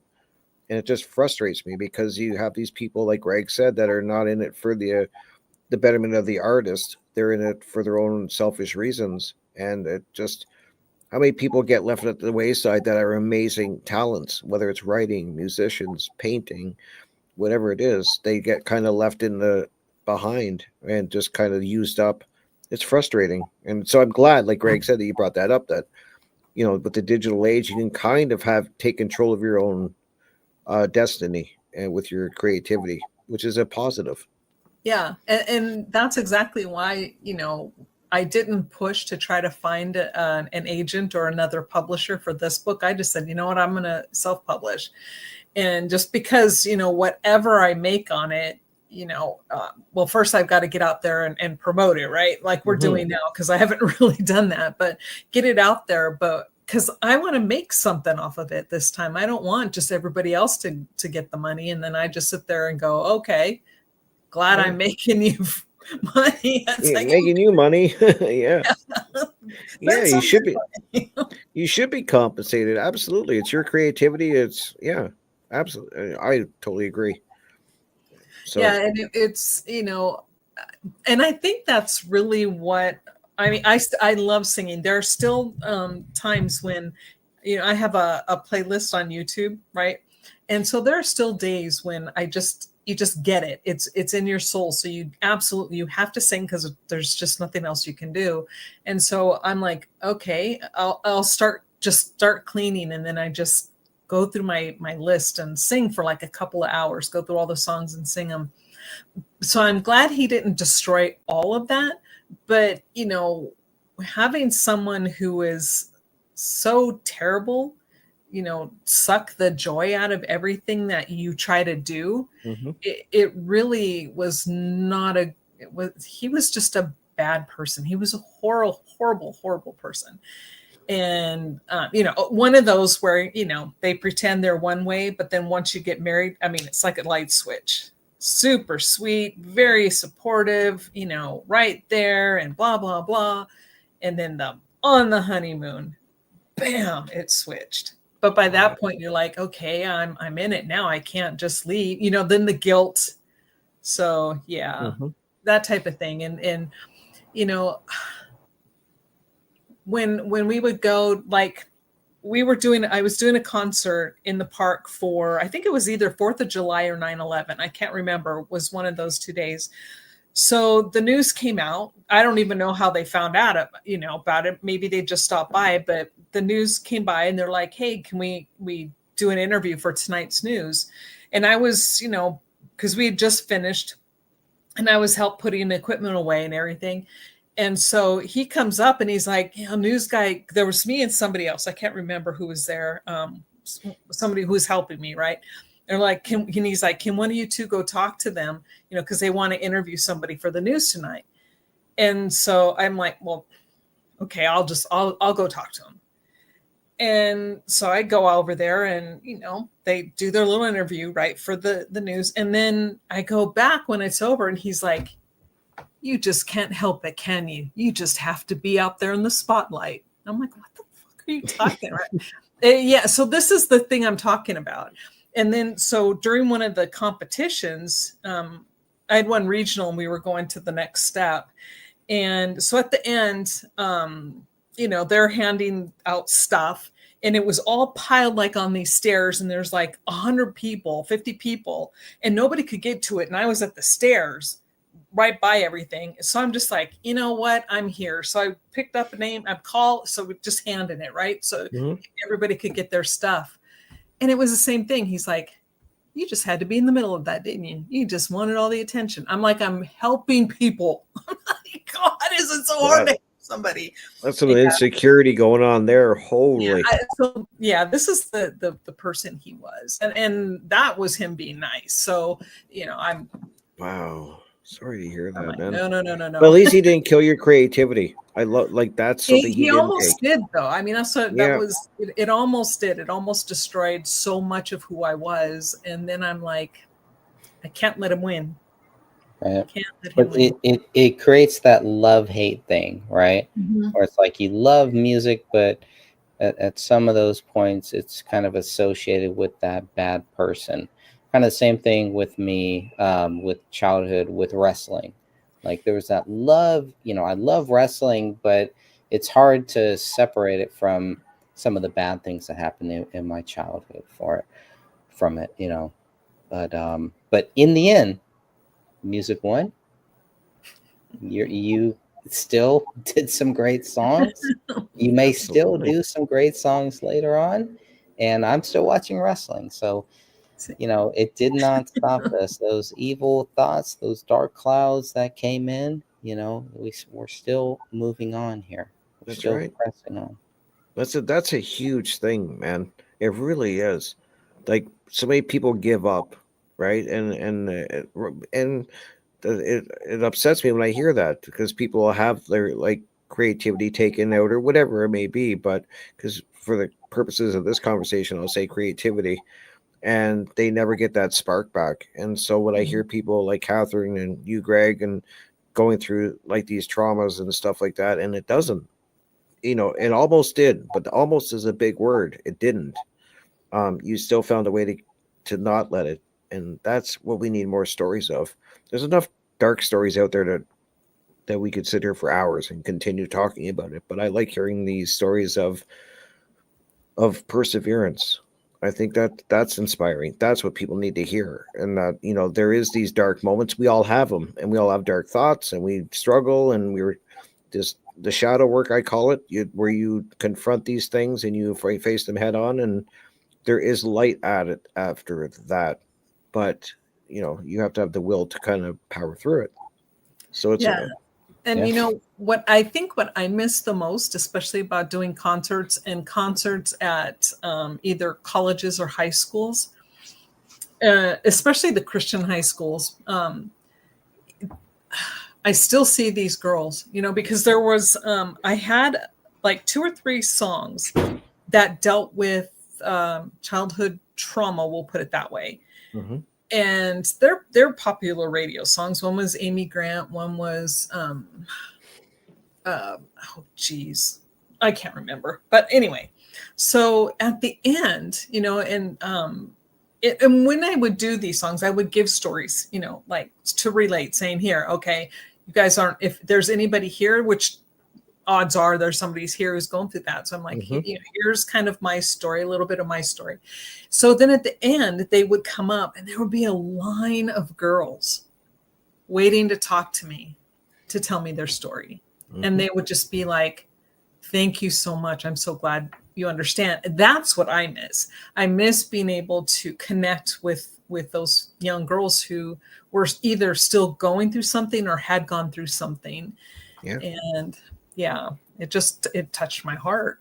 Yeah, and I hear that a lot from musicians. Like you'll hear, because I watch a lot of musician interviews, and they'll usually the person interviewing will be like, "Do you remember like what are some of your fond memories?" And most of the musicians will be like somebody that they met at a meet and greet or a signing, or somebody that just came up to them on the street and said like one of their songs or something that they said changed their whole life to the point where some people have some pretty dark thoughts where they might want to not be here anymore, and then they hear this artist and they hear this song and it changes their whole life.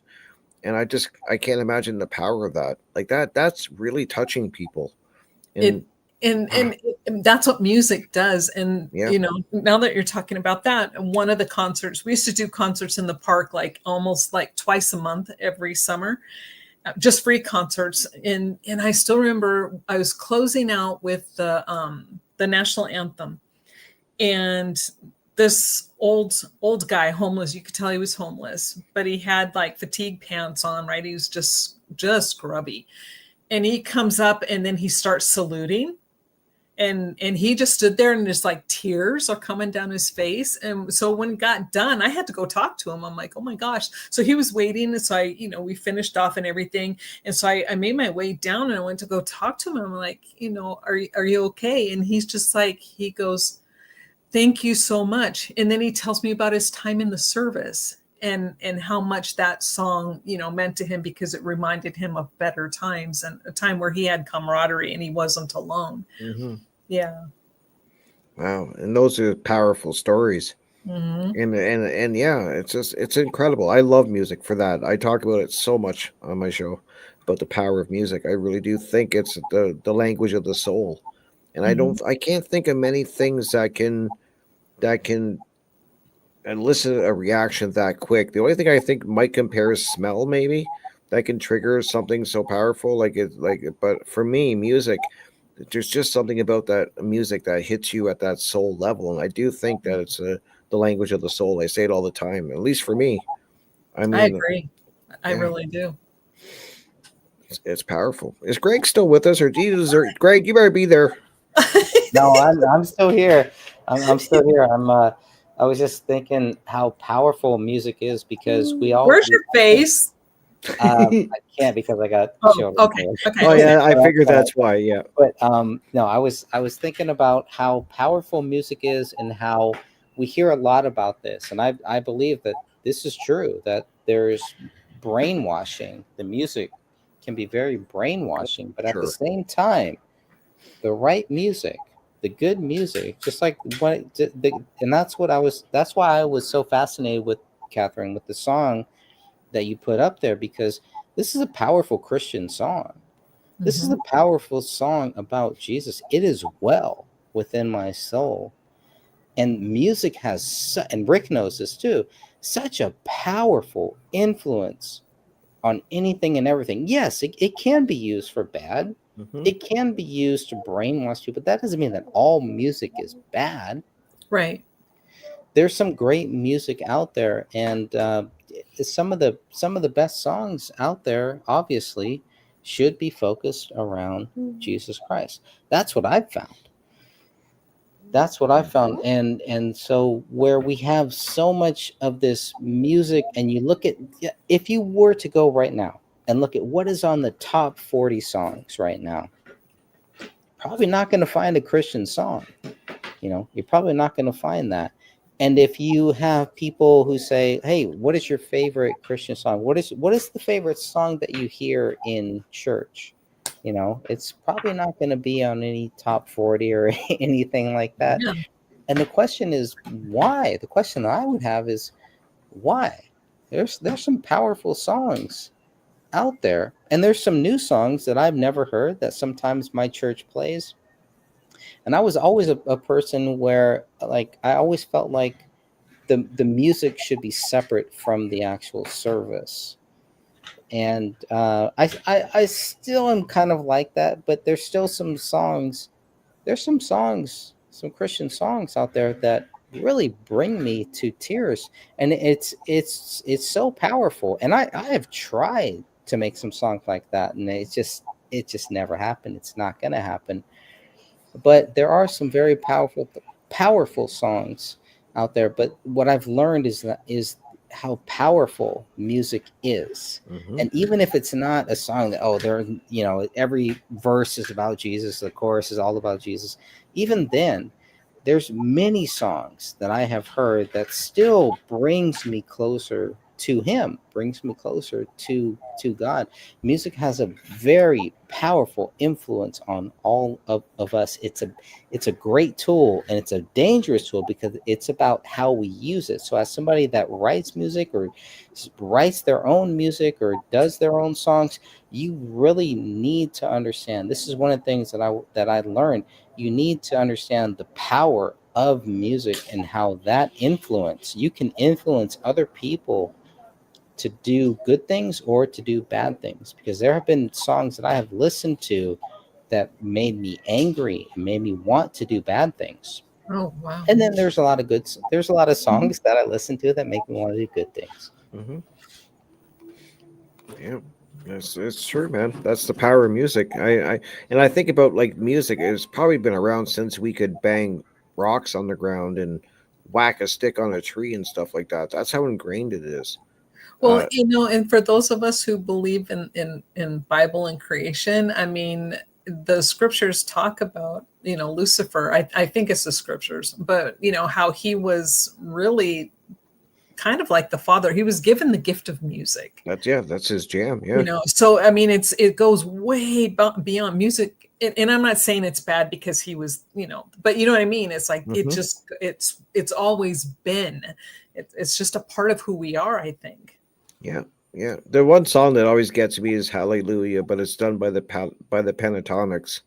And I don't know what it. If you haven't heard of them, Greg, you got to check them out, man.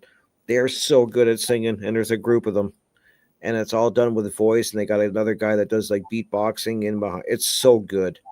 And so look up Pentatonics Hallelujah, and if I play that, I get upset all the time from that song. There's just something in the way they sing it that just hits me. And it's just their voices. It's just them making their own beats, like like the one guy, and they do their own sound effects and stuff like that. It's incredible when you hear what they do. I'm just like, wow, it's so inspiring, and they're so talented. Yeah, that's actually, I think that's one of the only songs I like of that. And it's the female. Her voice when she does most of the songs, Isn't it it just hits amazing? something, and I'm like, oh my God, Yep. please tell her to shut up. But with that, I just can't. But the guys, I mean, in that song though, like you said, Hallelujah, it's like beautiful, Yep. absolutely beautiful. Yep. All done with their voice, and I'm just like, God, that's so talented and inspiring once again to kind of hear that. And yeah, I love music. I do, and I agree with Greg. It can be done. You got to be careful. It's like anything else. It can be used for good, and it can be used for bad. And it's like everything else. It's Mhm. you got to be conscious of what energy you're putting into it. I guess is a good way to look at it. Yeah, There I'm, you I'm go. scared. I'm scared to play it because I know what may happen here. Yeah, But I that think one's probably copyrighted. probably copyrighted. Yeah, Yeah, but but definitely cool. check it out, Greg. When we're done, you're gonna love it. I mean, I don't know. I mean, people do tons of reaction videos to music, so I don't know how they're getting around it. Well, because you play a little bit and then you talk, but you Yeah, don't do the whole thing. yeah. And yeah, It's like, that's a they're great. I'm Yeah, I could sorry. try. I mean, if you guys want to end this here, I could try to play a couple minutes of it, or Yeah, you can if you want to put it 30 on. Yeah, seconds. the Panatalk, sure. If you want to end it, yeah, because I got to get up and move a bit, man. My ass is so numb right now. I've been sitting doing radio before I did this, guys. Oh, Please, that's right. You've got yeah, to be exhausted. yeah, exactly. But I love this. I'm so grateful. Thank you, Catherine, for coming back and doing this with me, and Greg for providing the platform. And yeah, I really enjoyed this. It was a lot of fun. No, thank you, Rick, for helping me promote the book. You were Absolutely, I'm here for you. appreciated. Thanks. All right, Greg, fired it up, All right, I'm gonna play about 30 seconds of this, and and then we'll talk. hopefully we'll talk a little bit about it. Okay, here we go. See how far we get. So beautiful.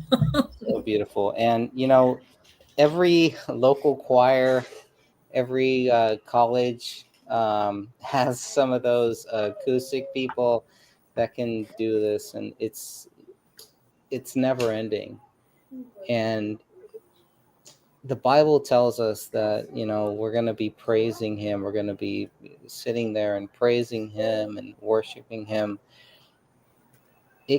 For me, it gives me a sense of what that may look like, what that may be like, and how awesome is it to just listen to this music, cry it out, and thank Him, and to be with Him. This is what this reminds me of. And I never really liked church music when I went to church, but the older that I get, the more that changes. What are you guys' thoughts on that song? I love it. That's why I recommended it. Yeah, It'll break me. If it catches me at the wrong time, it'll break me. There's a few songs that do that, and I don't know. There's something about it and the way they do it. That it was like Catherine saying, like the female singer. Oh my God, like they're so good at what they do. It's just beautiful. I mean, there's no other word for it. Yeah. So there you go. But I'm done, Greg. I've done like 5.5 hours, man. I think we're done here. Hey, thank you both. I really appreciate you both for coming here, and this is gonna make everything a lot easier for the Saturday show, which Rick is on Amherst Island Radio. So if you don't know what Amherst Island Radio is, you're about to know exactly what that is here. Rick is on there every Saturday night, and he's doing some amazing shows. He's got, what do you have, Rick? 3 shows? 4 shows? 3 shows. Yeah, 3 shows. They're trying to get a 4th out of me, and I'm like, nope. I'm doing 3 at Revolution Radio, and then I'm doing the local one, and I think that's enough. And it's cool, Catherine, because you're going to be on local radio this Saturday. Thank you. Yay. It's kind of exciting. Yep. And yeah, it's cool. Yeah, and I couldn't do it without Greg either. Greg is helping me with editing and doing the ads and the bumpers and all these cool things. And yeah, thank you so much, Greg, because I really couldn't do it without you. That's just true. All right. Catherine, any final words before we sign off here? No, I just can't thank you guys both enough. And thank you, Rick. It was fantastic. Even if we had to redo it, it was fantastic. Thank you, guys. You're welcome. It was awesome. I'll have you back. Absolutely. Okay. And thank you, Greg. Thank you, Rick. Rick, any final thoughts? Any final? No, I'm good, man. What more thoughts do you want out of me? Holy smokes. I guess my thoughts could be, please go to my YouTube channel, Crypt Rick's I've Been Thinking, and sub and do all those things. I always hate saying that, but hey, that's the game YouTube plays, so we got to play by what they want. So yeah, I guess go over there, and if you like video interviews, then subscribe, and please check out Catherine's channel and do the same thing. Check out Greg's, and yeah, I'll be back tomorrow night on Revolution Radio for my music show. Crypt Rick's it's Crypt Rick's Music Rock and Roll Hour, and it's from 7 till 8 p.m. in Studio B. Just go to revolution.radio. There you go. I'm tapping. There you go. All right, everybody. Thank you so much. I will be in contact with both of you very soon. God bless you all. Remember, Jesus Christ loved you, and so do I. Good night. Bye-bye. The story of Kennedy and Trump has changed the course of history forever. August 23rd, 2024 will forever be known as the day we turned the corner and took back our great nation and changed the course of history and brought hope to a free world. Join me as we relive the strange relationship between Kennedy and Trump, leading to their return to the White House to make America healthy and great again. I spent 2 years following the Kennedy and Trump campaigns. Long before the two men ever considered running for president, Kennedy sued Trump and stopped him from building a golf course near the Hudson River. After Trump won the presidency in 2016, he recruited Kennedy to look into vaccine safety issues. Kennedy was forced out the door after clashing with a man by the name of Anthony Fauci. But the assassination attempt on President Trump's life brought Kennedy and Trump closer than ever. From rivals to collaborators, from foes to friends, this is a story of Kennedy and Trump. You can download the book for free right now by going to kennedy&trump.com. That's kennedy&trump.com. My name is Greg Fernandez Jr. God bless you all.